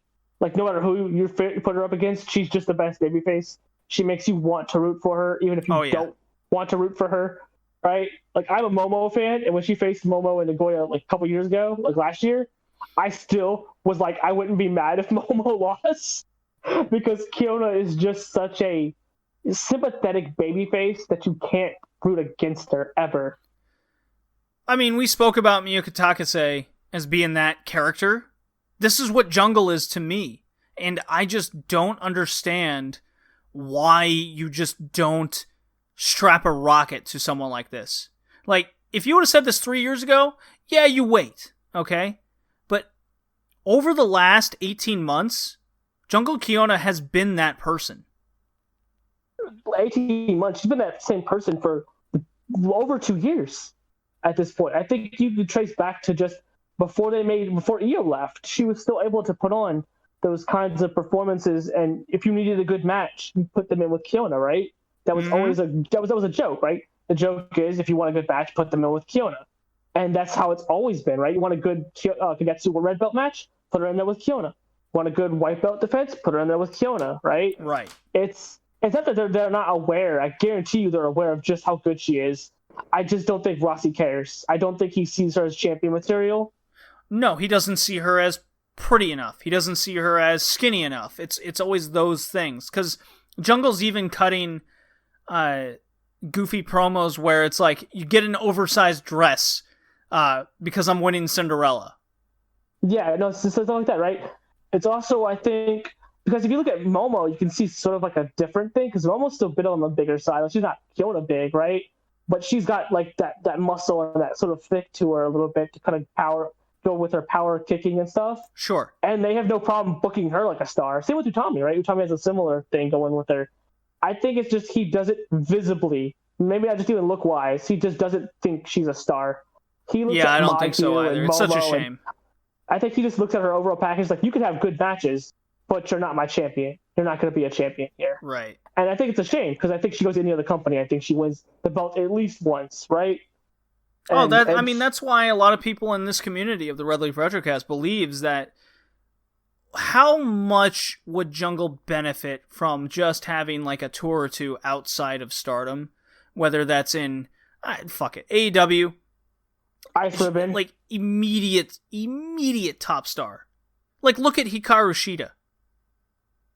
Oh, Jungle Kiona is on that level, like, no doubt, and you could argue a way better wrestler. If you plucked Kiona out of Stardom tonight and put her in like Ice Ribbon, I'd be like, yeah, I can see her winning and maybe hold off on Suzu. Give the emotional run. It'll be short, but Suzu could wait, right? Suzu's great. She could wait though. Give this person here who's like gonna make the crowd cry just from winning a big match. I mean, the fact that you can say that, right? That she has the power to make people weep if she wins finally. I mean, I was welling up in tears at her promo. I felt guilty, and I didn't even book the match.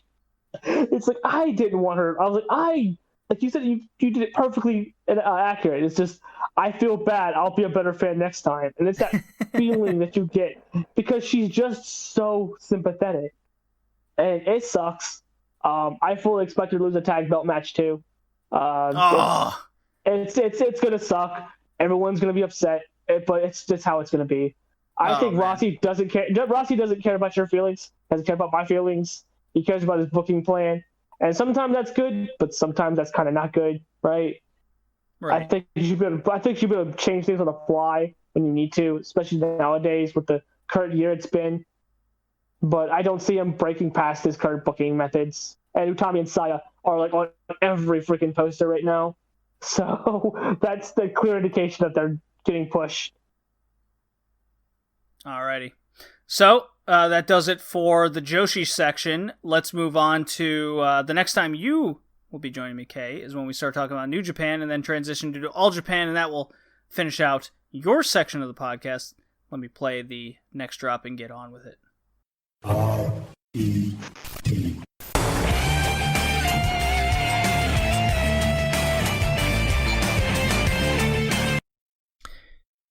Yep, it's Dragon Gate time, boys, as we head to the Wakayama Memorial Show, August 2nd. These are all kind of your builds towards that big show, and then everything else that's happening in August. I believe they're set for about 7 shows in Dragon Gate. So I'm continuing to be your solo host, JD. Let's get going here. We got. I'm not going over every house show. I'm just kind of go over maybe some highlight matches and then some general thoughts over some of the more important stuff. I believe they ran a July 25th show or something, but it just looked like a regular little house show kind of card. Probably similar to results to what we're going to talk about here. So July 15th at Korakuen Hall, Naruki Doi and Saito defeat BB Hulk and Eita. I bring this match up now, not that it was anything special, but since July, and crowds returning, mind you, Eita has lost now 3 times straight to Naruki Doi, and most due to miscommunication within RED, this time from BB Hulk. This runs an interesting story, but showing off Eita as a loser when it's been tough for crowds, not me. And from what I read the Dragon Gate faithful, to get behind him. We shall see how this build grows from here, leading up to Memorial Gate in Wakayama on August 2nd. There was an 8-man tag, however. Team Dragon Gate versus Team Torimon. Yamato, Kai, Benkei, and SMJ versus the Torimon team of Yoshino, Dragon Kid, Susumu Yokotsuka, and Shuji Kondo. The only factor that brings this match down for me is the first kind of 1/4 of this match. It's all your kind of 1v1 pairings you'd expect, i.e. ending with Kondo versus Benkei. That lit my world on fire. If it was suplexes, my drywall is not going to be safe for long. But it was not suplexes.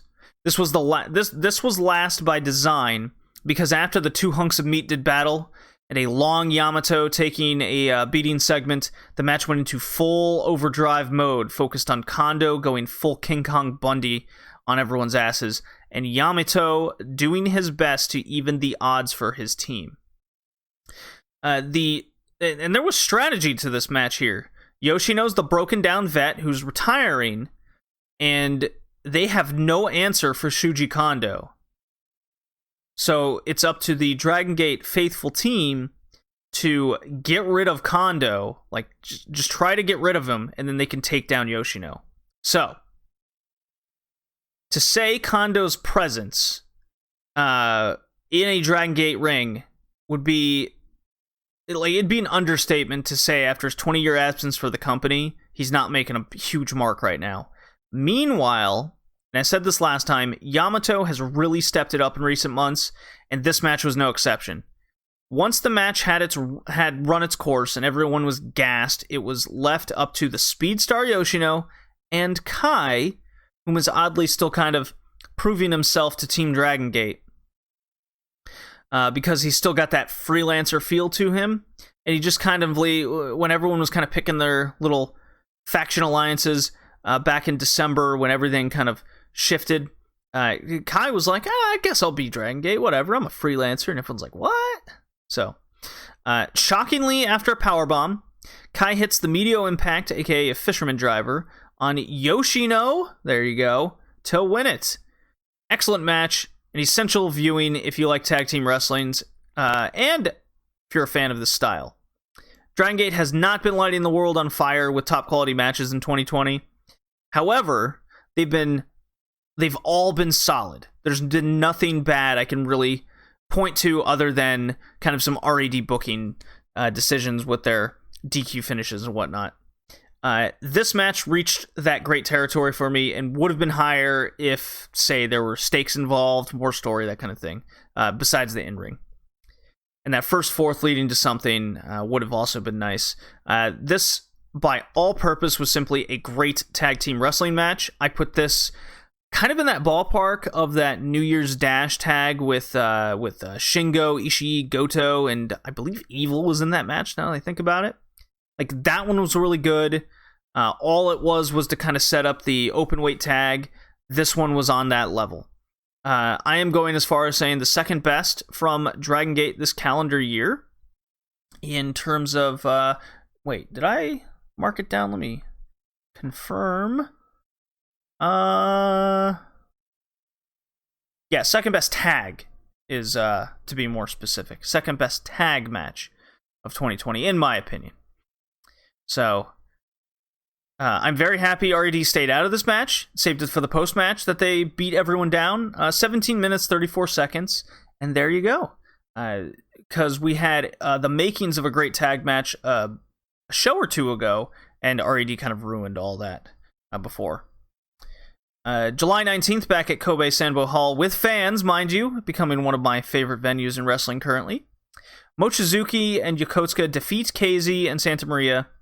Good opener. Santa Maria not only lost to Big R on the 15th, but also lost again here to Yokosuka. I thought Maria was going to be primed to move up a bit, but not seeing the direction here after dropping 2 straight falls, but I guess we'll see. Benkei and Dragon Dia lose to Kazuma Sakamoto and Diamante. And this is interesting enough. Diamante gets better of Dia again. Diamante's on a roll here and looking absolutely great in these tags. Dia is now on a bit of a downswing, despite being one of the most exciting wrestlers to watch currently.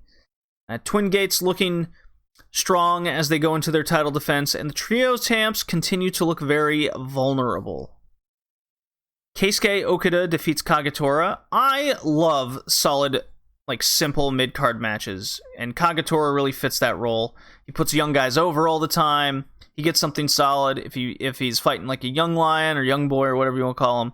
Does well with them. Really putting over Okuda's flash, either punch or kick knockout type finish that they're going for.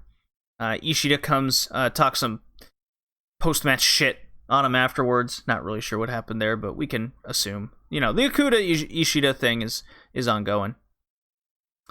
Ultimate Dragon, Dragon Kid, Ryo Saito lose to Yamato Kai and SMJ. I note this because the Yamato Kai tandem is becoming an exceptionally strong tag team. Might be something to look towards in the future. Kota Minoura and Jason Lee take on BB Hulk and Yoshida, my man. This match is important in building up to the big Twin Gate title match upcoming for Minoura and Lee. So I'm very excited for that match still. Lee flash pins Yoshida. Looked good. Couple more matches like this, I hope.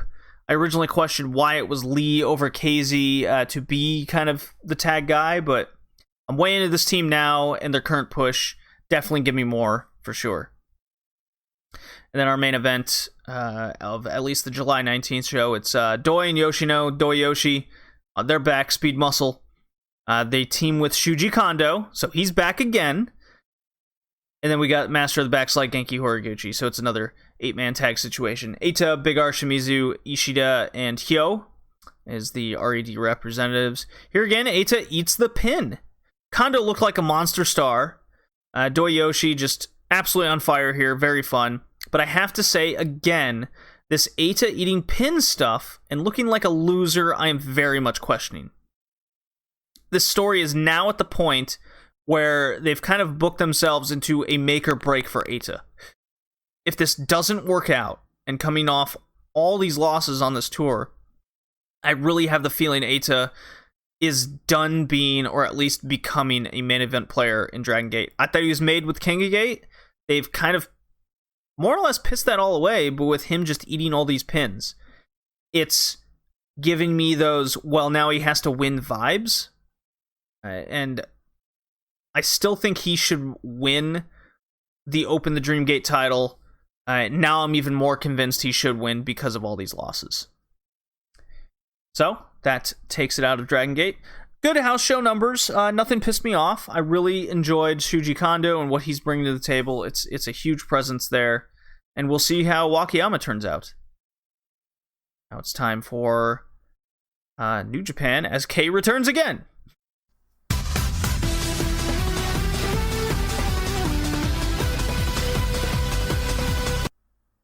Alrighty, Kay, we're back. Got a lot of notes here. Oh yeah, we're back. So too thrilled about that. Oh, yeah, we gotta talk about Sengoku Lord and New Japan. This will be really short, as well as probably mostly of the All Japan Women's Classics when we get to the retro section. New Japan Pro Wrestling had Sengoku Lord. Dude, let's just skip to the chase here. Shingo versus El Desperado was fucking awesome. 17-minute match. I love this match. It's everything I want from the openweight title. It got me to suspend my disbelief that Despy could win with the chair hitting the knee at the beginning of the match as they brawled outside, and then Despy continuing to work the knee, and fucking Shingo selling the knee even on forearms and holding it, and it just built up so well. Didn't overstay its welcome. It climaxed at the right time. Shingo retains. Fucking great. So, as somebody who doesn't normally watch New Japan, right? No, this is why you're here. You watch this with me. Yeah, I watched this with you, right? But it's like the first time I've like sat down and watched New Japan, really any time, right? This is what I expected when I hear about New Japan. I was like, oh, this is good. He sold the knee the entire match after it had happened. I was like, that's great. Psychology is good. I'm a sucker for storytelling and psychology. So the fact that that was done in such an effective way definitely got me interested. It's just the rest of the show that sort of brought that down quite a bit. But good match. I didn't know either person. The guy with the mask looked cool. I preferred the other guy that didn't have the mask because he looked even cooler. Had like a wolf mask thing come into the ring. So that was cool. That was interesting. Yeah, Shingo's got that presence around him, and Despy played the heel very well, utilizing ref distractions and the constant storytelling of he stole the openweight title, and that always played into a prop where he used it to his advantage. It just added to the storytelling of the match. It was very good. It was very good. I liked it. Now let's get into the other two matches that weren't very good. No, they weren't. Mid-card Okada versus the Tokyo Pimp. Went like 13 and a half minutes. This fucking sucked. Okada being slow to a mid-carder and him getting the best of him with minimal ghetto interference was aggravating. I didn't care about it one bit. I could not suspend my disbelief that Okada even had a chance at losing. This fucking sucked. Okada mid-card is weird. So, as somebody who's only ever heard of Okada as the 6-star and 5-star guy, I watched this and was confused thoroughly. When I was watching, I was like, but this guy puts on big title main events, and he's wrestling some dude with the pimp cane, and it's slow, and it's kind of boring, and I didn't really find it. I kind of checked out at a portion of the match. I was like, oh, it's still going on. I didn't expect this to still be going. It was a wild whiplash coming from the last match where I was like, oh, okay. Is New Japan always this up and down? And that's sort of where my brain went with it. And then I guess the main event sort of solidifies that. Yeah. But, I mean, Okada's song is cool. Like, his entrance and his presence are badass. And I'm just confused why he's wrestling some dude named the Tokyo Pimp. Yeah, we're all confused by that. So, main event Evil defending the two titles against everyone's favorite Hiromu Takahashi. It went 34 minutes. Oh, it felt Why? It felt like 60. Why? K, why did it go 34 minutes? I couldn't tell you. It felt like it went longer than that, really. Are we sure it's still going?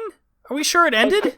It could be, and we just checked out because we finally stopped watching. Like, did I have a fever dream during this thing? Because, fuck, Dick Togo in his white suit, looking like a Yakuza, giving me, like, Chono New Japan NWO vibes.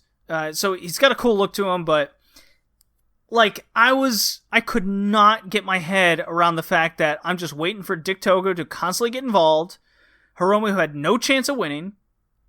I'm waiting for the low blows. And since Hiromu's a junior on top of it, and with New Japan's history of juniors never going over heavyweights, especially in high-end matches like this, I'm like, alright, when's it ending? And it never ended. It was just the same. No. And let me get this straight. And let me ask you, Kay. Did the interference itself bother you? Yes, it was too much. Okay. Way too much. It felt like I was watching WWE with how much interference was just happening and ref bumps that were happening. Mm. The ref went down like 3 times, didn't he? At least. Yes, he went down at least 3 times during this match. Like, that screams like screwy WWE finish to me. And I was confused. I was like, I thought this was better than WWE. Why are they doing the same thing? Oh my god, that moment where Evil backed into the corner and kept Red Shoes, the referee, behind him, and it felt like a year before Hiromu ran at him and took him out. I was like, Jesus Christ, that was so bad. And it was even worse because you could see the ref flailing behind him. You know he's going to move out of the way. He's like, this guy is going to move out of the way. He's not unconscious in the corner. You can physically see that he is not unconscious in the corner. He's looking right at you, directly at you. Why are you running at him? You know he's going to make you hit the ref. In the exposed corner of all things. From a psychology standpoint, it was just dumb. Like, that's not dumb babyface. That's just dumb. And I just watched a DDT main event of Endo using the ref as a human shield. The ref never got bumped, but he was used as a shield instead to get the better over the challenger. So it was all a ploy to get momentum back and the match back in your favor. This was just a horrible execution, and the Dick Togo interference itself didn't bother me. Now, the very last interference one where he just pulled the ref out of the ring, I was like, why couldn't you do that 15 minutes ago and just do it then, rather than the convoluted block the ref and then he gets taken out, and then you use the ref as a shield but the ref still gets taken out situation. It was just too much, right? It felt like excessive, and then he's just choking him, and it just, everything about the interference parts, I think it happened towards the end of the match. It happened once, enough for the heel to get a dirty win. I feel like it would have been okay. And the fact it happened midway through the match several times makes me I don't know. I feel like you save those screwy heel things for the end, not the middle, right? Am I crazy in thinking that's how that should be? You're not crazy in thinking that. That is the way it's been throughout history. And if you're going to have this heel work, it's from beginning to end you see this heel shit, right? Yeah, it feels like a Wado Tai. It feels like a Wado Tai matches where they're just constant screwy interference for no reason. Because we'll talk about some All Japan Women Classics here where the heels actually be heels, right? The entire time. Really? It's part of their strategy. You don't. It's oh, I'm gonna wait 10 minutes, and then I'll do it. No, it's let's fucking get this over with as quick as possible. That's what makes sense. But no, we get the ref pulled out. Dick Togo comes in with the choker, chokes him out. It's the same thing as the Naito finish. And as soon as he brought that choker out, the crowd just immediately dies. The crowd was dead for most of the match. Most of the match, yeah. There was no reactions, really. There were minimal moments where Hiromu was doing his thing and he hits Time Bomb 2, his big second finisher. That gets some reaction out of the crowd. It got no reaction out of me because I didn't believe for a second Evil was going to lose this thing because it's a heavyweight against a junior in a major title match. That just has never happened in New Japan, at least to my knowledge. So again, it was my disbelief just unable to be suspended. So, yes, he chokes out Takahashi, Hiromu, and Evil hits his little STO, and then he pins, flat finish, talks some shit post-mic. I didn't bother seeing if anything happened for the rest of the match. I didn't care about post-match interviews. It was just the same old shit. I don't know who's challenging next. I could care less. It's main event Evil. I'm so bored by this guy. He just walks. No, I'm sorry. He doesn't walk. He saunters around the ring. Yeah. He took him a minute, it felt like, to get from one end of the ring to the other, to Hiromu and the other side of the ring. It was so slow. I was questioning whether this guy has any cardio, and he just gassed. I could not tell you if this guy ran for even a step or two in this entire match. You tell me he ran the ropes? I don't believe you.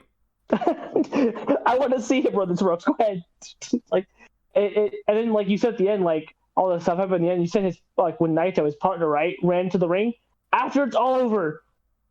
There's been an interference for 24 minutes of this 34-minute match, and then Naito rolls in, and he's like, Pero, whatever he's fucking saying. I'm gonna come after your title. I'm gonna probably win the G1 or some shit. Like, you didn't feel like helping out your buddy, even the odds? Dick fucking to go over here was dicking up the entire match the whole time, but you didn't, like, he interfered in your match. No problem there. Whatever. I fucking hated this. I hate main event evil. He's so boring. That's what kills me out of anything. You tell me Hiromu had a better match than Naito out of evil? I say no. I say they're equal. They're both shitty. And they're both boring. I hate it. It's, like I said, as somebody who doesn't normally watch New Japan, right? I hear all this praise about New Japan, and then I get, like, one good match, one really, like, what the hell is going on here match, and then that. And it was like, I checked out. Like I was telling you in the chat while we were talking, I checked out. And then when I got back in, it was still going. And I was like, I was so bored, I had to do something else because I was falling asleep. I couldn't keep my attention because I did not care. Like, not only do I not know both people, so as a new fan, they're doing a hell of a job getting people to care, right? It's very hard. And so I know neither person. All I know is I did not like any part of that match. The interference, again, felt very WWE. Like, that's the only, because they're the only company I know that does, like, really screwy, finishy sort of interference where, like, you're supposed to choke somebody out and then they're supposed to be laid out halfway through the match. Right? They do those screwy low blows and things that would normally finish the match halfway through the match. And then the match just keeps going. It, like, not only kill the pace, but then it's like, why didn't you just finish it there? Okay, we're still going. So the low blow wasn't enough to finish him. Okay, that's weird. Choking him out wasn't enough to finish him. Oh, okay, then why is he still interfering then? Why are we still doing this? Why are we still here? Right? That's what it feels like. It just doesn't. It doesn't make him look like a good heel as someone, again, who's out on the outside. It comes off like an ineffective, shitty heel that doesn't. His help is only good because his help keeps constantly interfering instead of just one interference. To make me boo him instead, it makes me just boo the entire thing. Yeah. Like, it's just awful. So big thumbs down from Sengoku Lord. If I'm to make since I'm going to make my war total thoughts before we get into the retro section, AEW versus DDT, I know it's 10-4 here, but it's about to be 11-4. Because that latest episode of Dynamite, along with Fight for the Fallen, as much as I love DDT, I'm giving the tally to AEW still. So that war is extended more for AEW, kind of at a disadvantage, but nonetheless. And as well as Ice Ribbon, I think their two shows as a whole were better than the Shinkiba shows and the big Nagoya main event from Ice Ribbon. So that's 10-4 on their end. And then, I don't think it should come as any surprise, but I hate New Japan's main events lately, and that is negative on the overall product. I did like Lions Break Collision to an extent, which I can actually talk about for a second here. Yes, very fun season finale to their little 4 Lions Break Collision shows. Jeff Cobb, Clark Connors was a really fun, simple storytelling match. But that does not save it from losing yet again to the Dragon Gate house shows as they built up towards their memorial shows. So that goes to 7-3. So very one-sided in our wars going on. We'll see how everything happens. I'm going to play the drop here, and we can get on to All Japan Women K. Where's my Bull Nakano drop? God damn it!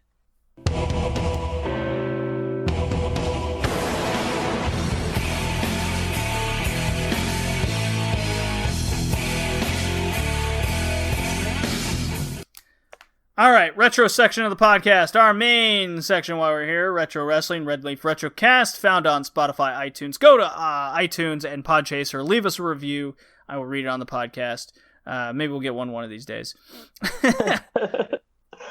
Kay, you're a Joshi fan. think it's safe to say. I very much am. I think it's safe to say, yeah.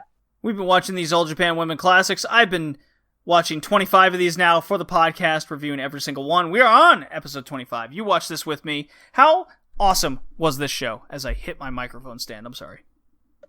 New Japan, All Japan, just AJW in general, it's just, when you go back and watch it, it's just so good. Like, even their undercard stuff just felt way better than modern stuff. It's just weird to sort of contrast the two. It's almost like it's unfair to sort of compare any of it to like modern Stardom or Ice Ribbon. Sure. Stars are way bigger. They feel much bigger. I mean, you had Chikusa Nagoya with a goddamn section of her own, just cheering for her nonstop. Like, they didn't even take a breath, it seemed. It's crazy, right? It's a different environment. This is when people say that the women were actually outdrawing the men in Japan at the time, and in the 80s and early 90s, they certainly were. And it was definitely. because of shows that they were putting on like this. So let's get into it. It is All Japan Women at Yokohama Cultural Gymnasium, April 2nd, 1988. We're slowly getting into the prime 90s. Ooh. Currently, we are in the transitional period where now all of the stars of the 70s and 80s have been retired, aka your Jaguar Yakotas, your Devil Masamis, your Dump Matsumotos are all gone. They're creating new stars, such as your Jumping Bomb Angels, your Crush Gals, who are at a peak high, and a new star budding, your cultural gap in between the 80s and 90s budding stars, Bull Nakano.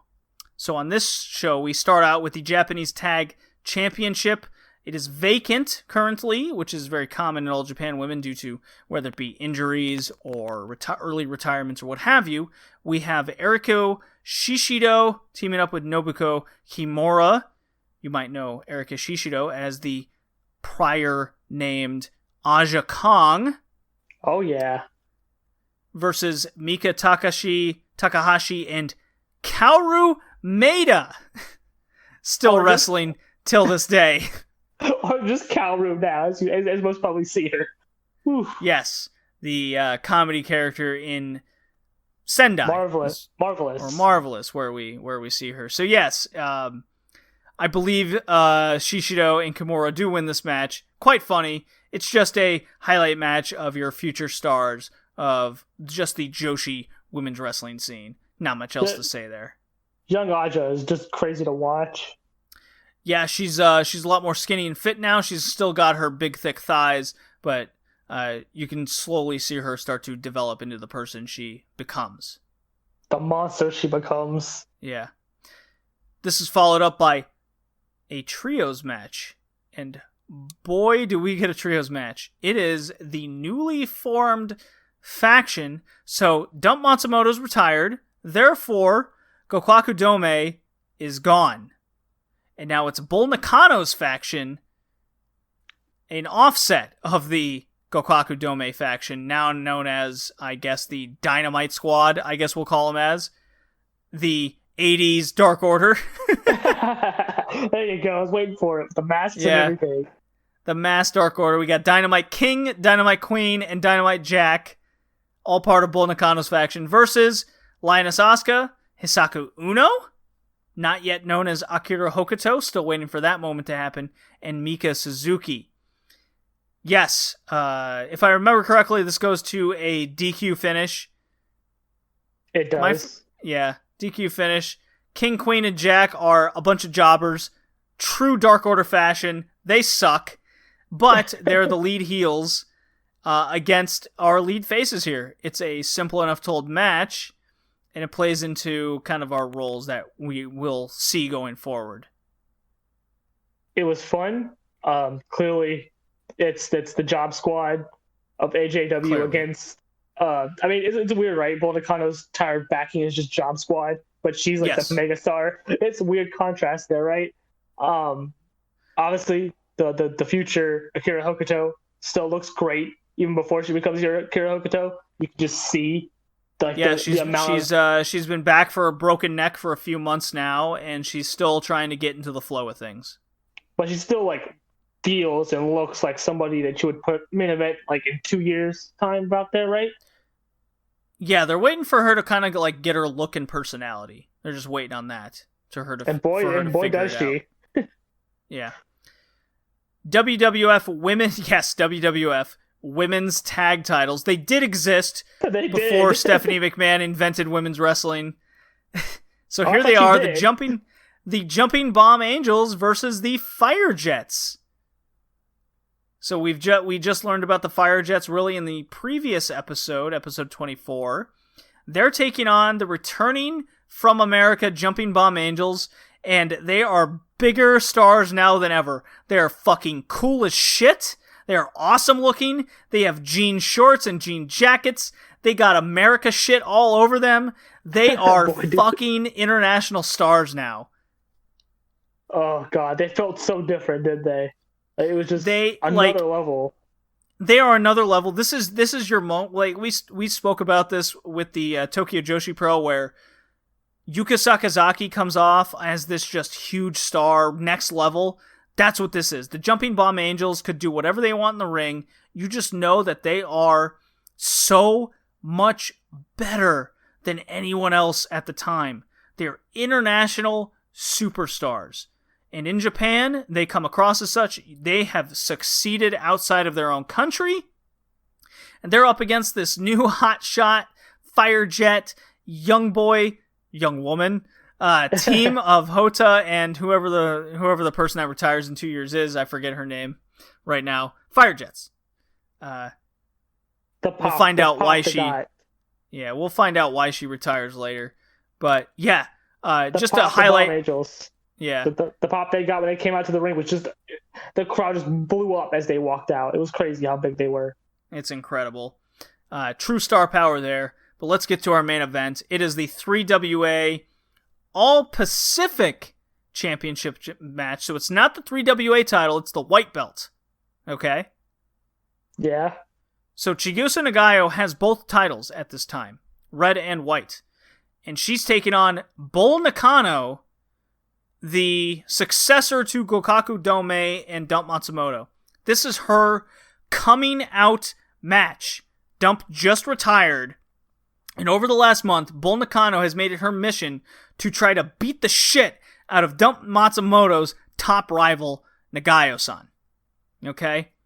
And Bull Nakano comes out with her, like, she's pulling out all the stops. She's coming out like Dump Matsumoto used to, but she's putting her own spin on it. She's coming out with the banners. She's coming out with her own now new branded faction, the playing card team of the Dark Order. And she's all blue. She's got the blue face paint on with like lightning bolts going on. Blue Kano has appeared. Blue Kano has the Violent Smurf. The Violent Smurf is to the ring, and she looks utterly ridiculous yet terrifying. Yeah, she does. She is all business. The crowd is like, holy shit, look at this chick. And then Nagayo's music hits. And it's like on a dime, if you could hear that snap on the microphone.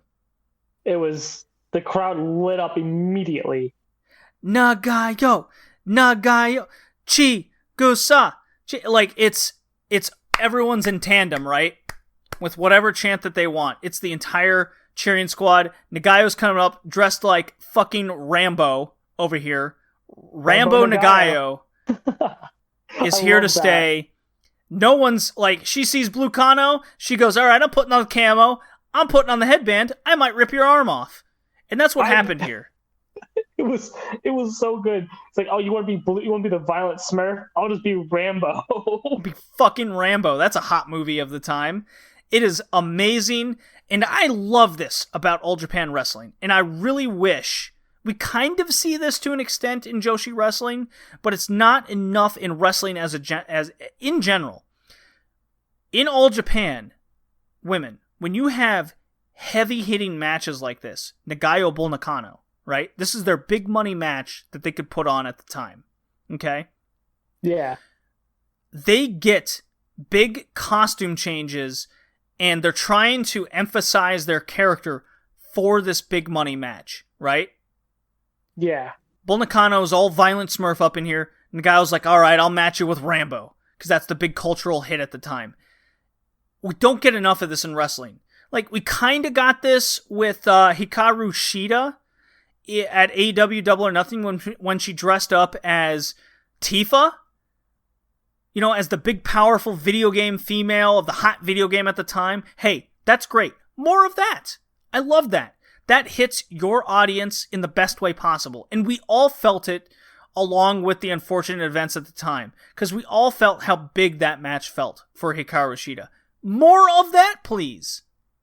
Oh, definitely. I mean, you see it in small spades, like again, like Jungle Kyona's gear. I think kind of paying homage, yeah, sure. When Momo had her first big title defense, I think she could have switched her gear, but she didn't. She waited for her rival defense with Hazuki to switch up her gear. So I think you see it sometimes, right? They debut new gear, but it never feels like the same, right? It doesn't feel like a big deal as much anymore.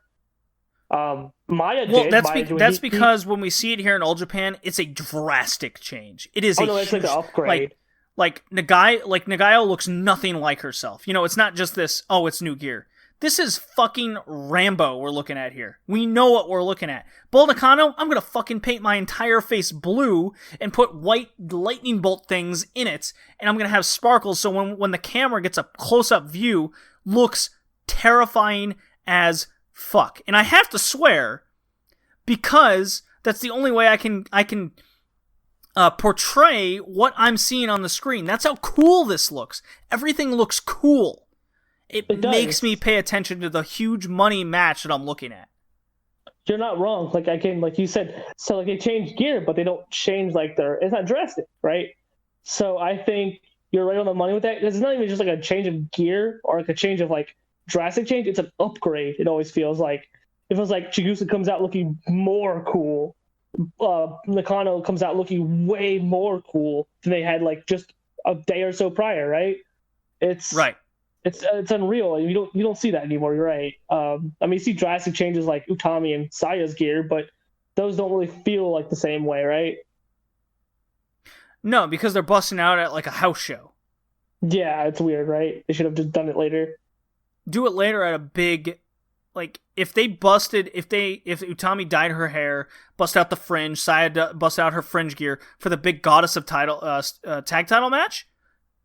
I think it would have had much more impact than what we saw just coming back from pandemic hiatus, right? Like it kind of rolls off the same way. Like everyone but here's the thing, everyone had new gear. It wasn't just them individually. So it kind of makes the promotion more of a big deal rather than the individuals. Yeah, I can see that. Like there was like what Mayu had slight alterations to her gear that made it look a little different. Azumi dyed her hair. Yeah, it all kind of rolled together instead of emphasizing a single person. Yeah. So the match here was very one-sided, but told a great story. Bull Nakano beats the shit out of Nagayo, but much like with our Arisa Yoshiko story, Bull Nakano could not keep Nagayo down. And Bull Nakano had a spike in her badass onesie like the whole time, and she was stabbing Nagayo throughout. She would parade it around to the crowd behind the ref's back, and then when the ref would look, she'd like place it like in her between her cleavage. She'd place it in her underboob. She'd place it in her butt, like any place that the ref just wouldn't look. And he's always like, "Are you like stabbing this chick?" And she'd be like, "Oh no, check me. I have nothing, bitch." And after like the fourth check, she just happens to. And this was very kind of WCW Kevin Sullivan thing where he would have a spike and he'd pass it off to his second outside the ring. So when the ref finally goes, "All right, motherfucker, you're doing some shit. I'm fully checking you." "Ah, well, little did you know, I just passed it off to my second, unbeknownst to you. So yeah, fully check me." It is the best heel shit you could possibly imagine. Contrast that with Natsuko, who we had just finished watching before this match. It's this weird night and day. it only makes you realize that the heels of today are pussies and they don't know what they're doing. Yeah, really. Like, it's absolutely crazy. And then you cut back to Nagayo, and she's got, like, puncture wounds all over her. Of course she's bleeding. It's a big match. She's got a bust open like Dusty Rhodes, roadmap on her face.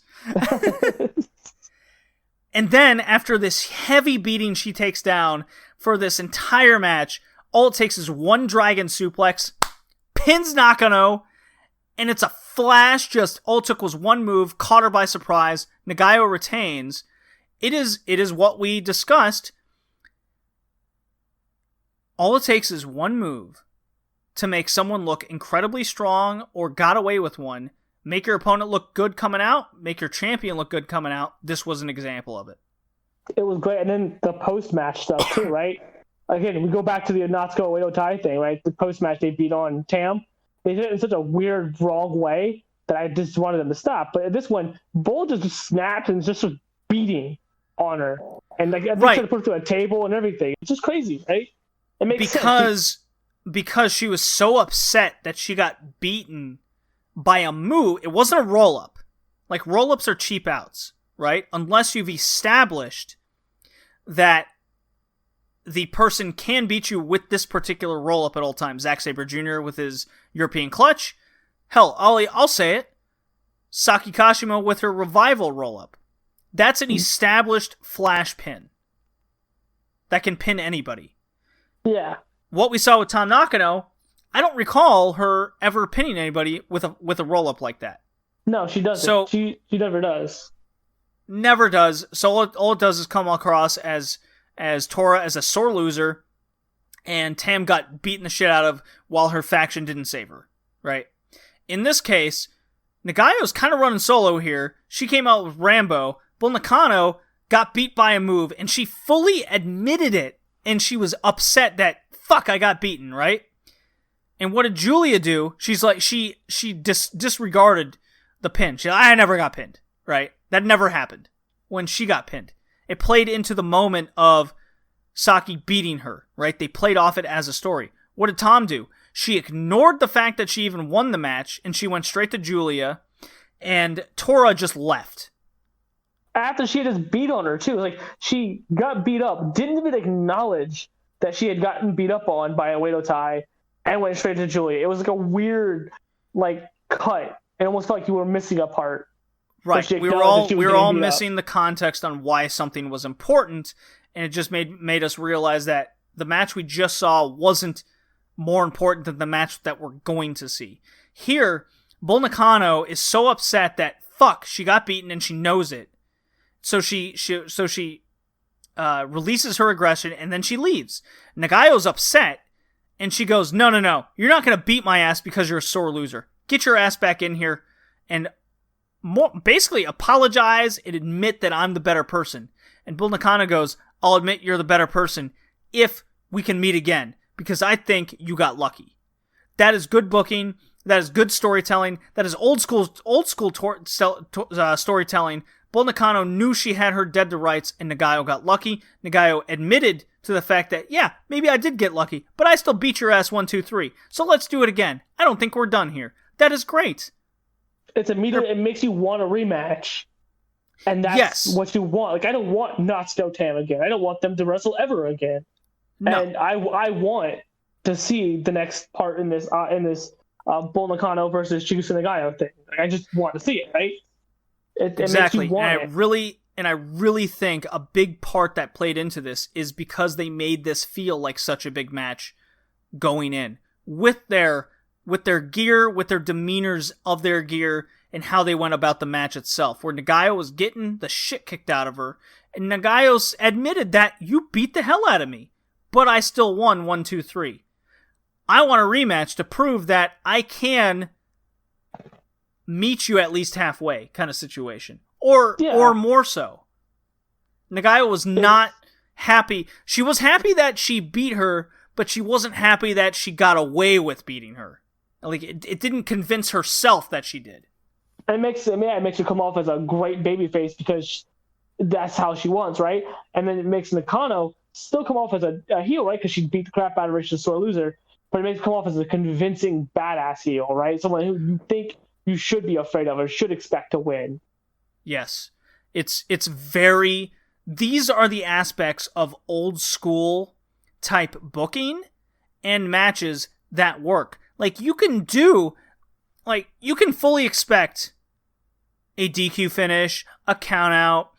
This was a problem in All Japan. This was a problem in New Japan. This was a problem in WWF, where the cop out of a big match like this, they still wanted to set up a rematch or another or two more, where it would just be straight DQ. And that was something they used to do with Dump Matsumoto a lot, but they would wait months afterwards for a payoff because Dump lost her cool and got the DQ. So Dump had to live with the fact that she DQ'd herself being the badass, right? Yeah. Her punishment was she kicked so much ass, but she broke the rules, so the federation or the people in charge were like, well, you don't deserve a rematch. You're going to have to earn it back. And then that was the situation of the heel earning back their chance. So they're still a badass, but they paid for their actions situation. Yeah, it's almost like it's really good booking. It's just almost like they knew how to... They had people there who knew how to make these people stars, how to book around things, and how to set up rematches perfectly. And it matched their characters. That's the other thing. Yeah, it did. With today, it's so much about less than booking around the characters, and so much about, like, they think they booked themselves into a corner where they have to DQ this, count out this, run in that. It's become a crutch rather than a story amplification. Like Asuka and Sasha Banks with Bayley doing her bullshit. Why couldn't Sasha Banks win by cheating, for example, and Asuka getting her heat back? Why couldn't Asuka win off a flash big move and then the heels busting in and bitching that I had you dead the right situation? There are ways around this that they just don't do anymore, which is lost to time. We kind of see this in flashes in some Ice Ribbon with the time limit draws. That's an old school way that they still do very well. We've seen flashes of Kagetsu being the spit misting heel that works in the Great Muta kind of sense. These still can exist, but the art form of it is kind of being lost to time, unfortunately. And that's what we saw here with Nagayo Bull Nakano. It is a classic, great match that everyone should go out of their way to watch. And Kay, you agree with all what I'm saying here? Definitely. I think to go on the characters and booking thing, they don't book around characters, they book around scenarios now. Great example. I like that. I agree with that. But yeah, so great match. Go watch any AJW match. This one, the next one, any of them. Just all of them are so good. It makes you really sort of realize that wrestling is not what it used to be. It's not bad, but it's definitely got a different vibe than what it used to have. It's just different. That's all it is. It's different. But what I'm trying to convey here is you don't forget the past. You learn from it. What worked, what didn't. Like, yeah, doing 3, 4, 5 house shows where you do like count out finishes in a row, that's not going to work in 2020. Okay? That's not going to work last year or the year before that either. It's just not good booking. No. That doesn't work because of the age we live in. Now, a finish like this in a main event, and you wanting to build up more for months on end and possible rivals for the next 2, 3, 4 years, yes, this works perfectly. It's long-term storytelling then. That's what I'm trying to convey. Yeah, it's like I said before, I'm a sucker for storytelling in ring matches, and this is perfect. It's telling a story not just in the ring, but outside the ring, and I think that's really good. I don't know, I just can't wrap my head around the fact that watching some of this stuff, it's just a weird whiplash when I watch this, and then I say, like, watch a Stardom main event, and it just feels so different. It doesn't always feel different in a bad way, but it just doesn't have that legit feel to it anymore that it did. Right.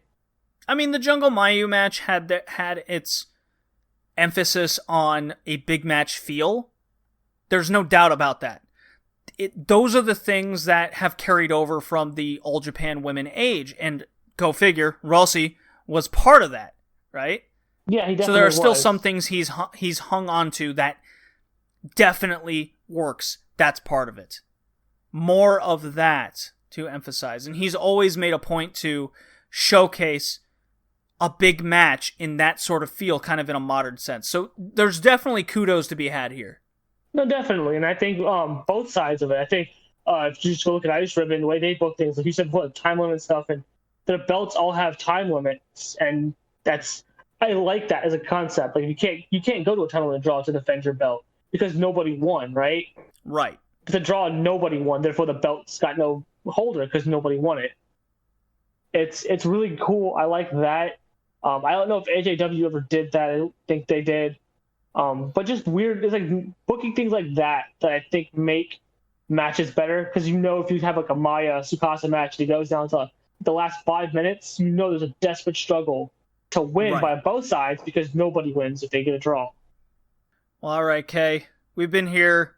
I think I had you for 2.5 hours on this podcast. It was fun though. Super fun. Big Egg Joshi Wrestling Podcast. You can find that out on Spotify and many other outlets out there. Kay, thank you for joining me. Thank you for having me, man. I'm about to finish out this sucker with obviously WCW is coming up, so. Oh, I'm so sorry. I'll see you later. Thanks for joining me. All right, see you, man.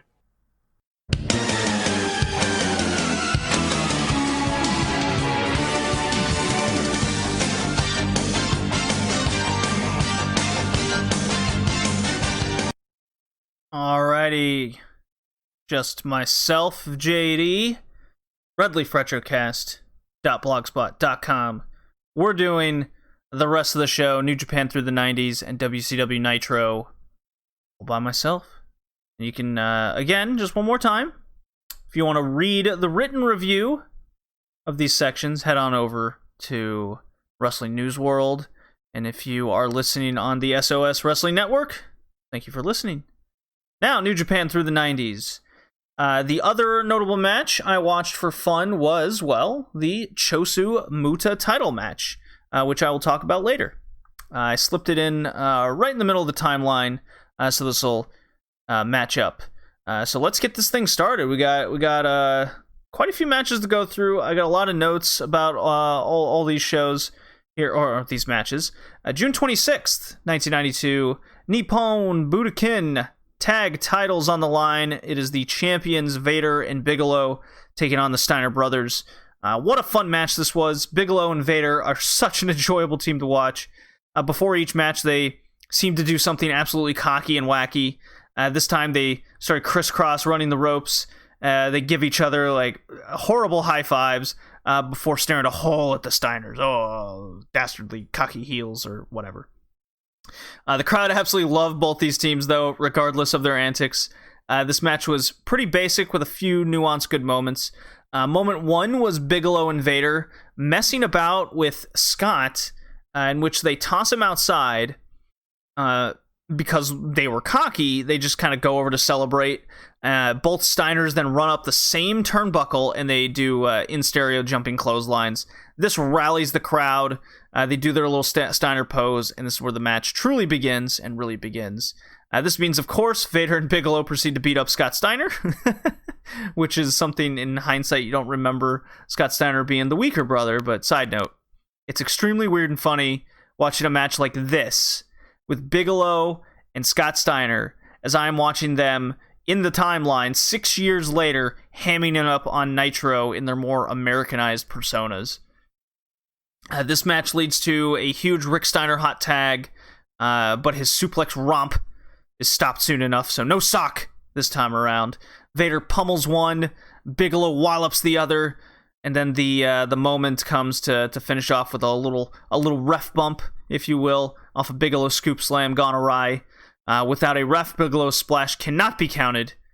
He wakes up the ref, turns right around into a big Rick Steiner belly-to-belly T-bone kind of situation. Scott cuts off Steiner to prevent the breakup, and the Steiner brothers are the new IWGP Tag Team Champions. Simple and effective match, ladies and gentlemen. won't rock your socks off, but it's all about the star power here. That's what's happening. Gotta check my audio. Yes, okay, we're good. Let's move on. July 31st, 1992, Sapporo Nakajima Sports Center. It is Chono versus Shiro Koshinaka. To recap a little history here, Shiro is coming off that hot wrestling versus karate man feud that I believe it was just in the previous episode that ended with Kobayashi and Aoyagi and Saito, the latter two being the karate guys. The match is heated and sees frequent jaw-jacking between Chono and Shiro. Story-wise, is focused on Shiro and his devastating quick strikes, while Chono and his deadly STF submission could end the match at any time. And this is exactly how it should have played out, really. I may not have understood the wrestler versus karate feud of the 1992 era and why the crowd reacts the way they do to it, but putting Chono in here and his presence and demeanor to selling Shiro's strikes, I say worked out absolutely perfectly. They frequently dared and challenged their opponent to one-on-one strike battles, ground battles, multiple top turnbuckle like power exchanges to prove which one of them is indeed the tougher individual. It's, of course, not the greatest and best match out there by any means, but for what these two can bring into the ring, I think it amplified their characters more than the wrestling ever could. Chono absolutely obliterates Shiro, busting him open when they kind of had a small little brawl outside. But Shiro has been established as a tough motherfucker, so Shiro fights back, and the crowd just becomes red hot with these near falls. And the fact Shiro keeps escaping the dreaded STF does play into the crowd's reactions, because once Chono locks that sucker in, you shouldn't be getting out. So Chono turns absolute badass as he finally locks on this STF eventually in the middle of the ring, and then he refuses to break the hold even after the referee calls for the bell. Eventually, he lets go, and when Shiro gets back to his feet, he just brawls with Chono the way he acted, very pissed off. Shiro's his teammates as seconds, if you will. I believe his partner Kobayashi started duking it out, and Chono's just livid at the guy. This is a hot angle. I definitely felt it. It really emphasized also how hot Chono is at this point in time. Really kind of that key indicator of the new era is certainly upon New Japan Pro Wrestling in 1992 here. So keep this in mind for the remainder of the year as we go through the next few months of events. August 12th, 1992, Ryogoku Kokugen second G1 Climax Tournament Finals, and this one is also for the NWA World Title. It is Masahiro Chono versus Ravishing Rick Rude. And to recap last year, when it was a crowning moment of the Three Musketeers, where Muto Chono put on an absolute classic in the finals, culminating in the audience pelting the ring with their tatami mats in celebration. This year, the vacant NWA World Title's the prize. So, stakes are high. Chono defeated the up-and-coming Scott Norton, an already storied rival, Muto, and while one ravishing Rick Rude defeated the beloved Shinya Hashimoto, and another rising star of Japanese wrestling, Kensuke Sasaki, on their respective way to the finals. The match went about 30 minutes and turned into another G1 Climax classic. Nobody sells, and probably will ever sell, like Rick Rude. Be it off his over-sexual character with his hot woman with him, Chono immediately runs wild on Rude with clotheslines at the bell, and we even get the little stutter falling tree spot forward on his stomach spot from Rude. The pace of this match would switch between Chono and Rude gaining an advantage, with much of the middle being Rude really selling his knee. After the 20-minute mark, this is where the match became a classic, so he hit that sweet spot. Each and every near fall would become a big move built up to in the match, so it makes like those first 20 minutes actually mean something. Where both guys hitting a superplex, Rude hits a spinning neck breaker, not the Rude Awakening, mind you, even various pile drivers are hit. The biggest near fall reaction came off a Rude Top rope knee drop. This crowd chanted for Chono, just blowing the roof off when he kicks out of this. Chono reverses a whip, an Irish whip, hitting a backdrop for on Rude, and then he follows it up with the STF. And the STF is so established as this killer move. Whenever Chono locks this in, or even begins to, the crowd thinks it's instant victory. So Rude does reach the ropes, and he falls to the outside. Babyface Chono is not taking a cheap countout victory, though. Throws Rude back in the ring. Crowd, of course, claps for this. But Rude knows he is in trouble. In a ditch effort, he cheaply deposits Chono to the outside, like kind of grabs his tights forward and throws him out. The crowd then suddenly goes nuts as Chono races to the top turnbuckle, basically no-selling this pullout, right? And the camera just shows him all of a sudden leap into the top, so it got a kind of a pop out of me. It's a diving shoulder block from the top rope. Shoot pin to surprise Rude on all accounts. Our hometown hero has won his second G1 in a row, and he wins the big gold belt. This was a lot of fun. I quite enjoyed this match. Definitely seek it out for your G1 history there.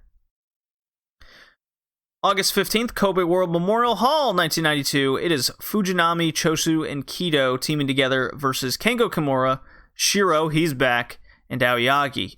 Now, wait, I know those names. Yes, Shiro is teaming with the Karate guys.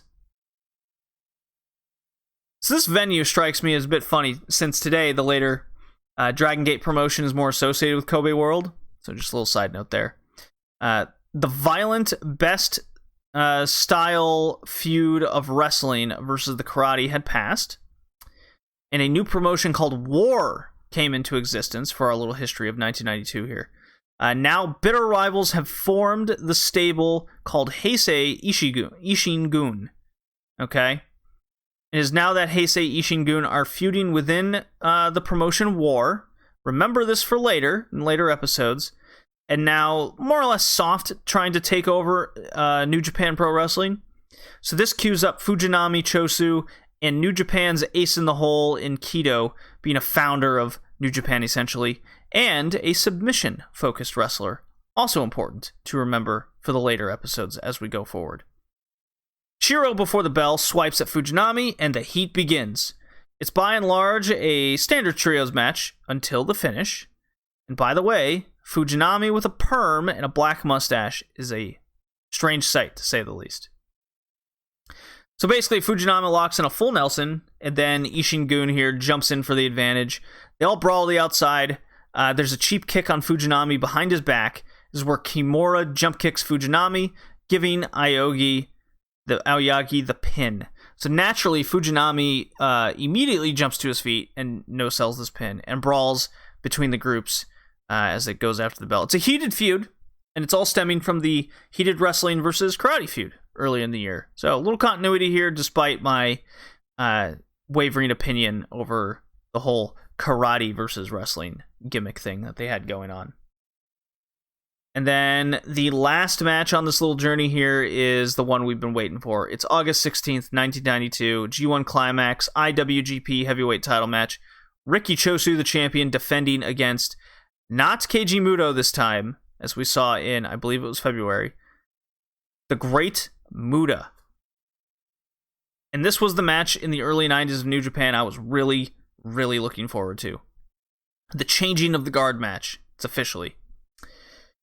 Keiji Muto lost to Chosu early in the year in a very disappointing match, and the story went that Muto would have to dig deep and evil to beat the star of the 80s. Out comes the Great Muta there we go.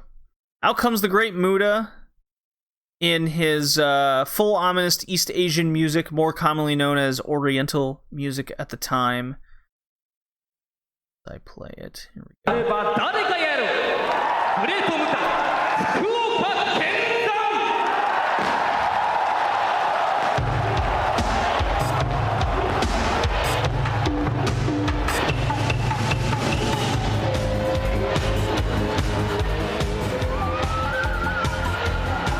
Yes, that's right. Muta saunters to the ring with his full garb.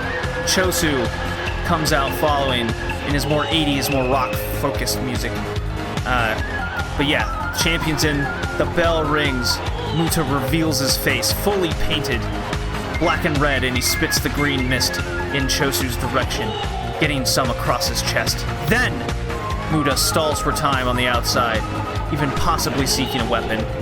However, this is a totally different match, and it gives off a totally different feel than their previous encounter. The second Muta hops back into the ring, Chosu lariats his head off, and it wasn't until Chosu goes for a superplex, if you will. Muta just straight up spits green mist in his face, not a care in the world. Why this was not a DQ, when we have seen the mist get DQs from Muta in the past, is something I don't understand.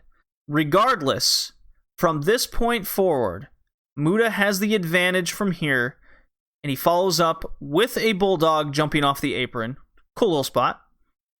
Chosu comes back into the ring, just totally busted open. Chosu would never recover from this point. Muta beats him up until he hits 2 straight snap moonsaults to win the title. And then right after the bell, Muta locks in an armbar, and then weirdly sprints to the back as his music plays. I would play it again, but you got the point. Chosu is attended to in the ring after this one-sided beatdown.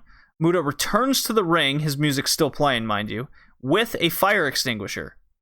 He nails a couple young lions with the fire extinguisher and then fires it off in the ring as Smokes hides Chosu underneath as the audience gasps.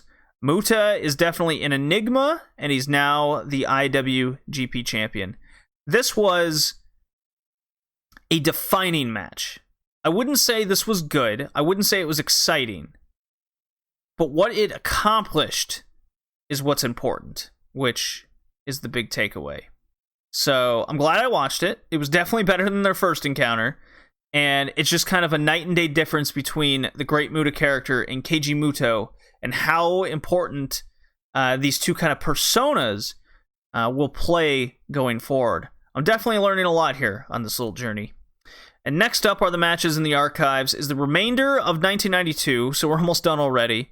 And I got a couple extra special ones I'm going to be adding to the next podcast episode. Little hint, some All Japan Wrestling. Yeah, watch along there and keep up if you want. You can look up some major matches of 1992 and try to guess what I'll be covering. So with that, don't have my timestamp marked. I'll have to do that in edit. It's time. The last segment. Everyone's... Oh, here we go.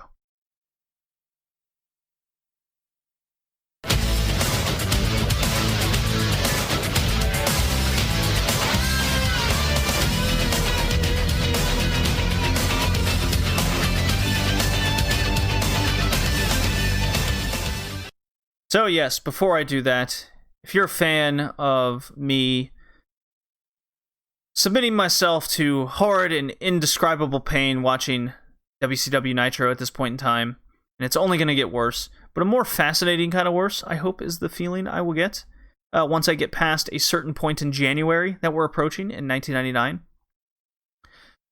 Please go on over to iTunes and Podchaser and leave me a review. Red Leaf Retrocast. Hit me up on Twitter at BowlingJD. Tell me you at least enjoy listening to my pain and suffering. WCW Nitro, December 7th, 1998.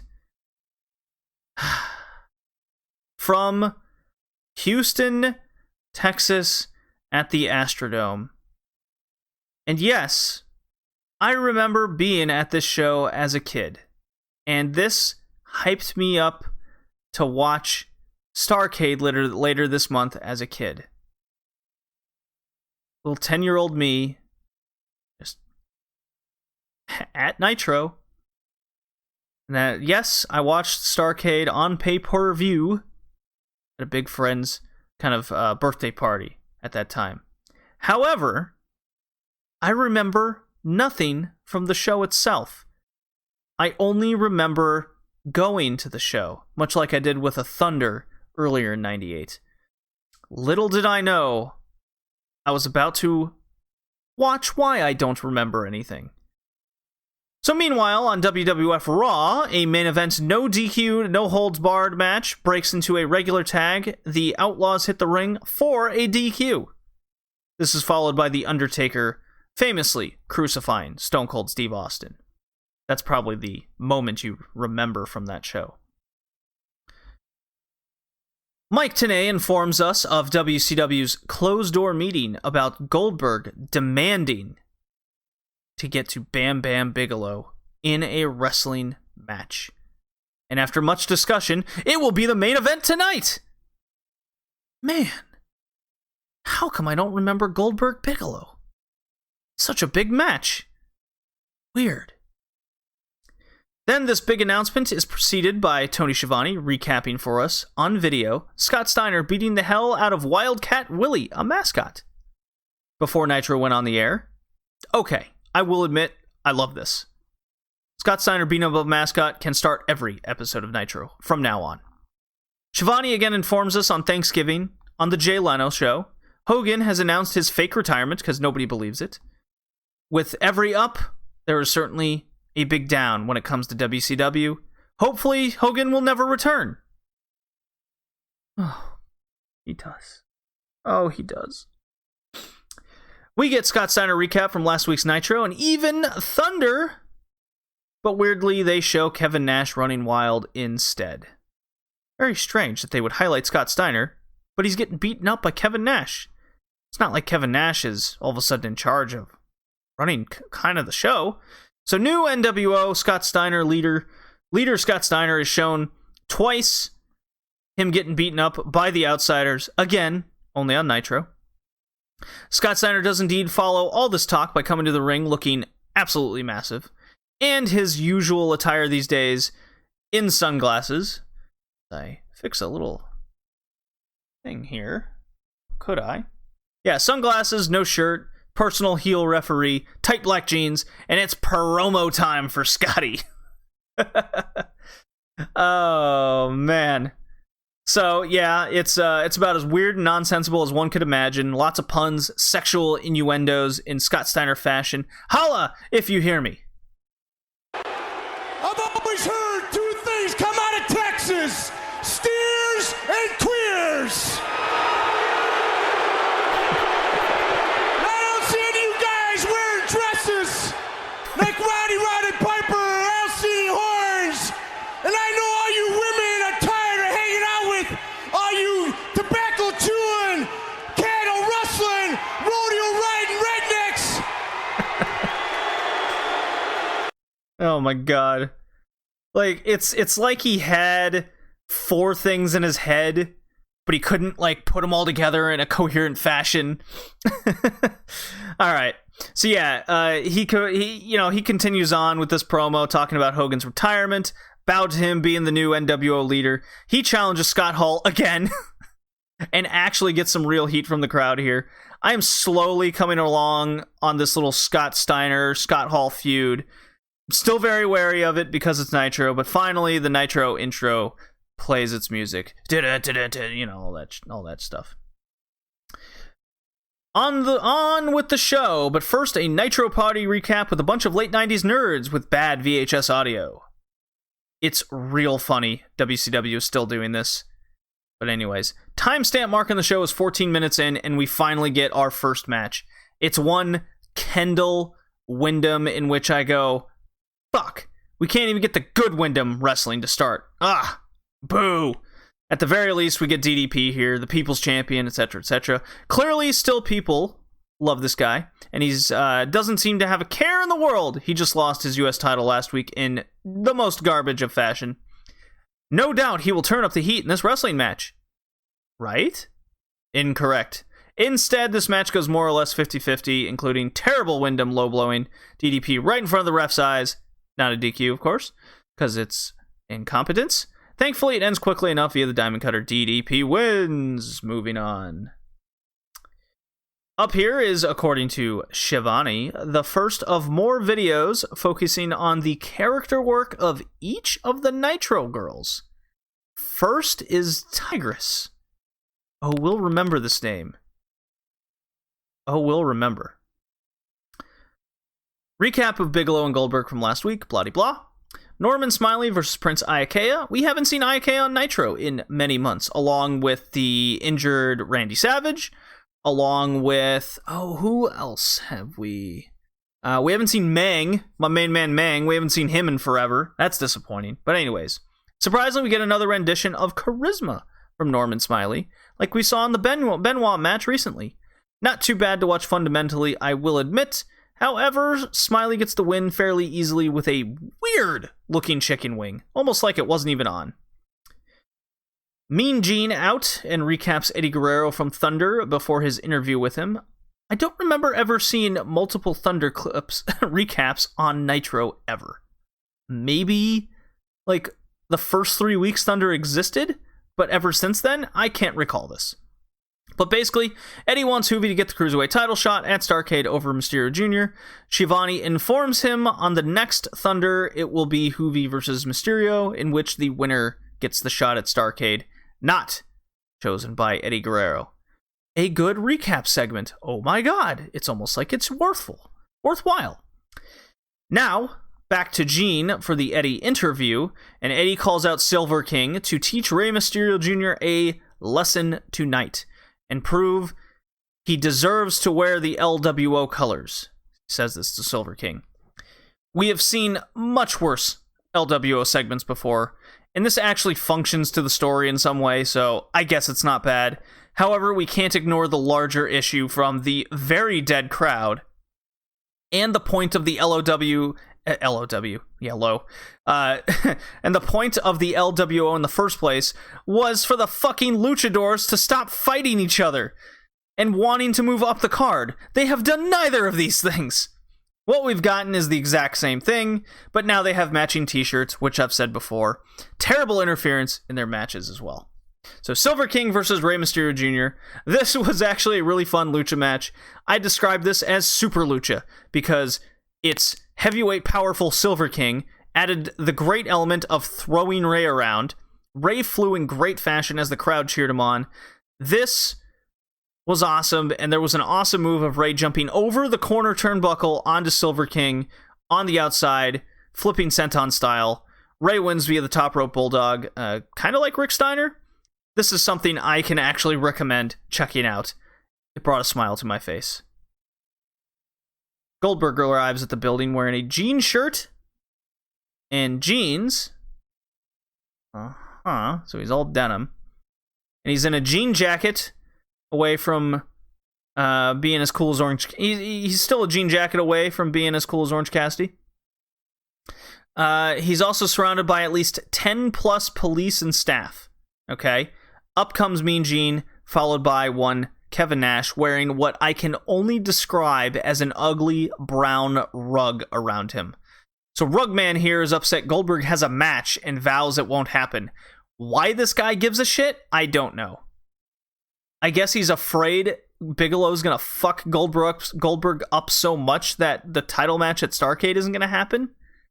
But I shouldn't be filling in the gaps here. Wrath defeats Renegade, formerly known as the Warrior's Double, when the Warrior was doing his magic tricks that we have PTSD remembering as I say it. The best, only really good part of this match is when Renegade tries a cartwheel into a handspring elbow, or at least he tried, and he was just way too far away from the turnbuckle where Wrath was, and then Wrath just simply kind of pushes him a little bit, and then clubs him upside the head. I laughed, and about as much emotion a match like this will get out of myself and the crowd ever, because Wrath got buried by Kevin Nash, so no one cares anymore. Poor Wrath. I kind of can't wait for Chronic. Bryan Adams hasn't, now that I say that, Bryan Adams hasn't been on Nitro in forever. I wonder if he got injured. Disco Inferno, with a microphone, which is always a horrible, horrible thing, calls out Conan on the entryway. And then Disco here asks Conan to tell everyone the big announcement. Conan, of course, has no idea, and then he threatens to beat him up. Disco then says Kevin Nash said Disco is the newest member of the Wolfpack faction. Disco hugs Conan, and the NWO Hollywood music plays for reasons I can't explain. Very strange.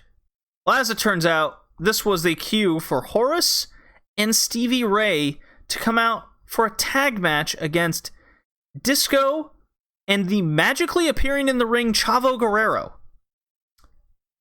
So, just a thought. I'm so glad the flock was broken up for everything we are seeing on WCW now. It's so good, right?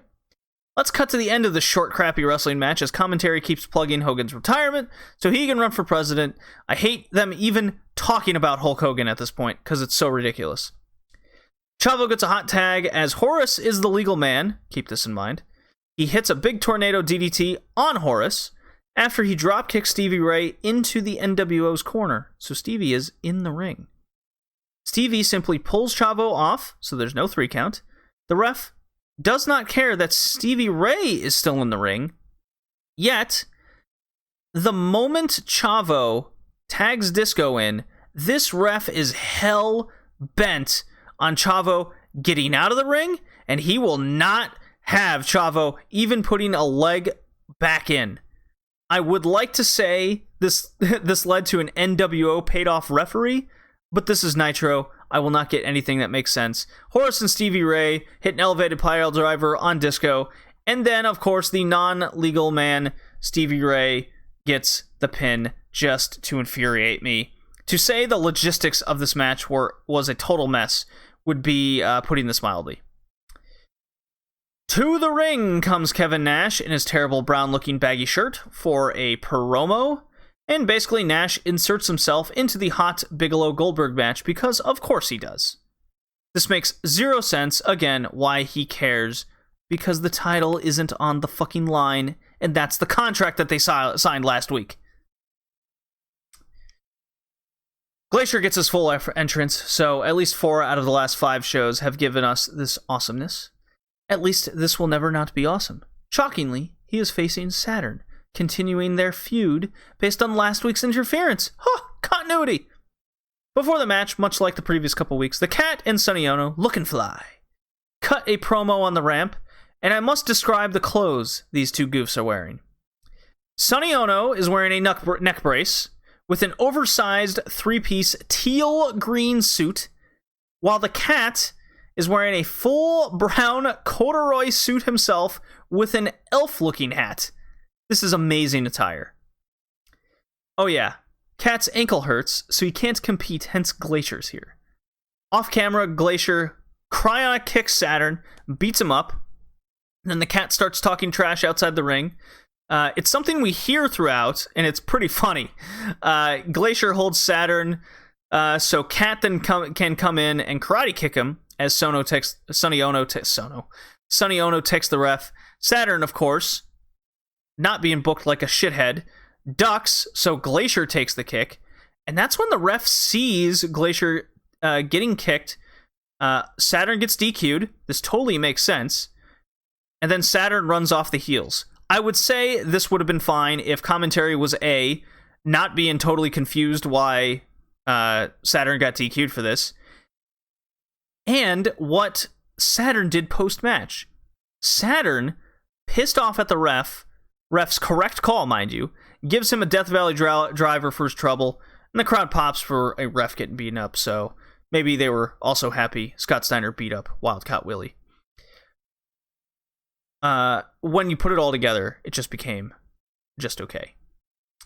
So, during the match, Shivani on commentary said something just kind of interesting. Kind of what we can look back on in 2020. So I'm going to play that for you guys. As we head to the new millennium, who knows what changes will go, that professional wrestling will go through, but I don't think there is any question that the same great standard that WCW has set through the late 90s will go on to prevail during the year 2000 and beyond. It comes down to great performers, great traditional wrestlers giving you great professional wrestling matches. It's that simple. And I can only see it getting better. So in many ways, this fight at Starrcade is one of the most important in wrestling history.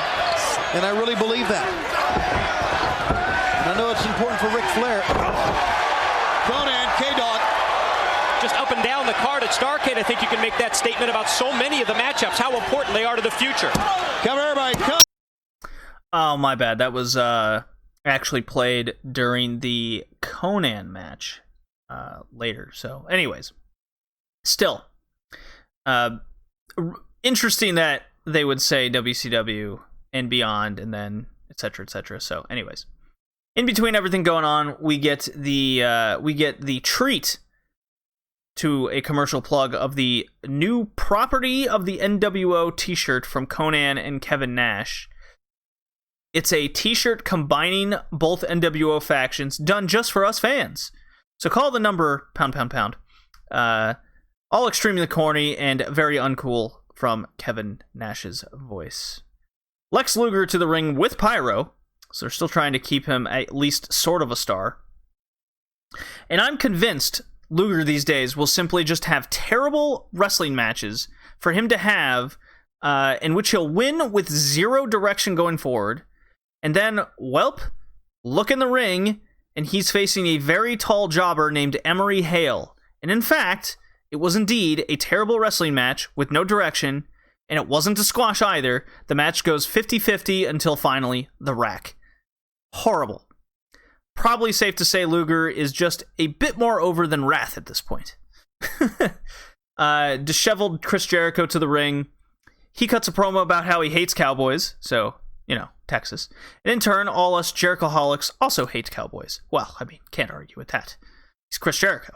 This gets good heat in Texas. Jericho spouts him being a role model and a true hometown hero. Y'all. They hate that. Simple and effective for Jericho before Duncombe Jr. comes out for a match. And then, side note, this entire Nitro is built off of Bigelow versus Goldberg being the only match announced, which of course was changed by one Kevin Nash. Yes. This probably has been occurring for quite some time, but it's the worse the show gets, it becomes extremely apparent in the back half of 1998 that they just don't announce matches for the night. It's always like, we announce it on the night, or like as the night goes on, they're like, that, by the way, that's in the main event. And then you just don't really know what's happening for the whole time. Anyways, Jericho's one of the few guys on the show that is getting an actual genuine crowd reaction currently, which is crazy. Jericho gets pushed off the top rope, does a front flip to the floor outside, which is a nuts move. Duncombe and Jericho are starting to have pretty good chemistry with each other, and the match wasn't too bad. Jericho gets away with one as he rolls up Duncombe, using the very top rope for leverage, so another thumbs up. And then we get this third hour of Nitro. I'm not kidding when I say this took 2 separate sessions for me to finish this last hour of Nitro, which in video it's only like 35 minutes. It was just so boring and horrible. Third hour starts with Scott Putski to the ring. Giant comes out, gets in the ring, match starts, chokeslam, pin. He then cuts a slobbering, inaudible promo, challenging DDP to a match at Starrcade. Waste of time. Benoit and Malenko with Arn Anderson versus Canyon and Raven. However, Raven still won't come to the ring, and then the trend continues of no progress in this storyline. Canyon cuts a promo saying no match, because the odds don't add up, but he will face one of them on Thunder. Then Arn backs him in the ring with the Tyrant Iron, Horseman beat him up, and Canyon flees. Another waste of time, 2 for 2. At the very least, this is followed directly by another great Ric Flair promo, so at least there's that salvage to it. So let's take off 1 point. We're back to only -1. Get off your girlfriend, says Ric Flair in Bischoff's, talking at Bischoff for his match. Lists legends of Houston wrestling, and then he lists off all the horrible things he's going to do to Bischoff at Starrcade. This is great. Did I get an audio clip of this one? I did. Okay, here we go. I'm gonna choke you. I'm gonna gouge your eyes. I'm gonna kick you. You know where. I'm gonna chop you. I'm gonna squeeze that skinny neck until the blood runs down your nostrils, your eyes come out, and you say, "Oh Lord, I respect you, Ric Flair." Oh my God. And of course he was turning purple the whole time while he was doing that. It's great. He's going to take his paycheck, his job, his life, and his dignity. Wonderful promo. Hats off to Ric Flair. And then this is where I should have played the Shivani clip, because it's Conan defeats Booker T via DQ. No Conan rap video this week, so it's already a loss. We're back to -2. Plus, we got a long, boring match with a shit finish. Stevie Ray rocks... So... Booker T gets the top rope, Stevie Ray walks out, Booker T's looking to hit his missile dropkick finisher, and then Stevie just hits Conan in the shoulder with the slapjack for the DQ. I hate this. It's every week with Stevie Ray. Booker T at least shows some fire that he's mad, and then Stevie's like, yeah, more of that, show me that. You're the you join the NWO. I still hate it. Then Scott Hall comes out to cut a promo, and he says, I'm too stupid to quit wrestling. No, Scott. At this point, couldn't agree more. Anyways, Steiner versus Hall with an actual referee to the ring, despite the refs being afraid of the crazy man.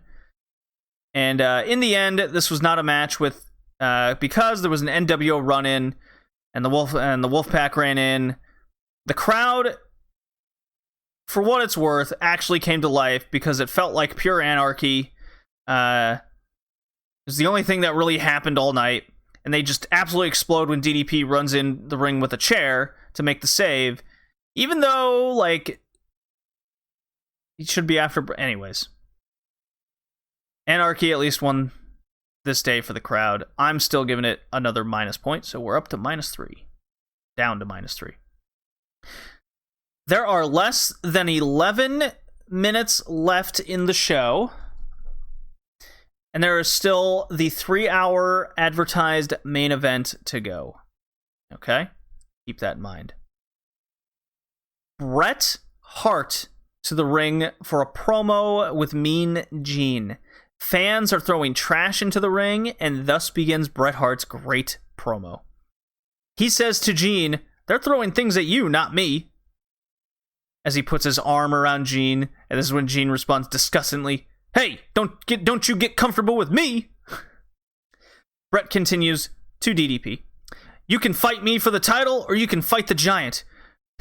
You're probably better off taking the coward's way out and fighting the Giant. He continues on hyping himself up, gaining back the US title, including how his cat Smokey is the only real fan he has left, and that Smokey was so happy to see the US title again in Bret's arms. Bret wins another week for best guy in WCW. So this gets a point back. We're back to -2. Michael Buffer out for the ring intros of Bigelow and Goldberg. Bigelow sprints to the ring in his terrible baggy shirt and pants because there is no time left on the show. As Buffer describes Bigelow as a man who has bullied his way from paid admission to the center of the ring. I think we all love how absurd and funny the things Buffer says. Kevin Nash's turn to sprint to the ring, and even Goldberg starts to run from the back, but not before giving Roger Clemens a high five. I laughed at that. 40 seconds left are in the show. As soon as Goldberg hits the ring, the bell rings. for a ref's DQ because Nash is in the ring and brawls with Bigelow. First off, 30,000 people in Houston at this show, including my childhood self, at least my mom paid, got this incredibly boring fucking show. -3. 2, the advertised main event goes 40 seconds to an immediate DQ, -4. 3, the big built match over a few weeks plus a pay-per-view interference is not delivered for Goldberg versus Bigelow, -5. And last, although there could easily be 1,000 more, it's yet another Nitro where the world champion Goldberg is in the ring for less than 120 seconds, -6. The tally continues on this shit show. Yes, a lot of trash was pelting the ring in fury. Very proud of Houstonians here. Horrible fucking show. I hated this. It's either bad booking, it's bad everything, or it's boring. We got a good combination of all three on this show. Thank God for Bret Hart. Thank God for the future demo god Chris Jericho. And I'm so glad luchadors exist because Silver King and Mysterio at least gave me a good wrestling match. Ugh. Let me play my Walter drop because I never get to see him wrestle anymore. Get onto these wrestler rankings.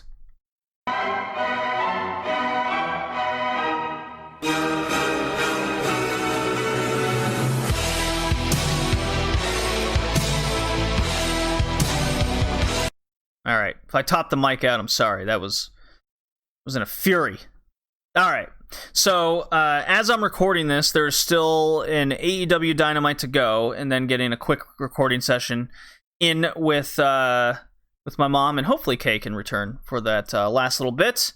I don't expect much to change, but if you do see some changes in the rankings and you keep up with it on redlinkretrocast.blogspot.com and my little write-ups that entail, I'm just going to quickly go through the tentative wrestle rankings for what we have right now. Women, 10, Risa Sera. 9, Momo Watanabe. 8, and I'm almost sick saying this, The Ham, Hamako Hoshi, and not affiliated with JD's Stan Hamako account that is currently on Twitter. That is not from me. That is blasphemy, and I will get to the bottom of that. I will get my lawyers involved, because that is slander. I will not have this. Anyways. Pulled off, I guess, some good matches there. Tsukushi at 7, Mayu Kihi at 6, 5, Yoshiko, 4, Yuka Sakazaki, 3, Mayu Iwatani, 2, Jungle Kiona, and 1, Arisa Nakajima. I gotta say, just a last little excerpt from that Jungle Mayu match is, I'm glad the elephant in the room was definitely addressed. It felt like, to me anyways, that it wasn't built completely off of fighting for the death of Hana Kimura. It was just a good little homage from Jungle Kiona, so I just want to get that out there. And I'm sure I'm saying a bunch of other things. Let me just look over my Stardom notes really quick one more time. Let's see. Man, and a lot. Tora Tam Nakano, the and can't do interference well. Konami Julia, yeah, a lot of ground. It's okay. Alright. Yes, Arisa Nakajima. 1, Jungle 2, 3, Mayu, 4, Yuka. And the tentative men's, 15, Jericho, 14, Brian Cage, 13, Moxley. Tough weeks, man. Tough couple weeks. Because I really thought Moxley Cage was going to get a lot higher. But 12, Omega, 11, Jurassic Express, 10, Yamato. Might be a little surprising to some. 9, Lucha Bros, and 8, FTR. Yes, I did hold that tag match in pretty high regard. I'm going to have to look at my top 50 tag rankings for that match in particular. Because it seems like I'm not adding good tag matches unless they break a top 10. So I'm definitely going to have to keep an eye out. 7, Shingo. 6, Hiromu. And I want to say, Evil's not making the list because I find him incredibly boring in the main event. I actually don't have a huge issue with the Dick Togo interference, although the they do it too much. And that last one definitely killed the match with the strangling that they're doing. The less ghetto, the better. But, again, I will reiterate, as I said when it first happened, because the plan is Dick Togo, I stick with the fact that I don't think Evil needed to join Bullet Club. So there's that. But Hiromu at least pulled out some great stuff there. He is the star. At least the second time bomb finish was pretty cool. 5 Young Bucks, that shouldn't be any surprise. 4 Yuki Ueno. 3 Eddie Kingston. Because you know me, you sell that leg, I pay attention. 2 Shuji Kondo. And 1 Tetsuya Endo. I've spoken very highly of Kondo and his 20-year absence from Dragon Gate and him showing up and how important it is to the promotion and his role he's been playing. So, again, I'm just trying to think of these rankings differently in 2020 and what's important and what's not. That's why promo work is kind of taking a little precedence. Presence to me is doing a little bit more. And yeah, we're getting ready for New Japan Evil Naito Part 2. Hopefully it's not as boring. We get on the road to All Out for AEW. Yeah, I'm looking forward. We got big Stardom shows coming up. Ice Ribbon's doing Yokohama again so soon with the Suzu Challenge. Surely she wins this time, which was kind of an initial prediction I had, whether it was Osaka or Yokohama, that they would end up having a big title change at. Whether I didn't think they'd do Suzu this quick. I thought they'd do like Sakushi, but the timing matches up. So cool. This was episode 62 of the Red Leaf Retrocast Wrestling Edition, Depression in Nagoya. See you next time. I always forget to find my exit drop.